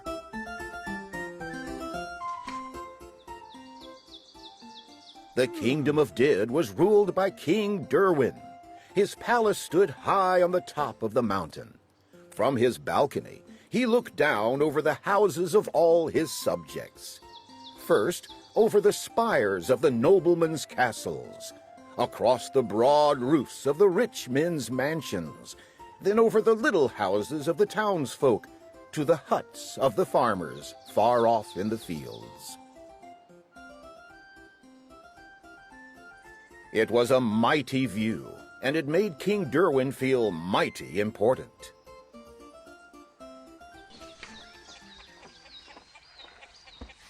Far off in the fields, on the edge of a cranberry bog, stood the hut of the Cubbins family. From the small door, Bartholomew looked across the huts of the farmers, to the houses of the townsfolk, then to the rich men's mansions and the noblemen's castles, up to the great towering palace of the king.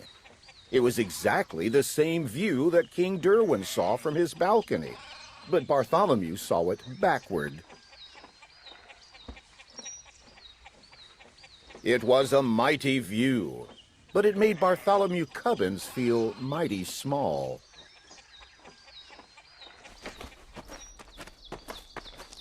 Just after sunrise one Saturday morning, Bartholomew started for town. He felt very happy. A pleasant breeze whistled through the feather in his hat. In his right hand, he carried a basket of cranberries to sell at the market. He was anxious to sell them quickly and bring the money back home to his parents. He walked faster and faster till he got to the gates of the town.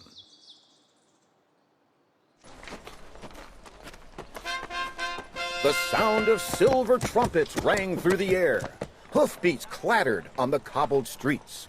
"Clear the way! Clear the way! Make way for the king!"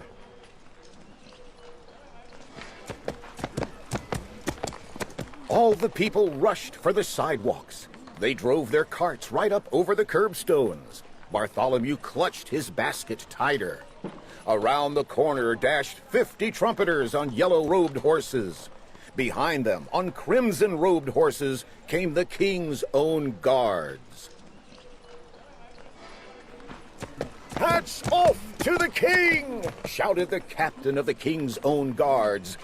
On came the king's carriage. white and gold and purple. It rumbled like thunder through the narrow street. It swept past Bartholomew. Then suddenly, its mighty brakes shrieked. It lurched, and then it stopped. The whole procession stood still. Bartholomew could hardly believe what he saw. Through the side window of the carriage, the king himself was staring back, straight back at him. Bartholomew began to tremble. "Back up!" the king commanded the royal coachman. The royal coachman shouted to the royal horses. The king's own guards shouted to their crimson-robed horses. The trumpeters shouted to their yellow-robed horses. Very slowly, the whole procession backed down the street until the king's carriage stopped right in front of Bartholomew.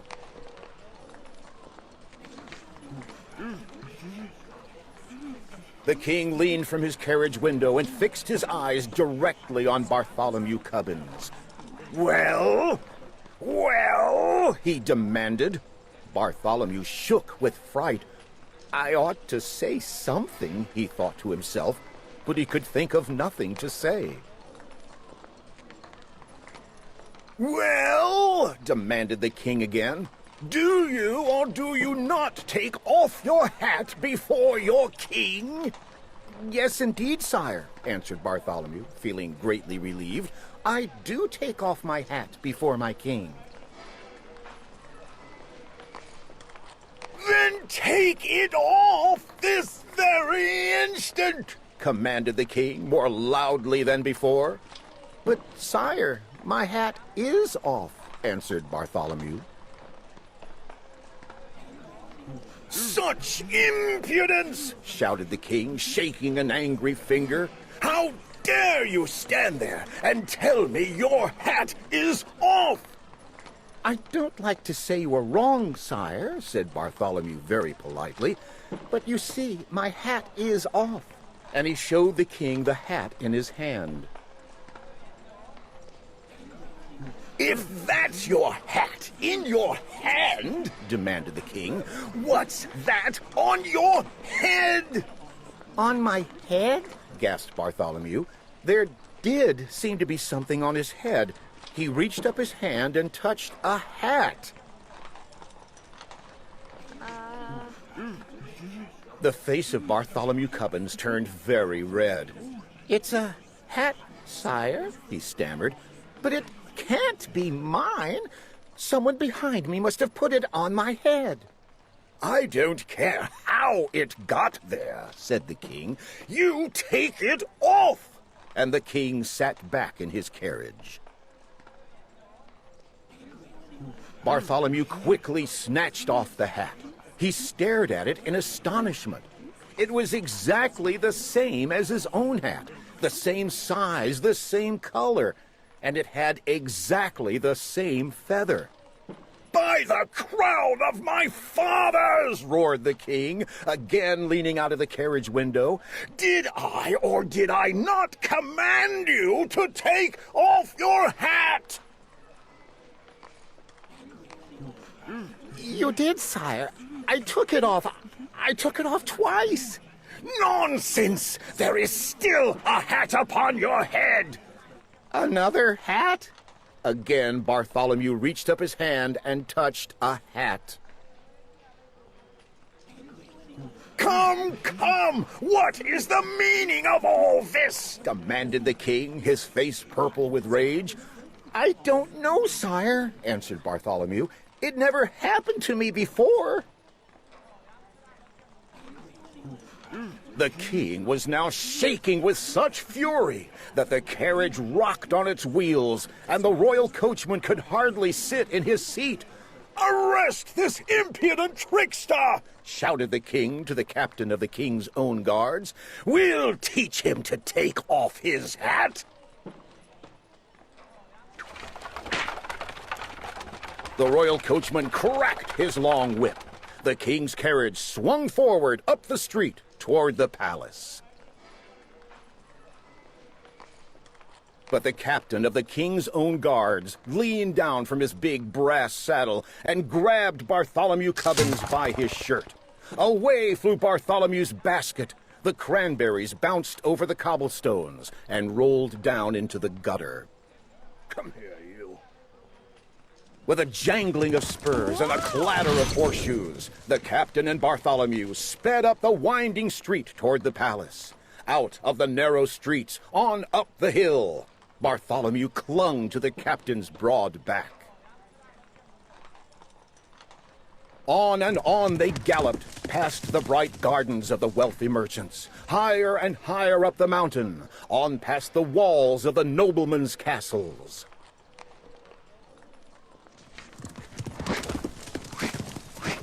Flop! The sharp wind whisked off Bartholomew's hat.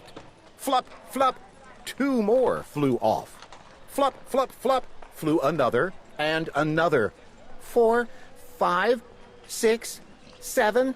Bartholomew kept counting as the hats came faster and faster. Lords and ladies stared from the windows of their turrets, wondering what the strange stream of hats could mean. Over the palace drawbridge they sped, through the great gate and into the courtyard. The captain pulled in his reins. His Majesty waits in the throne room, said a guard, saluting the captain. The throne room! The captain dropped Bartholomew to the ground. I'd certainly hate to be in your shoes, he said, shaking his head sadly. Oh, dear. For a moment, Bartholomew was terribly frightened. Still, he thought to himself, the king can do nothing dreadful to punish me because I really haven't done anything wrong. It would be cowardly to feel afraid. Bartholomew threw back his shoulders and marched straight ahead into the palace. Follow the black carpet, said the guard at the door. All through the long hallway, Bartholomew could hear the muttering of voices behind heavy doors. He won't take off his hat. No, he won't take off his hat.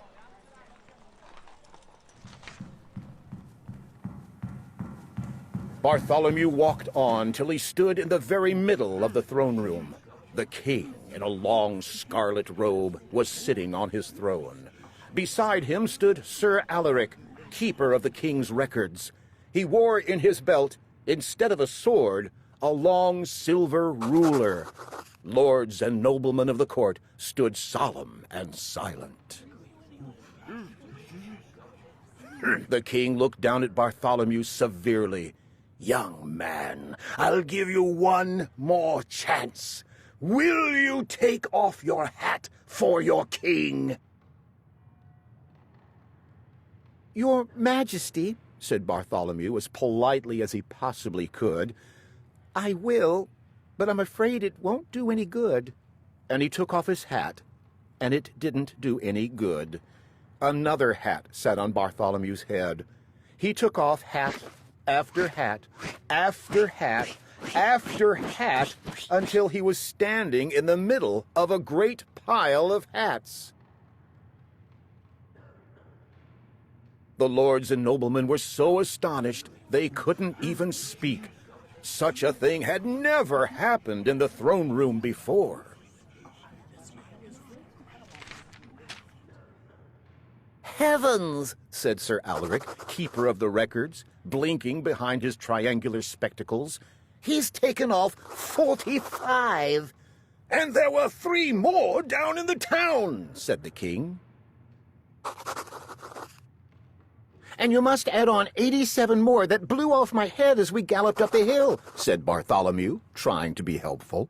135 hats. Most unusual, said Sir Alaric, writing it down on a long scroll.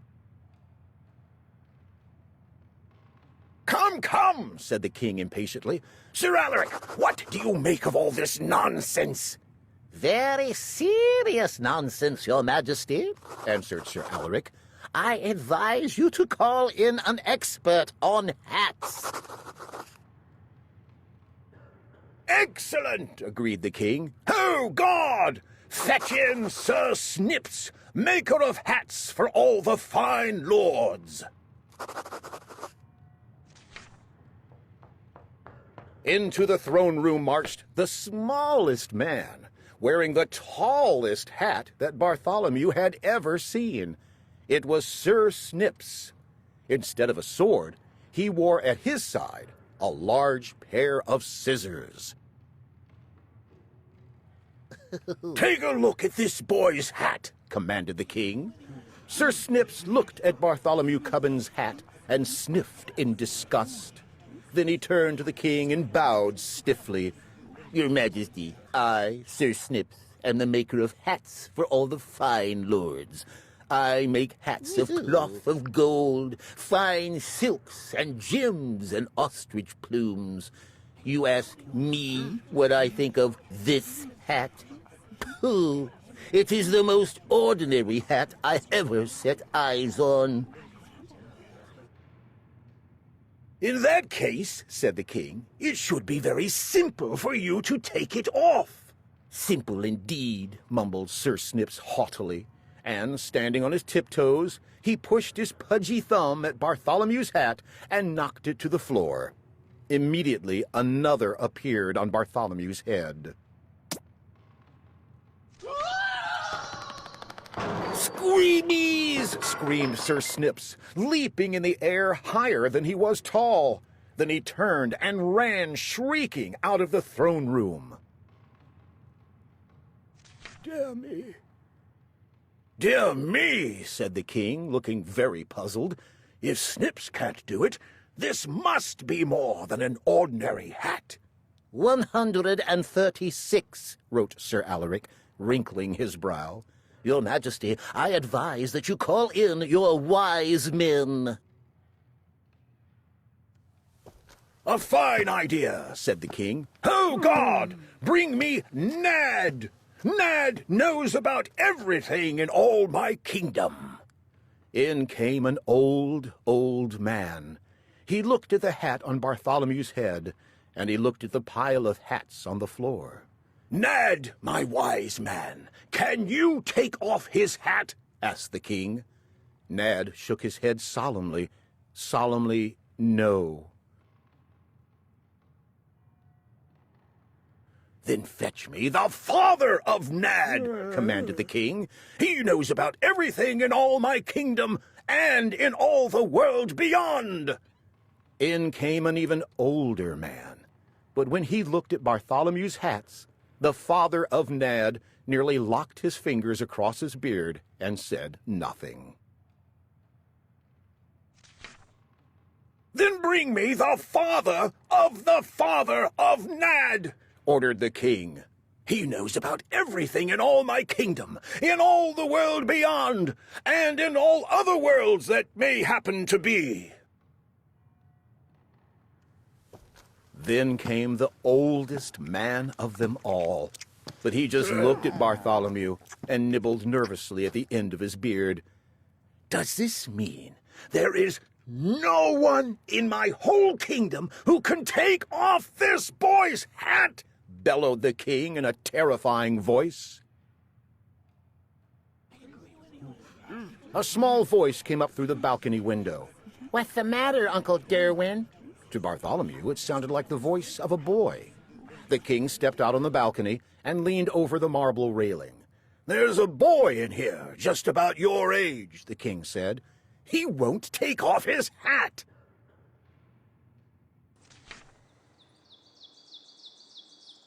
Bartholomew tiptoed up behind the king and looked down.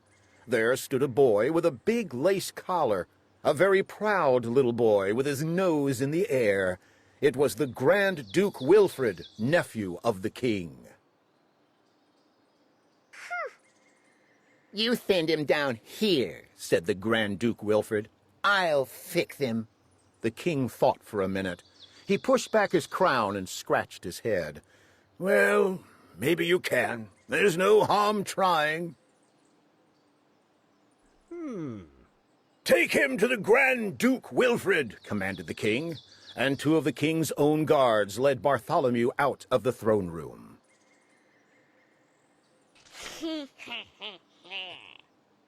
Pooh, said the Grand Duke Wilfred, looking at Bartholomew's hat and laughing meanly.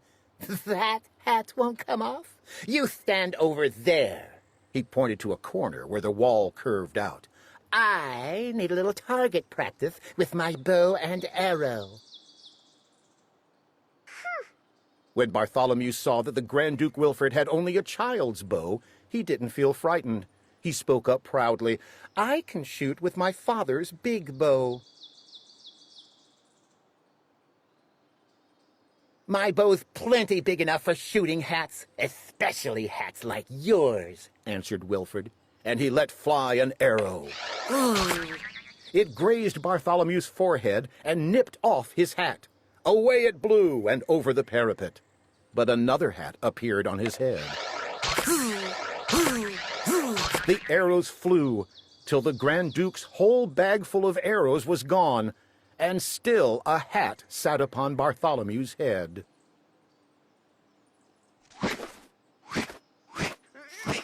It's not fair, cried the Grand Duke. It's not fair! He threw down his bow and stamped upon it. 154 hats, gulped Sir Alaric. These hats are driving me mad! The king's voice rang out through all the palace. Why waste time with a child's bow and arrow? Fetch me the mightiest bow and arrow in all my realm! Fetch the yeoman of the bowmen! Yeoman of the bowmen! Echoed all the lords and noblemen of the court. A gigantic man strode out across the terrace. His bow was as big as the branch of a tree. The arrow was twice as long as Bartholomew and thicker than his wrist. Yeoman of the bowmen, said the king, shoot off this boy's hat and make it stay off. Bartholomew was trembling so hard that he could scarcely stand straight. The yeoman bent back his mighty bow. Zib! Like a mad giant hornet, the arrow tore through the air toward Bartholomew Cubbins. Zap!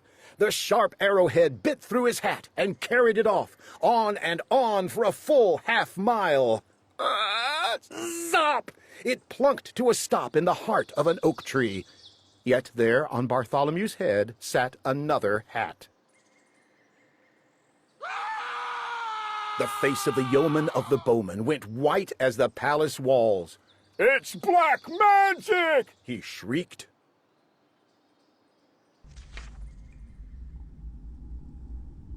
Black magic! That's just what it is, sighed the king with relief. I should have thought of that before. That makes things simple.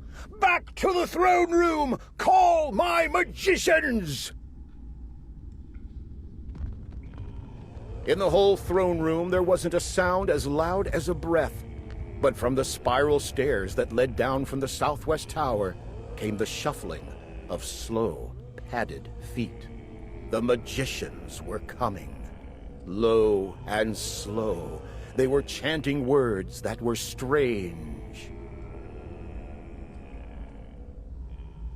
Dig a hole 5 furlongs deep, down to where the night snakes creep. Mix and mold the mystic mud, Malber, Balber, Titter, Tud. In came 7 black-gowned magicians, and beside each one stalked a lean black cat. They circled around Bartholomew Cubbins, muttering deep and mysterious sounds. Stop this useless muttering, ordered the king. I want a chant that will charm away this boy's hat. The magicians huddled over Bartholomew and chanted. Winkabus, Tinkabus, Fotachi clay, hat on this demon's head, fly far away. Howl in, howl away, howl away, howl away. Yowl cats, yowl away, yowl away, yowl away. Hat on this demon's head, seep away, creep away, leap away, gleep away, never come back. Oh, yes, very good, very good. A mighty good chant, said the king, looking very pleased. Are you sure it will work? All the magicians nodded together. But, said the king, looking puzzled, there still seems to be a hat upon his head. How long will it take for the charm to work? Be calm, O sire, and have no fears, chanted the magicians. Our charm will work in 10 short years.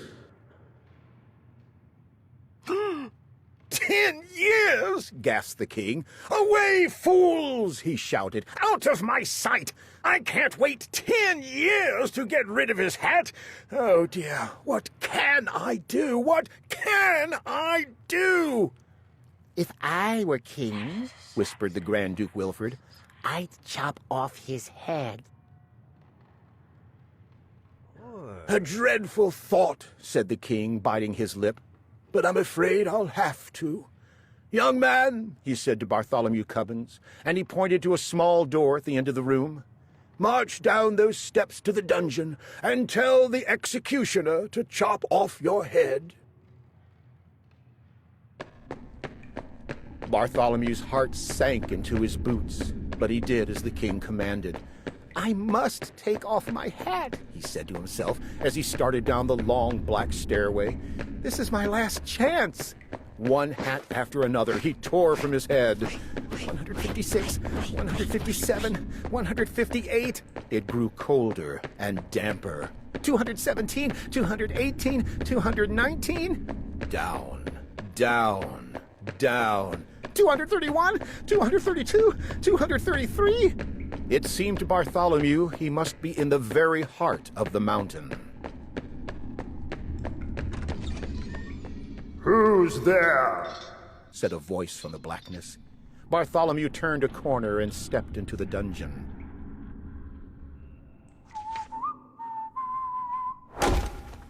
The executioner was whistling and swinging his axe idly, because at the moment he had nothing to do. In spite of his business, he really seemed to be a very pleasant man. The king says you must chop off my head, said Bartholomew. Oh, I'd hate to, said the executioner, looking at him with a friendly smile. You seem like such a nice boy. Well, the king says you have to, said Bartholomew. So please get it over with. All right, sighed the executioner. But first, you've got to take off your hat. Why? Asked Bartholomew. I don't know, said the executioner, but it's one of the rules. I can't execute anyone with this hat on. All right, said Bartholomew. You take it off for me. The executioner leaned across the chopping block and flipped off Bartholomew's hat. What's this? He gasped, blinking through the holes in his mask, as another hat sat on Bartholomew's head. He flipped this one off, then another, and another. Fiddlesticks, grunted the executioner, throwing his axe on the floor. I can't execute you at all. And he shook hands with Bartholomew and sent him back upstairs to the king. The king had been taking a nap on the throne. What are you doing back here? He said to Bartholomew, angry at being awakened. I'm sorry, Your Majesty, explained Bartholomew. My head can't come off with my hat on. It's against the rules. So it can't, said the king, leaning back wearily. Now how many hats does that make altogether? The executioner knocked off 13, and I left 178 more on the dungeon steps, answered Bartholomew. 346 hats, mumbled Sir Alaric from behind his scroll.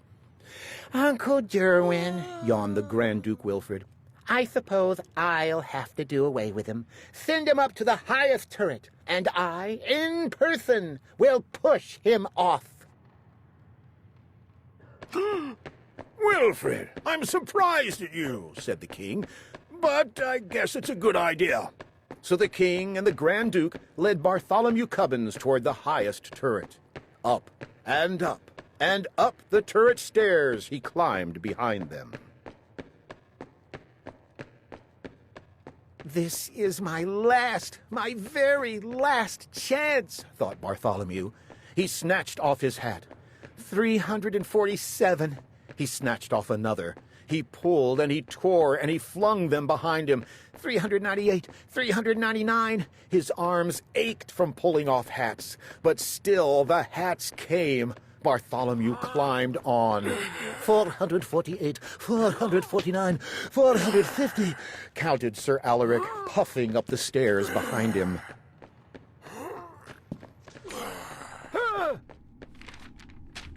Suddenly, Sir Alaric stopped. He looked.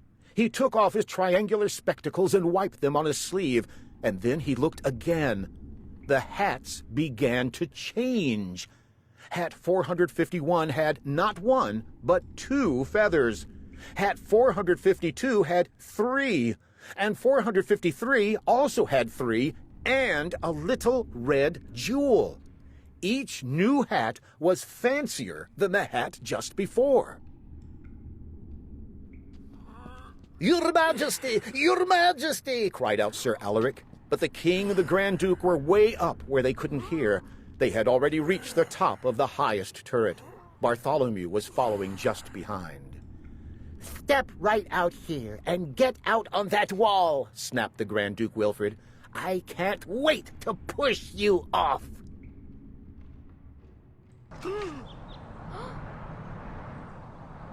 But when Bartholomew stepped up on the wall, they gasped in amazement. He was wearing the most beautiful hat that had ever been seen in the kingdom of Did.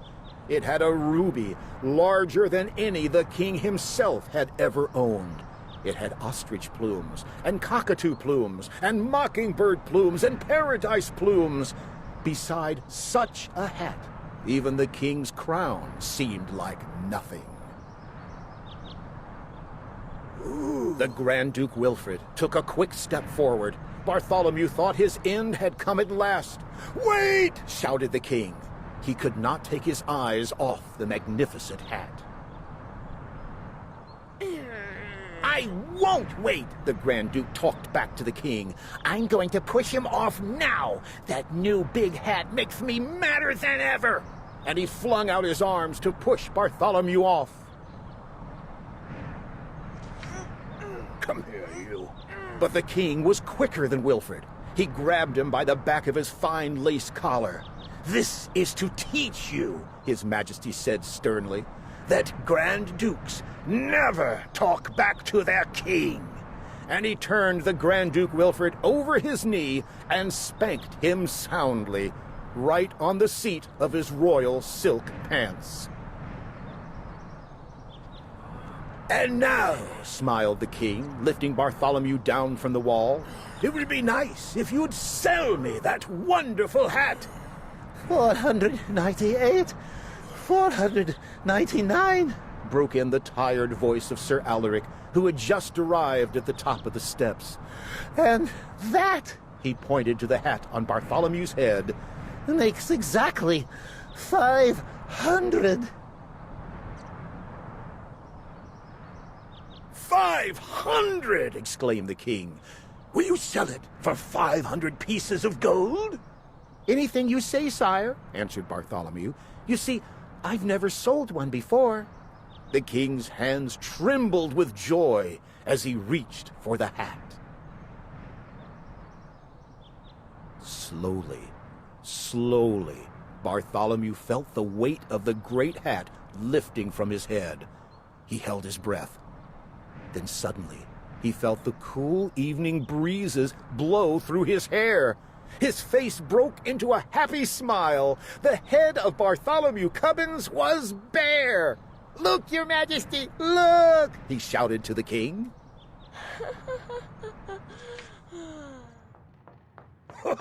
"No, you look at me," answered the king, and he put the great hat on right over his crown.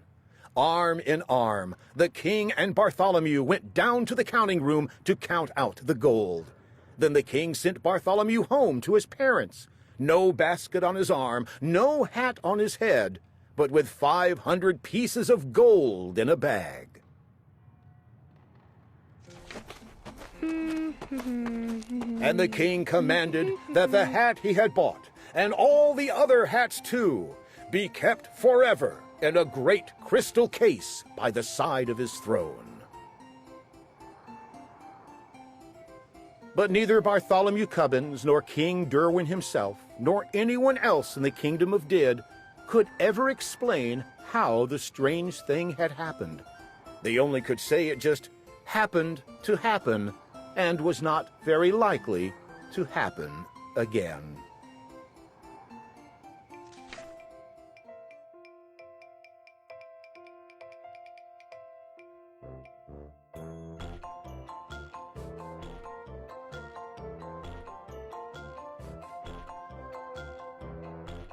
Happy birthday to you! I wish we could do what they do in Catrue. They sure know how to say happy birthday to you. In Catrue every year, on the day you were born, they start the day right in the bright early morn, when the birthday honker hikes high up Mount Zorn and lets loose a big blast on the big birthday horn. And the voice of the horn calls out loud as it plays, "Wake up, for today is your day of all days." Then, the moment the horn's happy honk is heard, comes a fluttering flap flap, and then comes the bird. The great birthday bird. And, so far as I know, Catrue is the only place birthday birds grow. This bird has a brain. He's most beautifully brained with the brainiest bird brain that's ever been trained. He was trained by the most splendid club in this nation, the Catrue Happy Birthday Association. And whether your name is Pete, Polly, or Paul, when your birthday comes around, he's in charge of it all. Whether your name is Nate, Nellie, or Ned, he knows your address and he heads for your bed. You hear a soft swoosh in the brightening sky. You are not all awake, but you open one eye. Then over the housetops and trees of Catrue, you see that bird coming to you, just to you. That bird pops right in. You are up on your feet. You jump to the window. You meet and you greet with the secret Catrue birthday high sign and shake that only good people with birthdays may make. You do it just so with each finger and toe. Then the bird says, "Come on, brush your teeth and let's go. It's your day of all days. It's the best of the best. So don't waste a minute. Hop to it. Get dressed." And 5 minutes later, you're having a snack on your way out of town on a smorgasbord's back. "Today," laughs the bird, "eat whatever you want. Today, no one tells you you can't or you shan't. And today, you don't have to be tidy or neat. If you wish, you may eat with both hands and both feet. So get in there and munch. Have a big muncheroo. Today is your birthday. Today, you are you." If we didn't have birthdays, you wouldn't be you. If you'd never been born, well then what would you do? If you'd never been born, well then what would you be? You might be a fish, or a toad in a tree. You might be a doorknob, or 3 baked potatoes. You might be a bag full of hard green tomatoes. Or worse than all that, why, you might be a wasn't. A wasn't has no fun at all. No, he doesn't. A wasn't just isn't. He just isn't present. But you are you. And now, isn't that pleasant?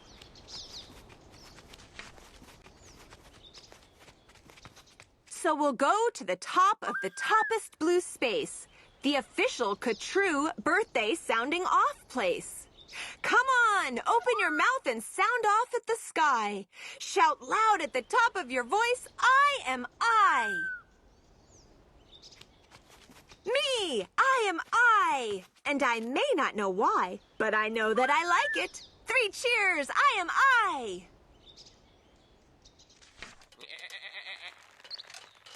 And now, on this day of all days in Catrue, the association has built just for you a railway with very particular boats that are pulled through the air by funicular goats. These goats never slip, never trip, never bungle. They'll take us down fast to the birthday flower jungle. The best sniffing flowers that anyone grows, we have grown to be sniffed by your own private nose. They smell like licorice and cheese. Send 40 Who-Bubs up the trees to snip with snippers, nip with nippers, clip and clap with clapping clippers. Nip and snip with clipping cloppers, snip and snop with snipping snoppers. All for you the Who-Bubs clip. Happy birthday, Nop and Nip. Then pile the wondrous-smelling stacks on 50 Hippoheimers' backs. They'll take those flowers all home for you. You can keep the Hippoheimers, too. While this is done, I've got a hunch. It's time to eat our birthday lunch.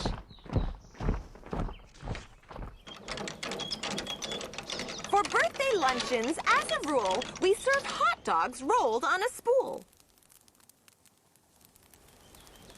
So stuff and stuff and stuff and stuff, and stuff until you've had enough.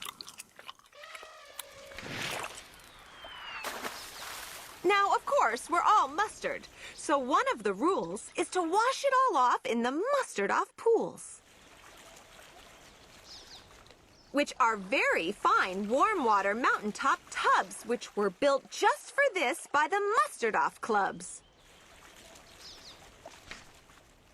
Then out of the water, sing loud while you dry. Sing loud, I am lucky. Sing loud, I am I. If you'd never been born, then you might be an isn't. An isn't has no fun at all. No, he disn't. He never has birthdays, and that isn't pleasant. You have to be born, or you don't get a present. A present! Aha! Now what kind shall I give? Why, the kind you'll remember as long as you live. Would you like a fine pet? Well, that's just what you'll get. I'll get you the fanciest pet ever yet. As you see, we have here in the heart of our nation the official Catrue birthday pet reservation. From east of the eastest to west of the westest, we've searched the whole world just to bring you the bestest. They come in all sizes, small, medium, tall. If you wish, I will find you the tallest of all. To find who's the tallest, we start with the smallest. We start with the smallest. Then what do? We line them all up, back to back, 2 by 2, taller and taller, and when we are through, we finally will find one who's taller than who. But you have to be smart and keep watching their feet, because sometimes they stand on their tiptoes and cheat. And so, from the smaller, we stack them up taller, and taller, and taller, and taller, and taller. And now, here's the one who is taller than aller. He's yours. He's all yours. He's the very top tallest. I know you'll enjoy him, the tallest of allest. I'll have him shipped home to you, Birthday Express. That costs quite a lot, but I couldn't care less. Today is your birthday. Today you are you. So what if it cost me 1,000 or 2? Today is your birthday. You get what you wish. You also might like a nice time-telling fish. So I'll send Diver Gets and I'll send Diver Gits deep under the sea in their undersea kits. In all the wide world, there are no better pets than the time-telling fish that gets and gets. But speaking of time, why, good gracious alive! That time-telling fish says it's 4:45. I had no idea it was getting so late. We have to get going. We have a big date.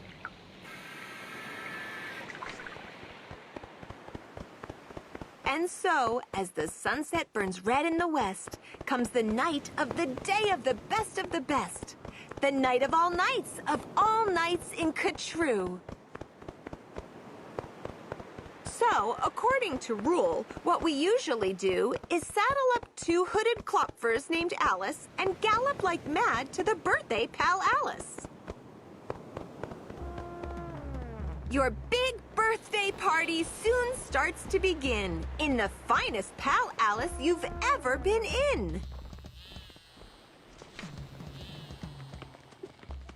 Now this birthday pal Alice, as soon you will see, has exactly 9,403 rooms to play games in, 12 halls for brass bands, not counting the 53 hamburger stands.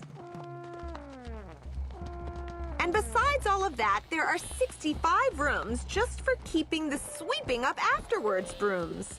Because after your party, as well you may guess, it will take 20 days just to sweep up the mess. First, we're greeted by drummers who drum as they come. And next come the strummers who strum as they come. And the drummers who drum and the strummers who strum are followed by zummers who come as they zum. Just look at those zummers. They're sort of like plumbers. They come along humming with heads in their plumbing, and that makes the music that zummers call zumming. And all of this beautiful zumming and humming and plumbing and strumming and drumming and coming, all of it, all is for you. Look! Dr. Daring's singing herrings. Daring singing spelling herrings. See what Daring's herrings do. They sing and spell it all for you. And here comes your cake, cooked by Snookers and Snookers, the official Ka-True Happy Birthday cake cookers. And Snookers and Snookers, I'm happy to say, are the only cake cookers who cook cakes today, made of guaranteed, certified, strictly grade A peppermint cucumber sausage paste butter. And the world's finest cake slicers, Dutter and Dutter and Dutter and Dutter with hatchets aflutter, high up on the poop deck stand ready to cutter. Today you are you. That is truer than true. There is no one alive who is youer than you. Shout loud, I am lucky to be what I am. Thank goodness I'm not just a clam or a ham or a dusty old jar of sour gooseberry jam. I am what I am. That's a great thing to be. If I say so myself, happy birthday to me. Now, by horseback and birdback and heiferback too, come your friends, all your friends, from all over Ka-True. And the birthday pal Alice heats up with hot friends, and your party goes on and on, till it ends. When it ends, you're much happier, richer, and fatter. And the bird flies you home on a very soft platter. So that's what the birthday bird does in Ka-True. And I wish I could do all these great things for you.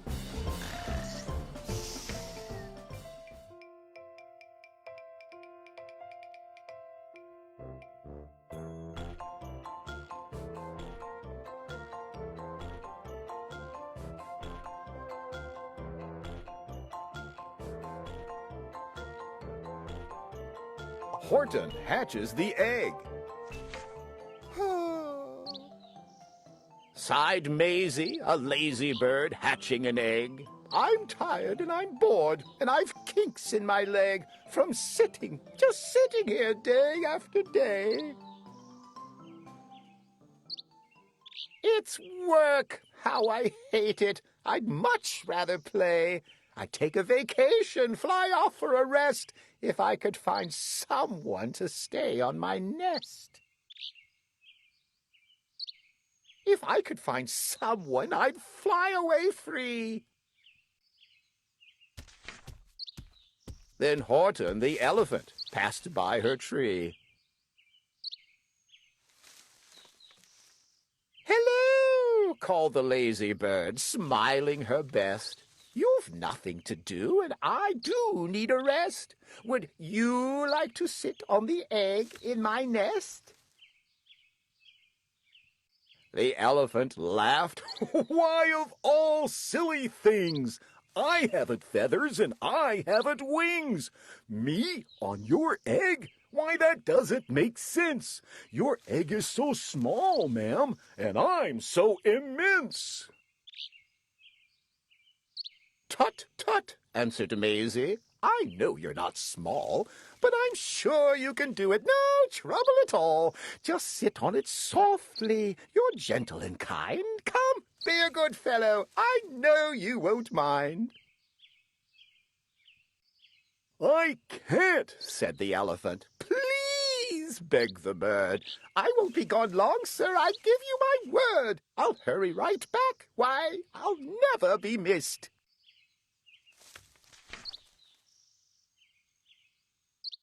"Very well," said the elephant, "since you insist. You want a vacation? Go fly off and take it. I'll sit on your egg and I'll try not to break it. I'll stay and be faithful. I mean what I say." "Toodaloo!" sang out Mayzie and fluttered away. "The first thing to do," murmured Horton. "Let's see. The first thing to do is to prop up this tree and make it much stronger. That has to be done before I get on it. I must weigh a ton." Then carefully, tenderly, gently he crept up the trunk to the nest where the little egg slept.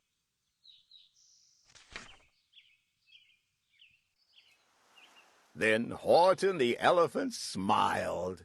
"Now that's that!" And he sat, and he sat, and he sat, and he sat.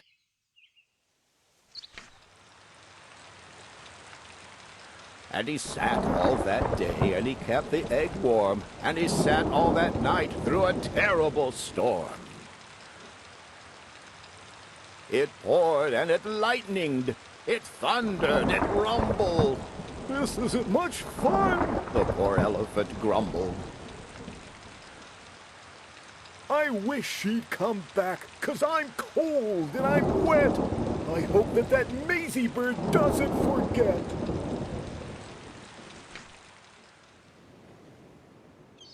But Mayzie, by this time, was far beyond reach, enjoying the sunshine way off in Palm Beach, and having such fun, such a wonderful rest, decided she'd never go back to her nest.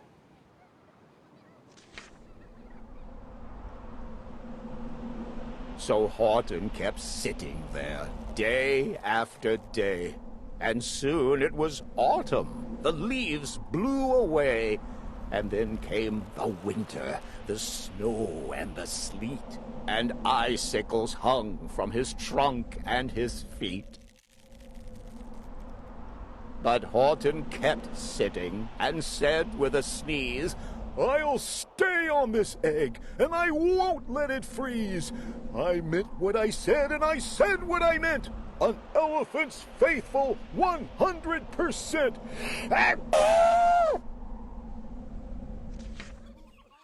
So poor Horton sat there the whole winter through, and then came the springtime, with troubles anew. His friends gathered round and they shouted with glee, "Look, Horton the elephant's up in a tree!" They taunted, they teased him, they yelled, "How absurd! Old Horton the elephant thinks he's a bird!" They laughed and they laughed, then they all ran away. And Horton was lonely. He wanted to play, but he sat on the egg and continued to say, "I meant what I said, and I said what I meant. An elephant's faithful 100%. No matter what happens, this egg must be tended." But poor Horton's troubles were far, far from ended. For while Horton sat there, so faithful, so kind, 3 hunters came sneaking up softly behind. He heard the men's footsteps. He turned with a start. 3 rifles were aiming right straight at his heart. Did he run? He did not. Horton stayed on that nest. He held his head high and he threw out his chest. And he looked at the hunters as much as to say, "Shoot if you must, but I won't run away."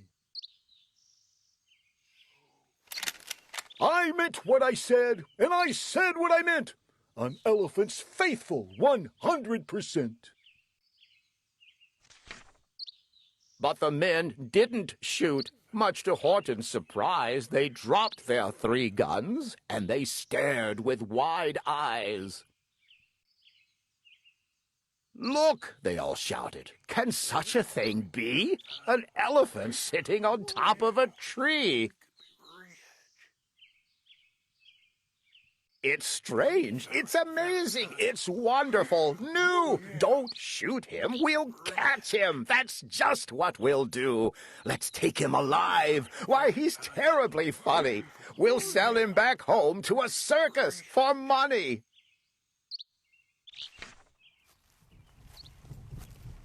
And the first thing he knew, they had built a big wagon with ropes on the front for the pullers to drag on.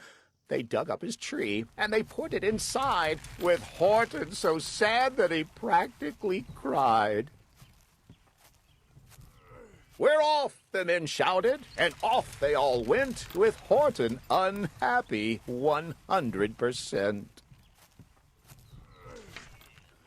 Up out of the jungle, up into the sky, up over the mountains 10,000 feet high, then down, down the mountains and down to the sea went the cart with the elephant, egg, nest, and tree.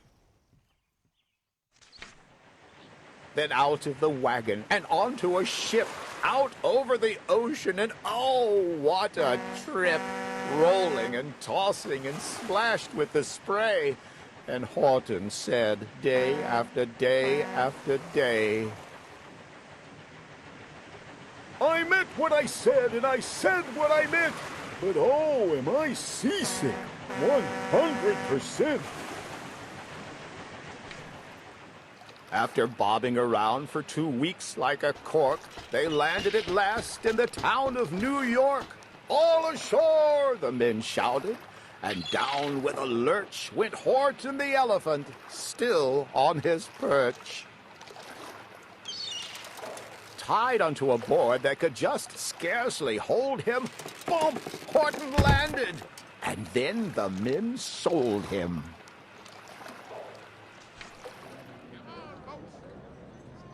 Sold to a circus. Then week after week they showed him to people at 10 cents a peek. They took him to Boston, to Kalamazoo, Chicago, Weehawken, and Washington, too. To Dayton, Ohio, St. Paul, Minnesota, to Wichita, Kansas, to Drake, North Dakota, and everywhere thousands of folks flock to see and laugh at the elephant up in a tree. Poor Horton grew sadder the farther he went, but he said as he sat in the hot, noisy tent, I meant what I said, and I said what I meant. An elephant's faithful 100%.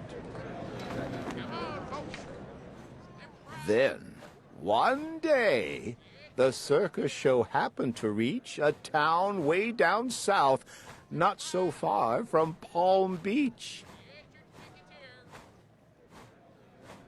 And dawdling along way up high in the sky, who of all people should chance to fly by?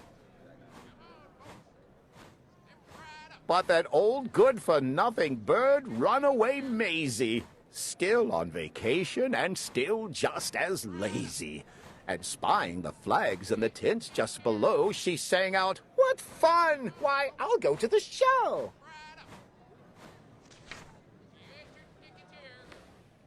And she swooped from the clouds through the open tent door. "Good gracious," gasped Mayzie, "I've seen you before." Poor Horton looked up with his face white as chalk. He started to speak, but before he could talk,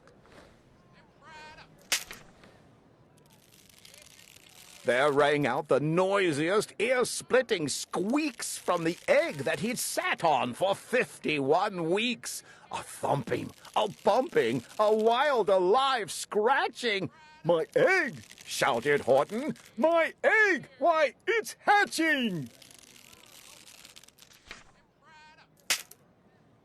"But it's mine!" screamed the bird when she heard the egg crack. The work was all done. Now she wanted it back. "It's my egg," she sputtered. "You stole it from me. Get off of my nest and get out of my tree." Poor Horton backed down with a sad, heavy heart.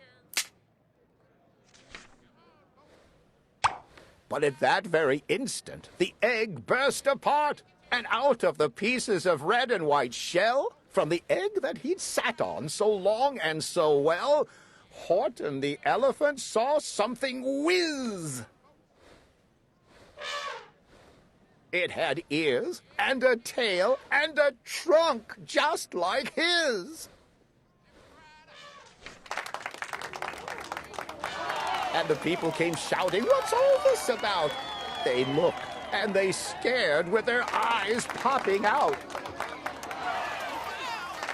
Then they cheered, and they cheered, and they cheered more and more. They'd never seen anything like it before. "My goodness, my gracious," they shouted, "my word! It's something brand new. It's an elephant bird." And it should be, it should be like that. Because Horton was faithful. He sat and he sat. He meant what he said, and he said what he meant.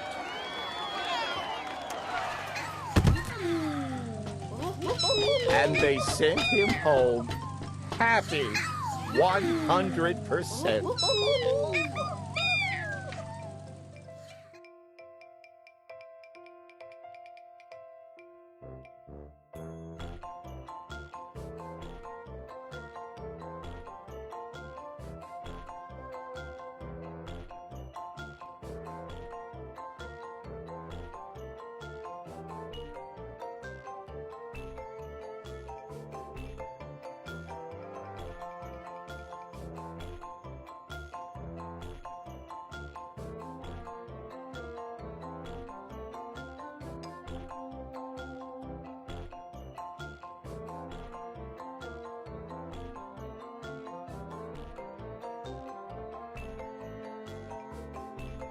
Hunches and bunches.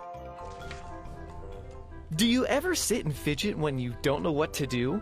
Everybody gets the fidgets. Even me and even you. And today was quite an awful day for me and my poor pup. My trouble was I had a mind, but I couldn't make it up.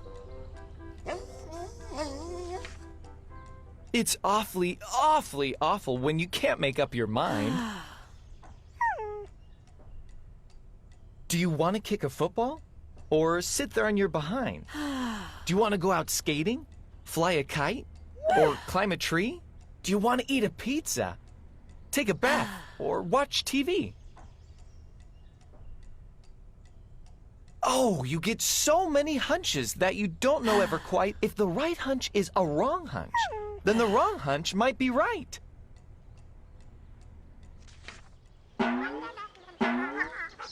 There I was, inside the house, so fuddled up I could shout when I got a hunch, a happy hunch, that I shouldn't be in, but out. But before I could follow that happy hunch, a voice snapped, "Don't you dare!" And a real tough hunch informed me, "You're not going anywhere. There is homework to be done, bub. Sit your pants down on that chair." And so I did. I sat me down. But as soon as I got sat, a better hunch came and he yanked off the homework hunch's hat. The better hunch said, "We'll head downtown. We'll pick up your good friend James, and together we'll trot to some real cool spot, and we'll play a few video games."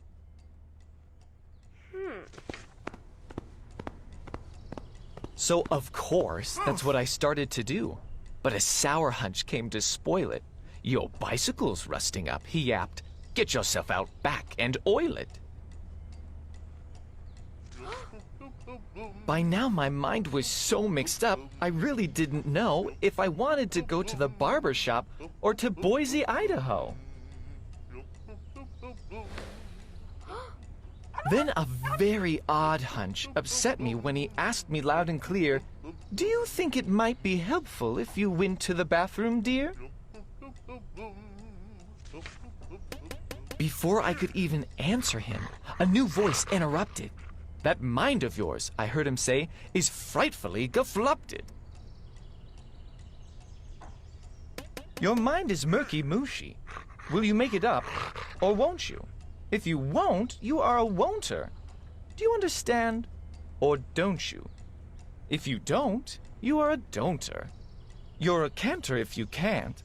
I would really like to help you, but you're hopeless, so I shan't.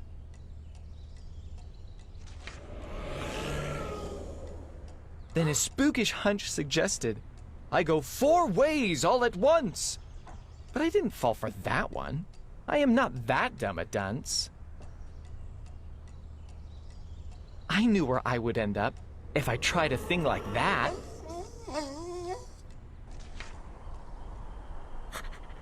Most likely on some dead-end road in West G. Hossaflat.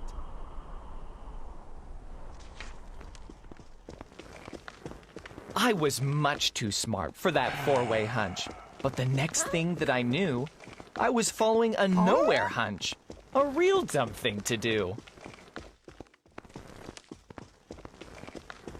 Everybody sometimes does it. Even me, and even you. I followed him in circles till we wore the rug right through.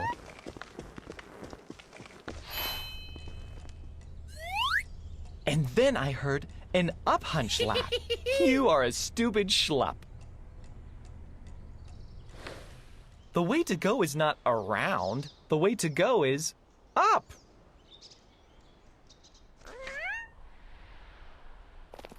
That seemed to make a lot of sense.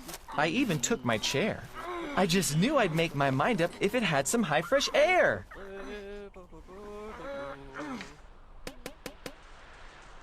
But the up hunch I had followed was a phony and a fake. Way up top I met a down hunch, and he sighed, "For goodness sake." You should never trust an up hunch. You have made a big mistake. Then things got really out of hand. Wild hunches and big bunches were scrapping all around me, throwing crunchy, hunchy punches.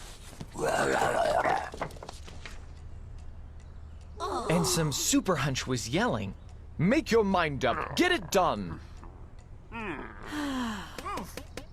only you can make your mind up. You're the one and only one. One of me could never do it. And quite suddenly I knew. To get a job like that done would take more of me. Like 2. And maybe even more of me. Like 3 of me. Or 4 of me.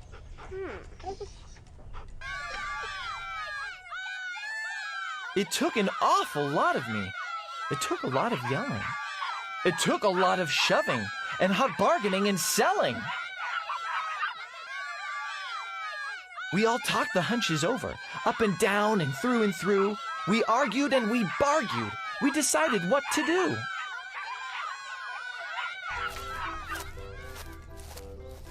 And I finally followed a munch hunch, the best hunch of the bunch. I followed him into the kitchen and had 6 hot dogs for lunch.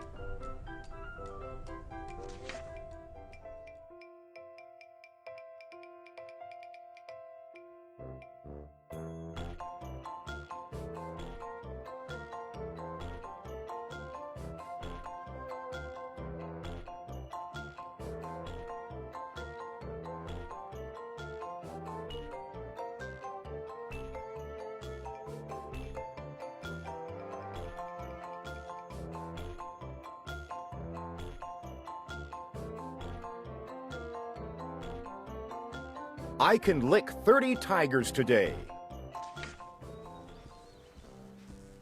I can lick 30 tigers today.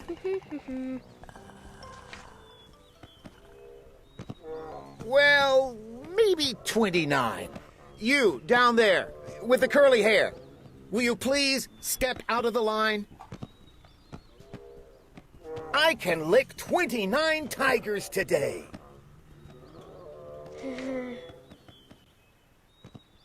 Well, that's sort of a mean thing to do. I'll cut down my list. First group is dismissed. I'll beat up the next 22. I can lick 22 tigers today.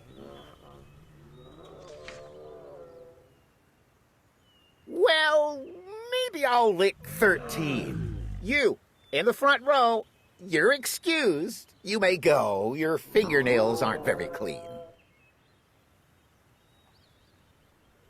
I can lick 13 tigers today. Well, quite a few of you seem underweight. It's not fair, after all, to lick tigers so small. I think that I'll only lick 8. I can lick 8 big tigers today.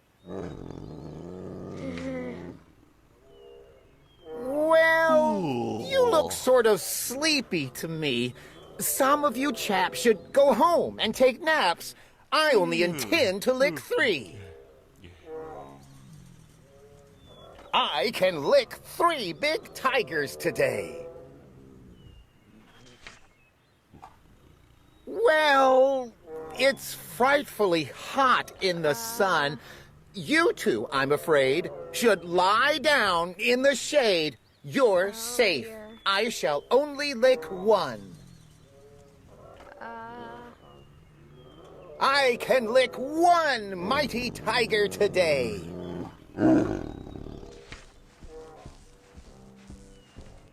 But, you know, I have sort of a hunch that noontime is near. You just wait for me here. I'll beat you up right after lunch.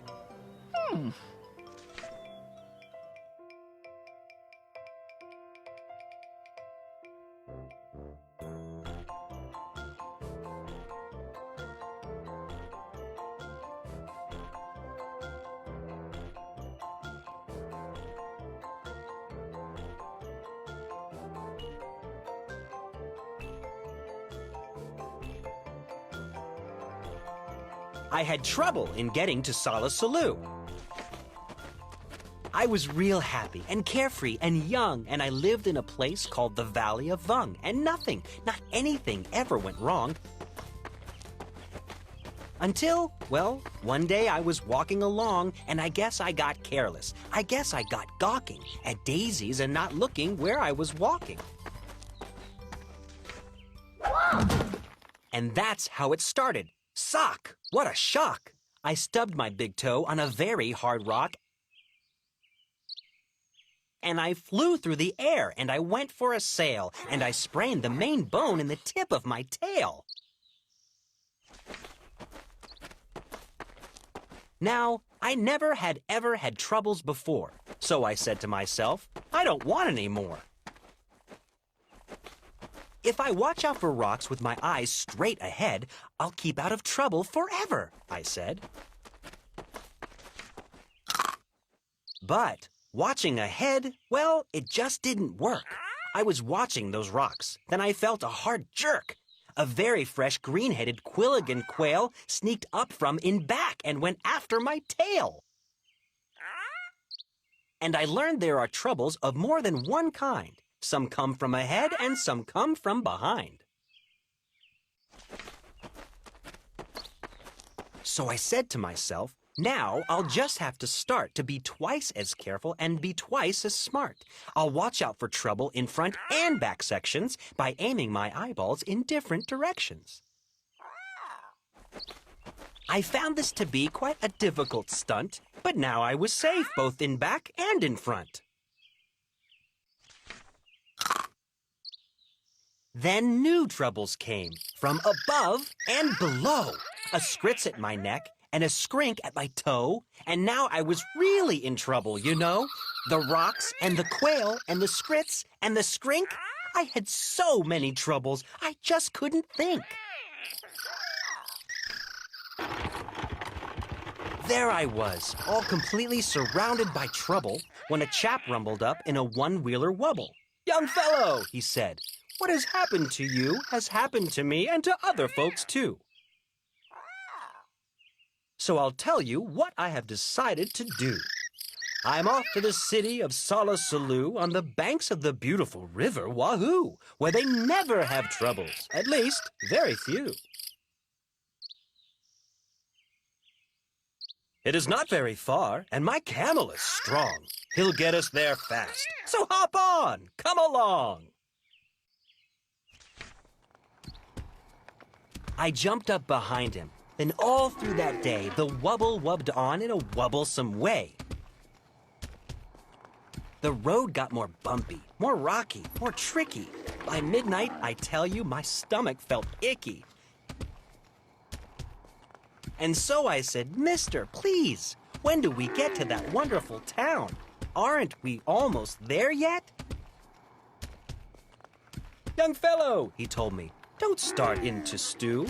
At sunrise, we'll drive into Solla Sollew and you'll have no more troubles. I promise, I do." But when dawn finally came and the darkness got light, that wonderful city was nowhere in sight. Instead of the city, we ran into trouble. Our camel got sick and he started to bubble. We had to pull him in the one-wheeler wubble. So there we were in a dreadful position. Our camel sure needed a camel physician. Now, doctors for camels are not often seen, especially on mountains. They're far, far between. But we pulled that old wubble and set out to find some doctor while dragging our camel behind. I pulled, and pulled. Then the next thing I knew, I was pulling the camel and wubble chap too. Now really, I thought, this is rather unfair. But he said, "Don't you stew, I am doing my share." This is called teamwork. I furnish the brains, you furnish the muscles, the aches, and the pains. I'll pick the best roads, tell you just where to go, and we'll find a good doctor more quickly, you know. Then he sat and he worked with his brain and his tongue, and he bossed me around just because I was young. He told me go left, then he told me go right, and that's what he told me all day and all night. Next morning, we located Dr. Sam Snell, who knew all about tonsils and camels as well. Our camel, he said, had a bad case of gleeks and should lie flat in bed for at least 20 weeks. I was tired. How I wanted to crawl in that bed. But the Wubble chap sent me away, and he said, "Your troubles are practically all at an end. Just run down that hill and around the next bend, and you'll come to the Happy Way bus route, my friend." The Happy Way bus leaves at 4:42 and will take you directly to Solla Sollew on the banks of the beautiful river Wahoo, where they never have troubles, at least very few. Well, the bus stop was there, and that part was just fine. But tacked on a stick was a very small sign saying, "Notice to passengers using our line. We are sorry to say that our driver, Butch Myers, ran over 4 nails and has punctured all tires. So, until further notice, the 442 cannot possibly take you to Solla Sollew. But I wish you a most pleasant journey by feet. Signed Busline President, Horace P. Sweet." So I went on by feet, thanks to Horace P. Sweet, and that Horace P. Sweet almost ruined my feet. 100 miles later, my feet were so sore. Then, wouldn't you know it, it started to pour. I was drenched to the skin when a chap in a slicker splashed up and he yelled, "It's the Midwinter Jicker! The Midwinter Jicker came early this year, and it's not going to be very comfy around here. Any fool would get out. So I've packed up my things, and I'm off to my granddaddy's out in Palm Springs. Take cover!" he yelled. "Use my house if you wish." Then the chap in the slicker splashed off like a fish. I ran in the house and I fell in a heap. I needed my rest, but I just couldn't sleep. Did you ever sleep when your feet were like ice, with a family of owls and a family of mice? I listened all night to the growls and the yowls and the chattering teeth of those mice and those owls, while the Midwinter Jicker howled horrible howls. I tossed and I flipped, and I flopped and I flepped. It was 5:15 when I finally slept. Then I dreamed I was sleeping on billowy billows of soft silk and satin marshmallow stuffed pillows. I dreamed I was sleeping in Solla Sollew on the banks of the beautiful river Wahoo, where they never have troubles, at least very few. Then I woke up and it just wasn't true. I was crashing downhill in a flubulous flood with suds in my eyes and my mouth full of mud. And my nose full of water, my ears full of shrieks of the owls flying off with the mice on their beaks. And I said to myself, now I really don't see why troubles like this have to happen to me. I floated 12 days without toothpaste or soap. I practically almost had given up hope when someone up high shouted, "Here, catch the rope!" Then I knew that my troubles had come to an end, and I climbed up the rope calling, "Thank you, my friend!" I got to the top, but it wasn't a friend, and I saw that my troubles were not at an end. A big man on a horse scared me out of my wits. He bellowed, "I'm General Genghis Khan Schmitz. There's a war going on, and it's time that you knew every lad in this land has his duty to do. We're marching to battle. We need you, my boy. We're about to attack. We're about to destroy the perilous Poozer of Pamplemousse Pass. So, get into line. You're a private, first class. He gave me a shooter and one little beam, which was not very much, if you see what I mean. Then he yelled, "Get that Poozer! Attack without fear! A glorious moment of victory is near!" And the glorious general led the advance with a glorious swish of his sword and his lance and a glorious clank of his tin-plated pants. Then we went round a corner and found that, alas, there was more than one Poozer in Pamplemousse Pass. And Genghis Khan Schmitz shouted out to his men, "This happens in war every now and again. Sometimes you are winners, sometimes you are losers. We never can win against so many Poozers. And so I suggest that it's time to retreat." And the army raced off on its tin-plated feet. There I was, with more Poozers than I'd ever seen. There I was, with my shooter and only one beam. There I was. And I thought, will I ever get through to the wonderful city of Solla Sollew on the banks of the beautiful river Wahoo, where they never have troubles, at least very few? I had terrible trouble in staying alive. Then I saw an old pipe that said vent number 5. I didn't have time to find out what that meant, but the vent had a hole, and the hole's where I went. Well, that vent where I went was a sort of a funnel that led me down into a frightful black tunnel. The traffic down there was a mess, I must say, with billions of birds going all the wrong way. They bumped me with bikes and they banged me with dishes. I ran into ladders, beds, bottles, and fishes. I skidded on garbage. I fell in a horn. Troubles! I wished I had never been born. I was down there 3 days in that bird-filled up place. At least 8,000 times I fell smack on my face.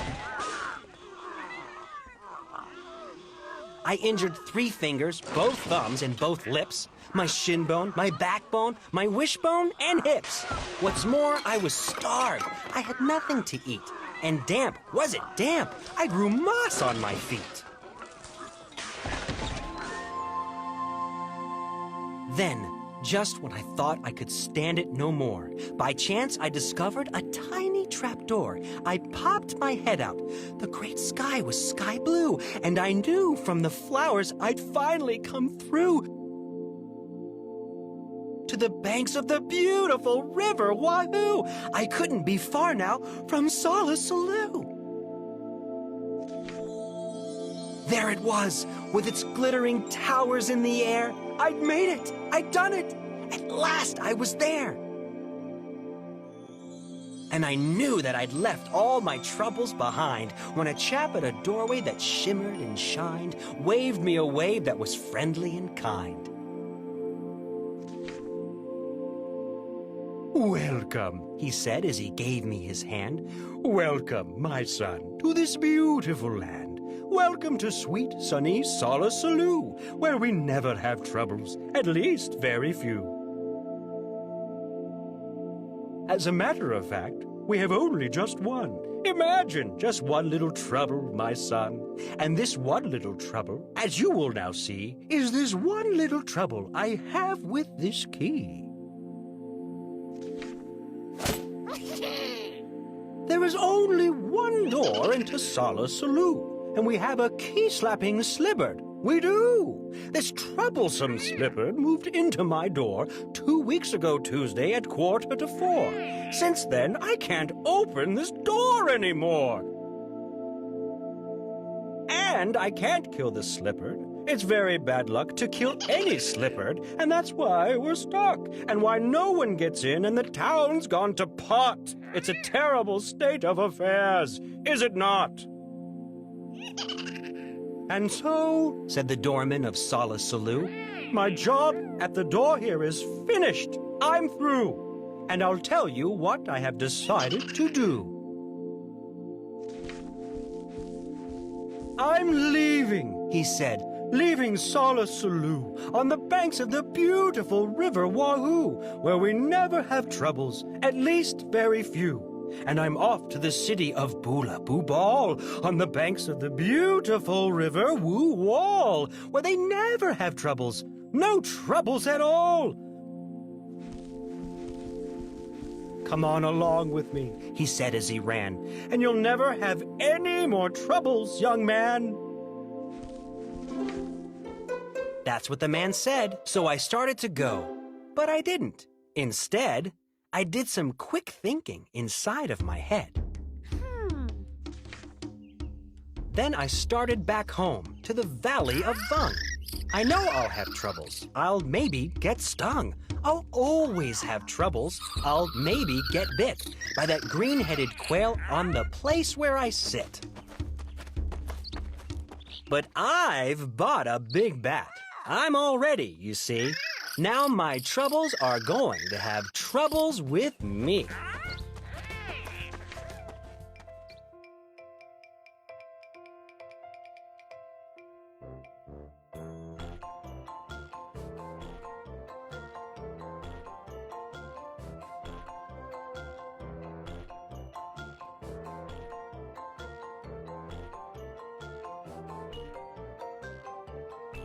If I ran the circus.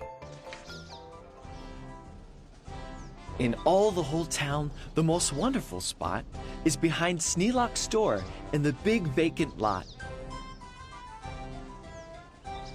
It's just the right spot for my wonderful plans, said young Morris McGurk, if I clean up the cans.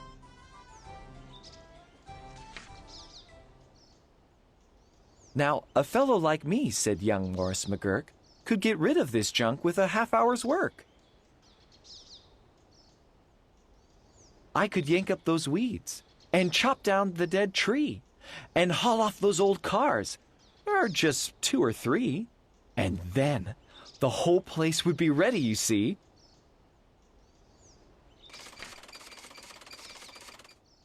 All ready to put up the tents for my circus. I think I will call it the Circus McGurkus. The Circus McGurkus. The world's greatest show on the face of the earth, or wherever you go.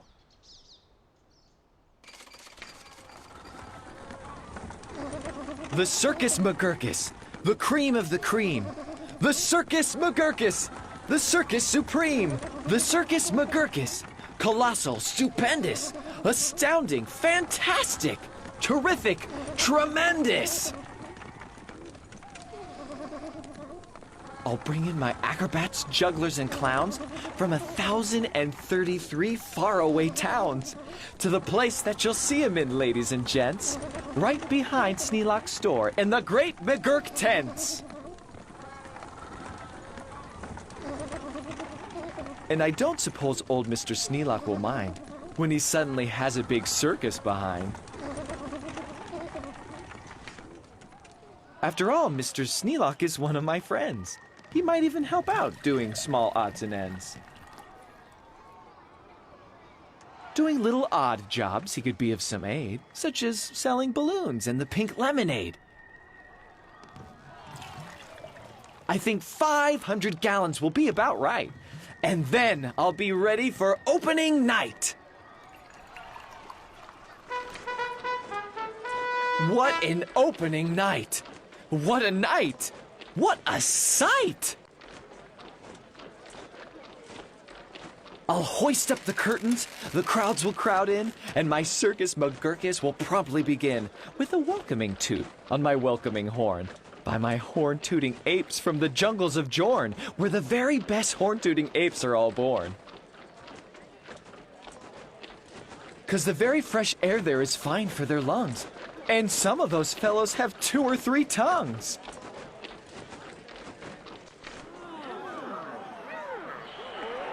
This way, step right in. This way, ladies and gents. My sideshow starts here in the first of my tents. When you see what goes on, you'll say no other circus is half the great circus the Circus McGurkus is. Here, on stage 1, from the ocean of Ulf, is a sight most amazing. A walrus named Rolf, who can stand on one whisker, this wonderful Rolf, on the top of 5 balls. 2 for tennis, 3 golf. It's a marvelous trick, if I say so myself.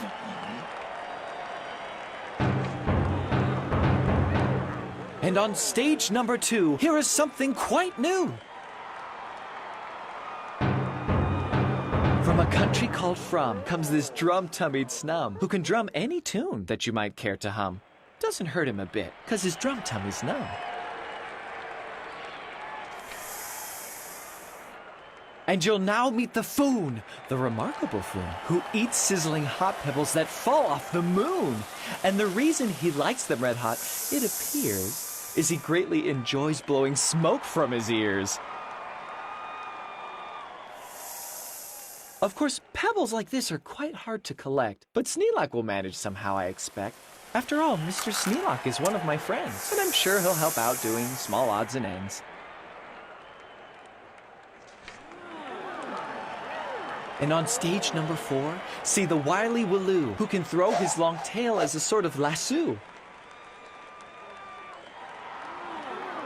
With a flip of the hip with a tail of this kind, he can capture whoever is standing behind.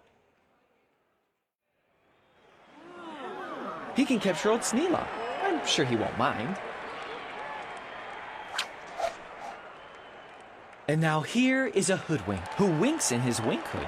Without a good wink hood, a hoodwink can't wink good. And folks, let me tell you, there's only one circus with wink-hooded hoodwinks. The Circus McGurkus.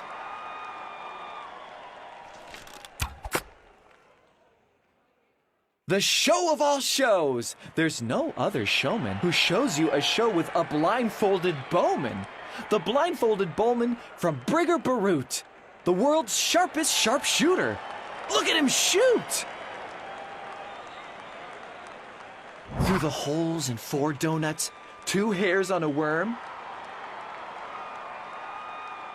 and the knees of 3 birds without making them squirm. And then on through a crabapple up on the head of Sneelock, who likes to help out, as I've said.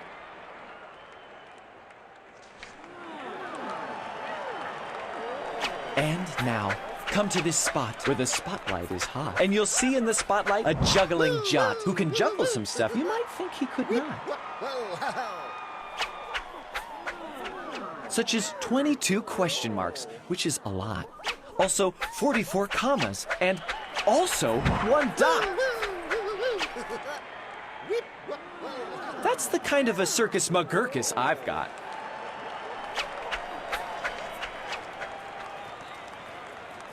But that's just my sideshow. A start, a beginning. This way to the big tent. You'll find your head spinning.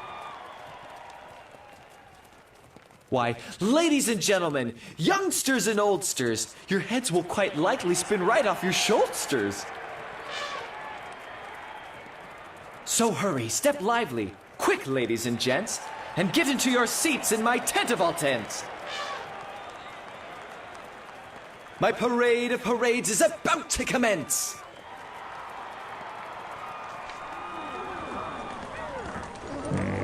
You'll see Drum Major Sneelock fling-flang his baton, and my Organ McGorgan McGurkus come on. With its hot steaming pipes of gold brass-plated tin, snorting all sorts of snorts in a bumbling din. That is super stupendous, stupendous, stupendous. And when I play Dixie, please join in the chorus.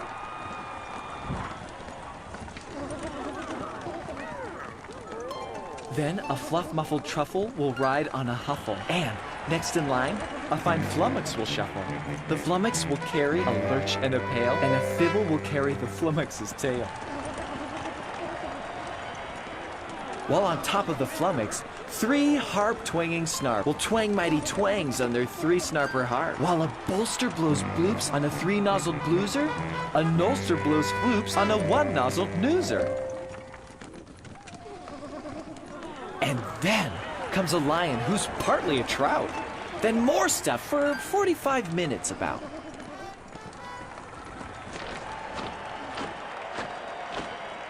And then, behind them, then while everyone stares, come my to and fro marchers who march in 5 layers. The fros march on 2s and the 2s march on fros. Don't know how they do it, but that's how it goes. And now comes an act of enormous enormance. No former performers performed this performance.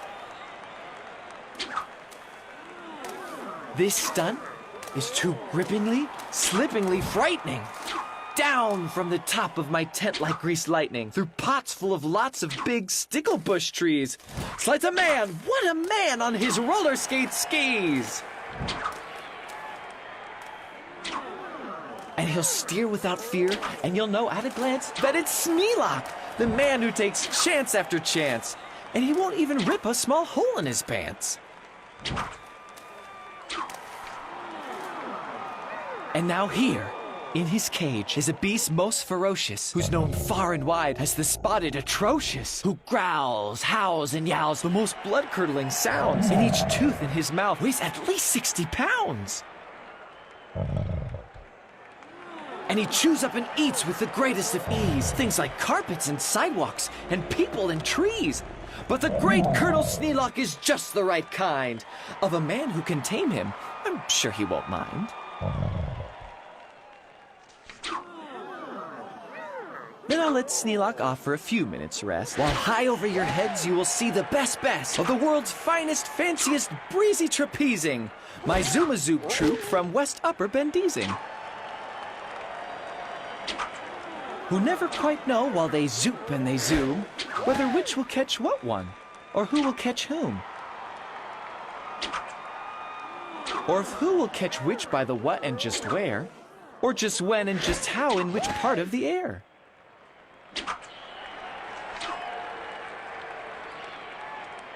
Aye, what a circus! My circus McGurkus! My workers love work. They say, work us, please work us. We'll work and we'll work up so many surprises. You'd never see half if you had 40 eyeses.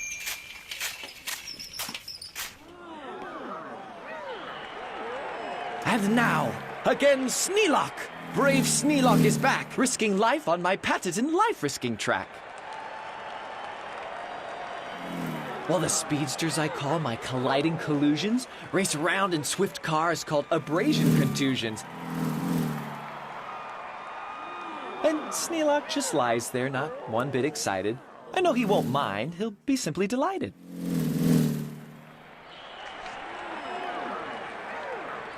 And here, in a contest of brute strength and muscle, Kid Sneelock, my champ of all champs, will now tussle and wrestle a beast called the Grizzly Ghastly, and slap him around, then he'll slam him down fastly.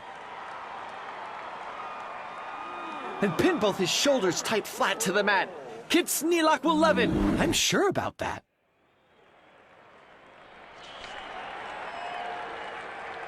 And while that goes on there, look at this go on here. Have you heard of my herd of through horns jumping deer? Every deer jumps through the horns of another pell-mell, while his horns are jumped through at the same time as well. By a deer whose horns also are being jumped through, by another who's having his horns jumped through too, which I'm sure Trainer Sneelock can train them to do. Then the whole tent will ring with hoorays and wild shouts when I wheel in my whales and they turn on their spouts. First, my whale number 1, with an aim that aims true, spouts a spout that spouts Sneelock to whale number 2. And then whale number 2 spouts his spout like a gun. And that spout spouts old Sneelock right back to whale 1.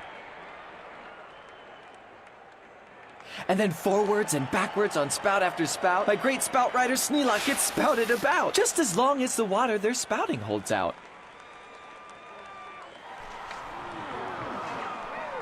Then, my tournament knights, noble apes without fears, Sir Hector, Sir Vector, Sir Bops, and Sir Beers, Sir Hawkins, Sir Dawkins, Sir Jocks, and Sir Jeers, clatter into the tent, and while everyone cheers, stage a roustabout joust with their boxing glove spears.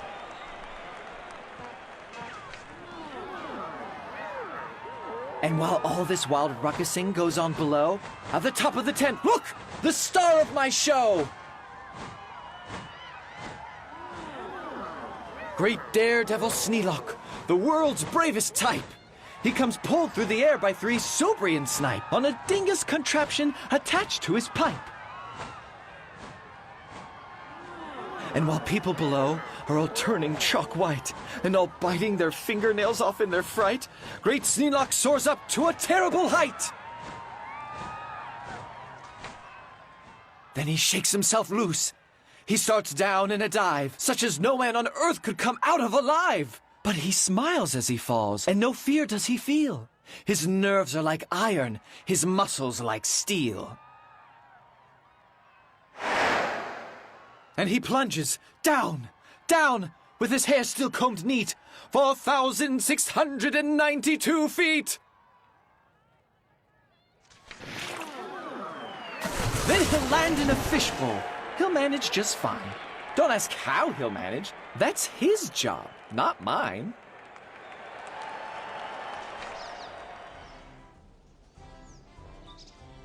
Why, he'll be a hero. Of course he won't mind when he finds that he has a big circus behind.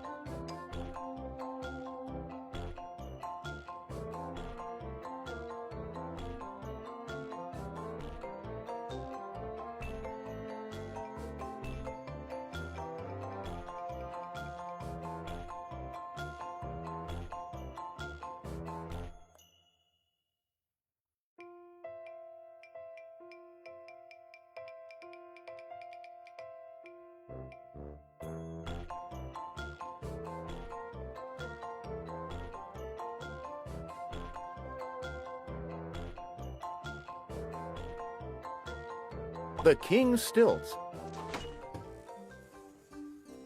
Naturally, the king never wore his stilts during business hours. When King Bertram worked, he really worked, and his stilts stood forgotten in the tall stilt closet in the castle's front hallway.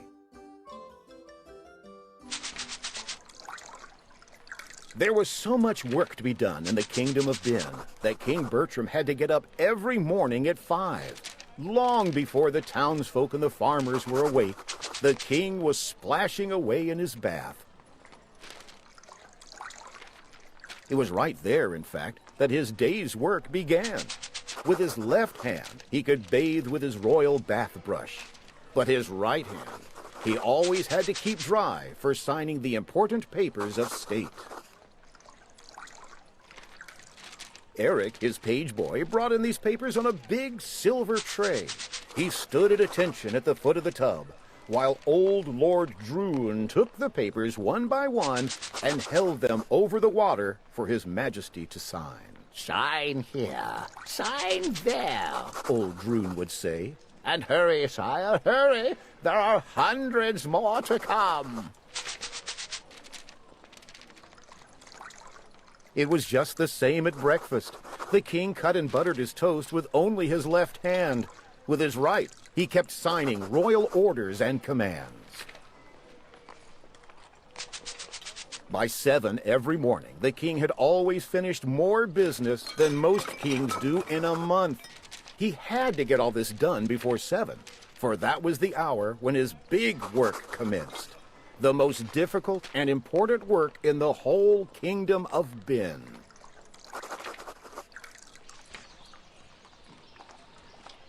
This was the work of caring for the mighty dike trees that protected the people of Ben from the sea. The sea pushed against the kingdom on 3 sides. The kingdom was a low one. The sea was a high one. And only the dike trees kept the sea from pouring in.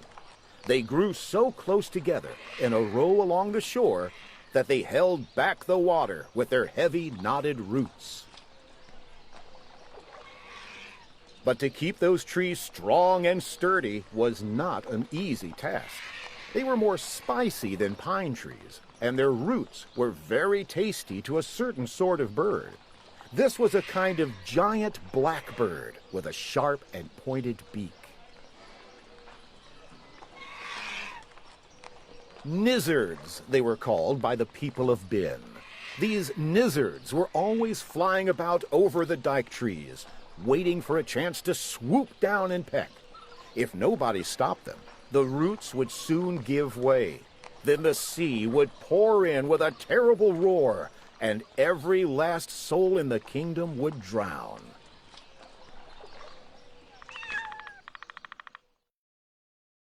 But King Bertram did not permit this to happen.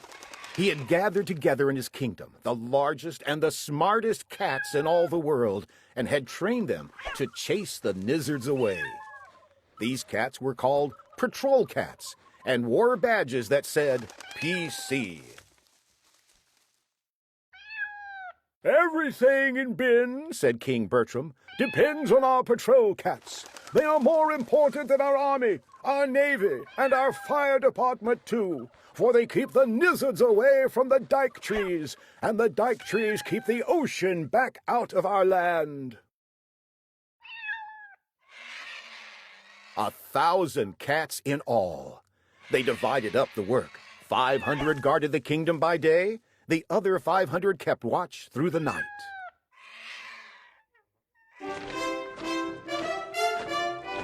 At 7 every morning came the changing of the cat guard. At the sound of a trumpet, the king left his breakfast and mounted his horse for the daily review. Fresh, brisk, and well-fed, the 500 day cats marched past him toward the dike trees to take up their watch. At the same time, the night cats, muddy, tired, and hungry, headed home to their kennels for their 12 hours rest. There was rest for the cats. There was none for the king. It took every minute of his morning to see that they were given the very best of care. The huts that they slept in must be kept clean and tidy. Each cat must be brushed and his whiskers trimmed just so. The cat kitchen was even bigger and grander than the king's, and the cooks who did the cooking were the chief cooks in the land.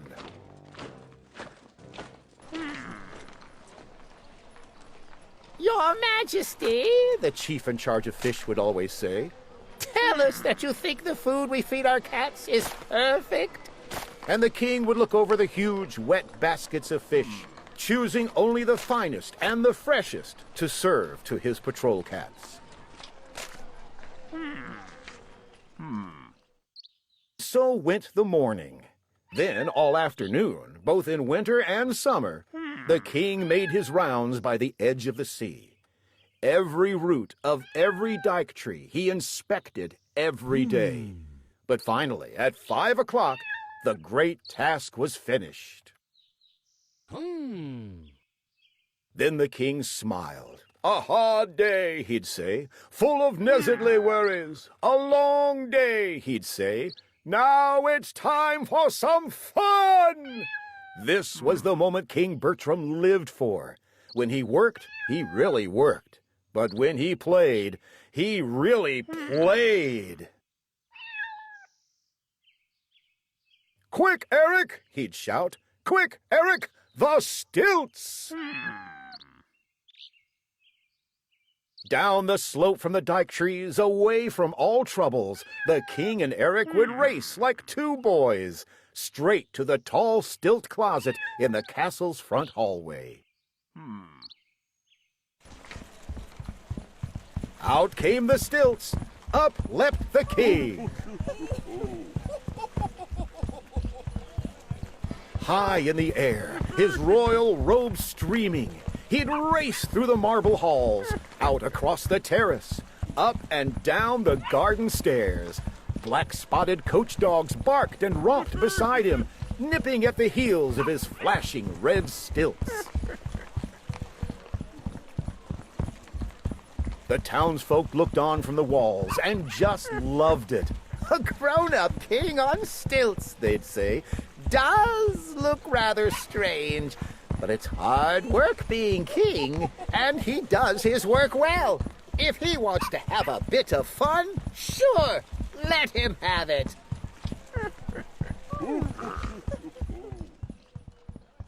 But there was one man in Ben who didn't like fun. He didn't like games. He didn't like laughing.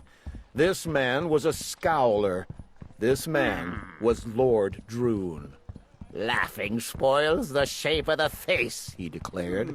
The lines at the corners of the mouth should go down. Every afternoon when the stilt hour drew near, Lord Droon would slink away to his room in the northwest tower and sulk. Such carryings on, he would mutter in disgust as he spied on the king from his window. Look at his crown, bouncing up and down on the side of his head. Look at his beard, flapping in the wind. Look at him laughing, right out in broad daylight in front of the townsfolk. I must do something about this. And one day he did.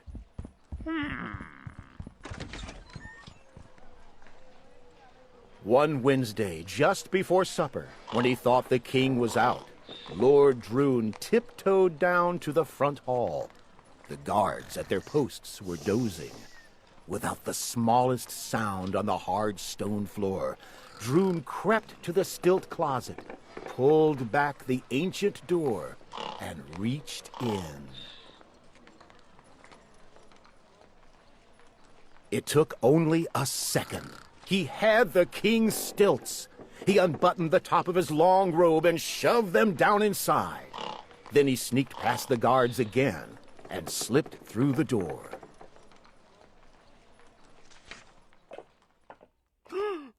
Down the steep, slanting stairway, Lord Droon marched with the Stilts, down to the furnace to burn them. This is the end of the king's foolish stilt walking, he mumbled to himself. Then suddenly, from around the bend of the stairs below, came the sound of happy whistling. The king! Lord Droon stopped still, almost frozen with fright. He tugged and pulled at his long flowing gown, struggling to cover the stilts. But he couldn't. The ends were too long and stuck out. Droon! Droon! Gasped Lord Droon. You'll be caught! He turned and fled back up the stairway. Nearer and nearer came the king. But Droon couldn't climb any faster. The stilts clattered, they banged and spanked against his knees. He looked up and saw a window. Stepping up to it quickly, he poked his head out. He looked down into an alley. A small boy was passing. It was Eric, the page boy. Psst, you! Lord Droon hissed in a hoarse, nervous whisper. Eric looked up, astonished. Yes, sir? He bowed politely. Take these stilts, commanded Lord Droon. Take them away! Bury them, deep where no one can ever find them. Bury them up by the sea, by the dike trees. Lord Droon flung the stilts from the window. The king's stilts? Bury them? Eric didn't know what to think. It will spoil all His Majesty's fun, he stammered. You're impudent, said Lord Droon harshly. I said bury those stilts. What's more, young man, don't you ever come back, or I'll have you locked up. I'll have no impudent boy around this castle. But I'm the king's own page boy, gasped Eric, hardly able to understand this dreadful command. You were the king's own page boy, snapped Lord Droon. He pulled in his head and slammed down the window.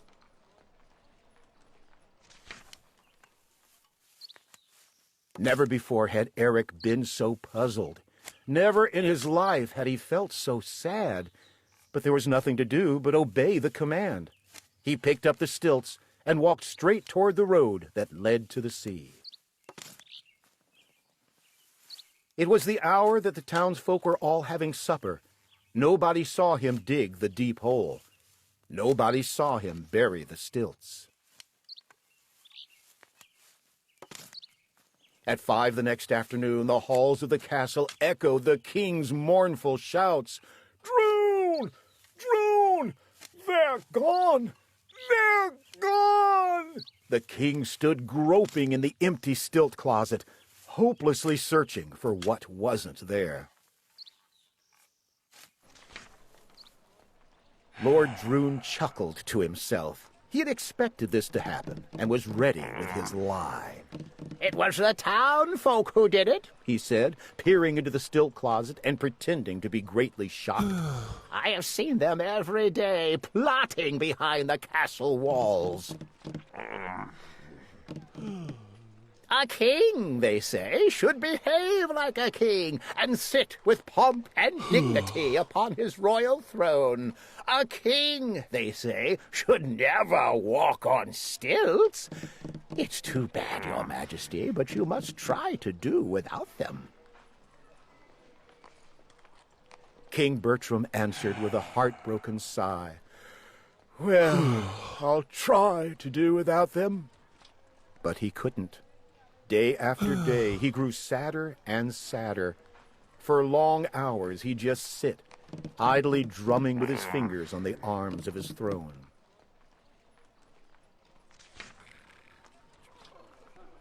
He couldn't keep his mind on his work.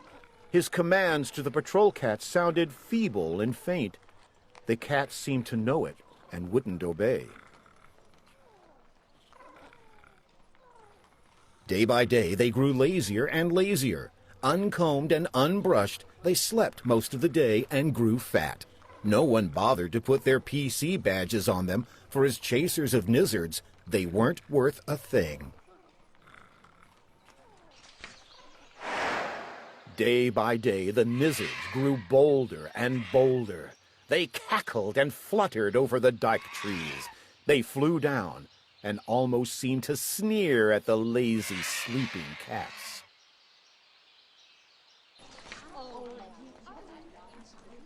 The townsfolk began to feel frightened. Housewives couldn't keep their minds on their housework. They heard nizzards flapping over their rooftops and poked their heads out for a look. If the cats don't keep those nizzards away from our dyke trees, they asked one another, what will keep the ocean back out of our land? Bootmakers couldn't keep their minds on their boots. Goldsmiths couldn't keep their minds on their gold.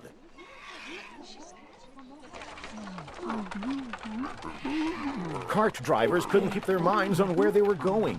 They'd stop their carts on the road and talk in low, excited whispers.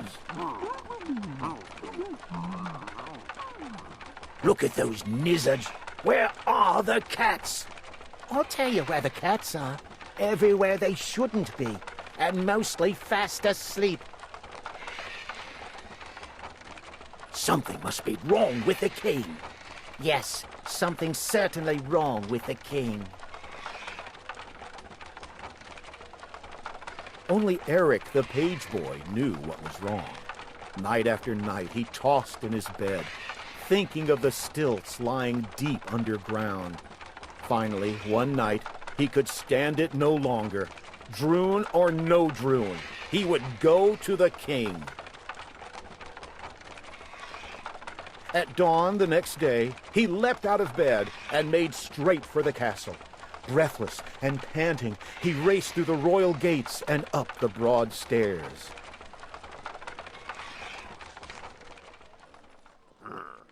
The king was strolling sadly on the terrace, with Lord Droon and 2 guards. Eric rushed up. He must tell the king. Droon or no Droon, he was going to tell. But Lord Droon saw him coming and stepped quickly forward. Impudent boy, what are you doing here? Before Eric could answer and push past him to the king, Lord Droon had grabbed him. He looked at Eric sharply, and suddenly the corners of his mouth turned up in a grin, a shrewd, evil grin. Your face, he said. What's wrong with your face? My face, said Eric. He rubbed his hand over his forehead. It was merely hot and moist from running. Nothing at all is wrong with my face. It's red, said Lord Droon, with the sly look he always had when he lied. It's awfully, awfully red. Measles! He shouted. Oh, guards! Take him away! Lock him up! I haven't measles any more than you have, shouted Eric. It's a trick, a nasty, droonish trick. Let me talk to the king. But they dragged poor Eric, fighting and kicking, away from the king and down the castle stairs. 5 minutes later, Eric found himself locked up in an old deserted house on the edge of the town. From his second-story window, he could see the 2 guards, spears crossed, just below him, barring the door. Through the roof, he could hear the noises of the nizzards. Their beaks were hard as iron and scratched through the air. Eric shuddered. There must be a way to escape. Round and round the room he paced, thinking and thinking. He went to the window and looked down again. Then he whistled softly. He had an idea. Very quickly, Eric slipped off his belt. He pushed the end through the buckle and made a lasso. Then he leaned from the window and aimed for the spear points. He dropped the loop. It caught. He jerked the belt tight and tied a quick knot. "Look, guards, look!" shouted Eric as he jumped up on the windowsill. "Your spears are tied together!" If the guards had dropped their spears, they could have caught him in a second. But they didn't. They just yelled at each other and yanked and tugged, stupidly trying to pull the spears apart. By the time they finally had them untied, Eric had sprung to the tree outside his window, slid down the trunk, and quietly escaped. Eric ran through backyards and alleyways to escape the angry guards. The streets were deserted. No people at all. They were all at home, trembling with their window shades pulled down. The air was full of the chittering and the chattering of nizzards. They were cutting through the clouds like flying black knives, flying nearer, flying lower, down to earth to eat the dike tree roots, soon to let the sea pour in. Eric ran. He turned a corner. He stopped and stared with horror. Flowing gently toward him down the sloping alley came a little trickling stream. "Water," he whispered hoarsely. He dipped in his finger. It tasted of salt. Sea water! One dike tree must already have been eaten clean through. "Not a second to lose," gasped Eric. "I must dig up the stilts." Up the hill to the dike trees where the king's stilts lay buried, right into the very thick of the nizzards. They flapped and screeched about him. They hissed as he dug. "Grinch! Grinch!" snarled the nizzards. "Grinch to you!" snapped back Eric, furiously pelting them with fists full of mud. The harder they fought him, the faster he dug. His fingers touched the stilts at last. He pulled them from the ground. Stilts bouncing on his shoulder. Again, Eric ran. The road to the castle took him back through the town. The streets were still deserted.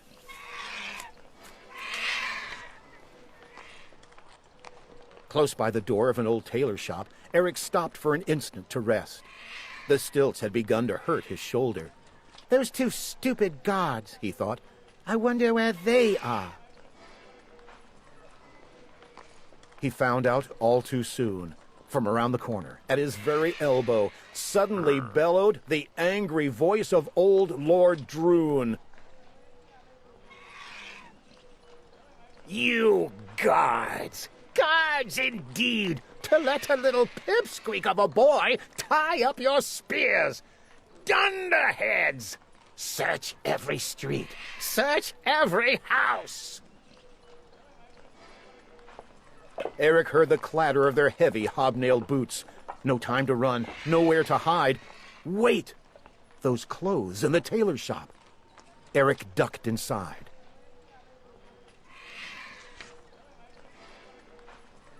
An instant later, Lord Droon and the guards appeared around the corner. "Search that tailor shop first!" commanded Lord Droon.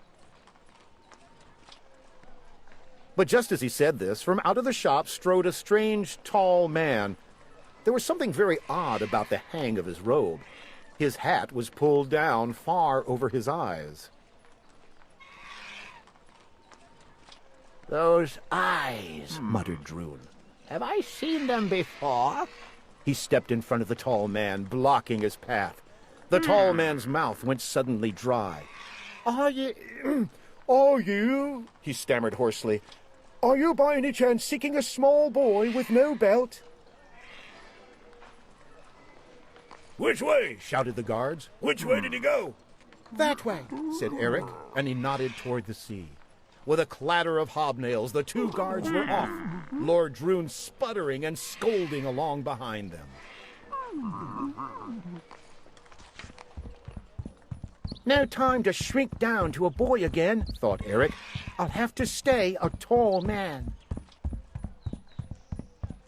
On to the castle, Eric raced in his disguise, over fences and thickets, through orchards and fields of corn. Everywhere he saw patrol cats, useless and limp, fast asleep on haystacks, dozing in the trees. Then suddenly, just ahead, he saw the king. He was sitting on a little pile of stones just outside the castle gate. His robe wasn't pressed, his crown wasn't shined, and he had deep, sad circles under both of his eyes. "Your Majesty! Your Majesty!" shouted Eric as he clattered up behind him.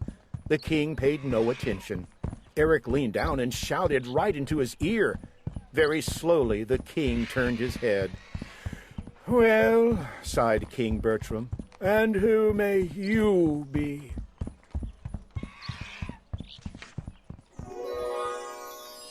"I'm Eric!" cried Eric.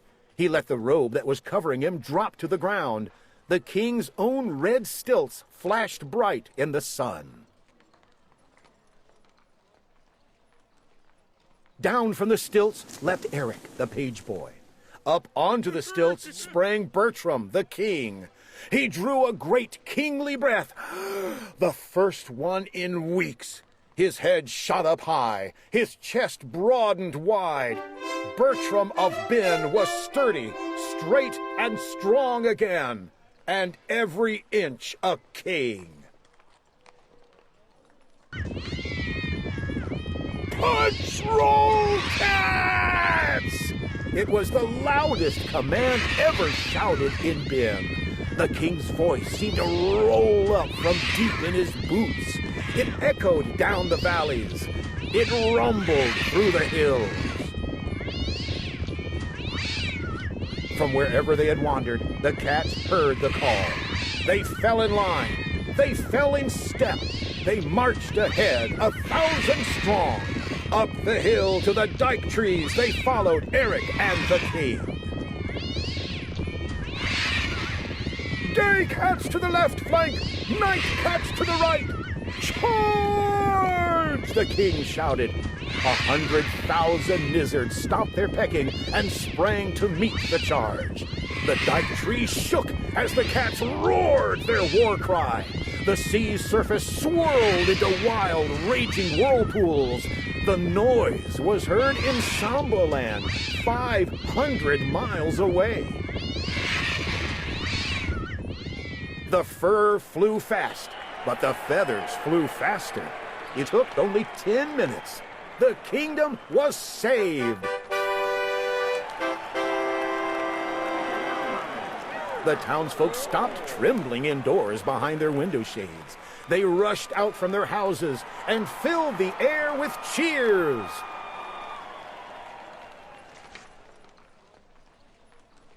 Then the king punished Droon in a most fitting way. He sent him to live by himself with a guard of patrol cats in that old deserted house with the sign that said, measles. And he made him eat nizzards 3 times every day. Stewed nizzards for breakfast, cold nizzards for lunch, fried nizzards for supper, and every other Thursday they served him nizzard hash.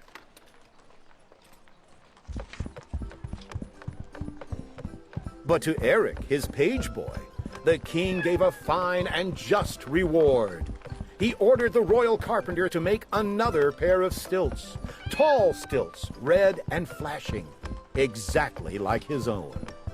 From then on, every day at 5, they always raced on stilts together. And when they played, they really played. And when they worked, they really worked. And the cats kept the nizzards away from the dike trees. And the dike trees kept the water back out of the land.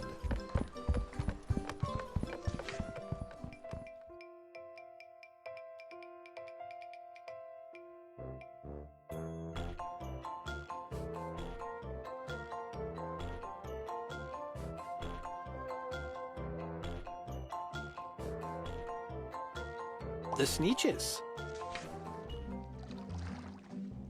Now the star-belly Sneetches had bellies with stars. The plain-belly Sneetches had none upon theirs. Those stars weren't so big. They were really so small. You might think such a thing wouldn't matter at all.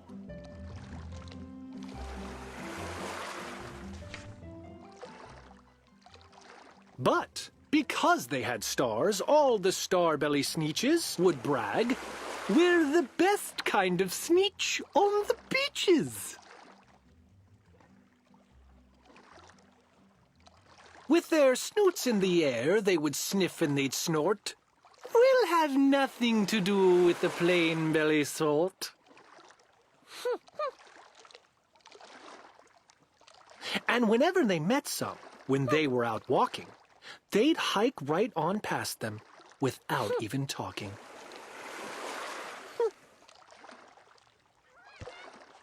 When the Starbelly children went out to play ball, could a plain belly get in the game? Not at all.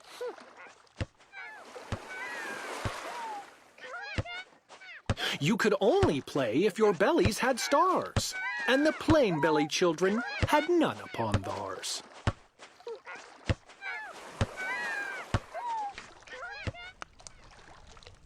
When the Starbelly Sneetches had Frankfurter roasts, or picnics, or parties, or marshmallow toasts, they never invited the plain belly Sneetches. They left them out cold in the dark of the beaches.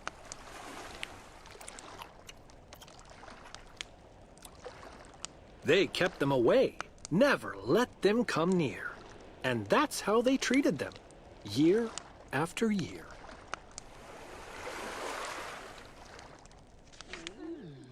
Then one day, it seems, while the plain belly Sneetches were moping and doping alone on the beaches, just sitting there, wishing their bellies had stars, a stranger zipped up in the strangest of cars.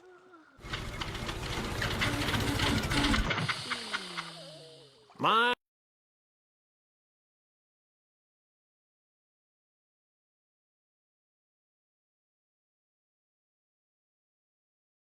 Dr. Seuss Treasury.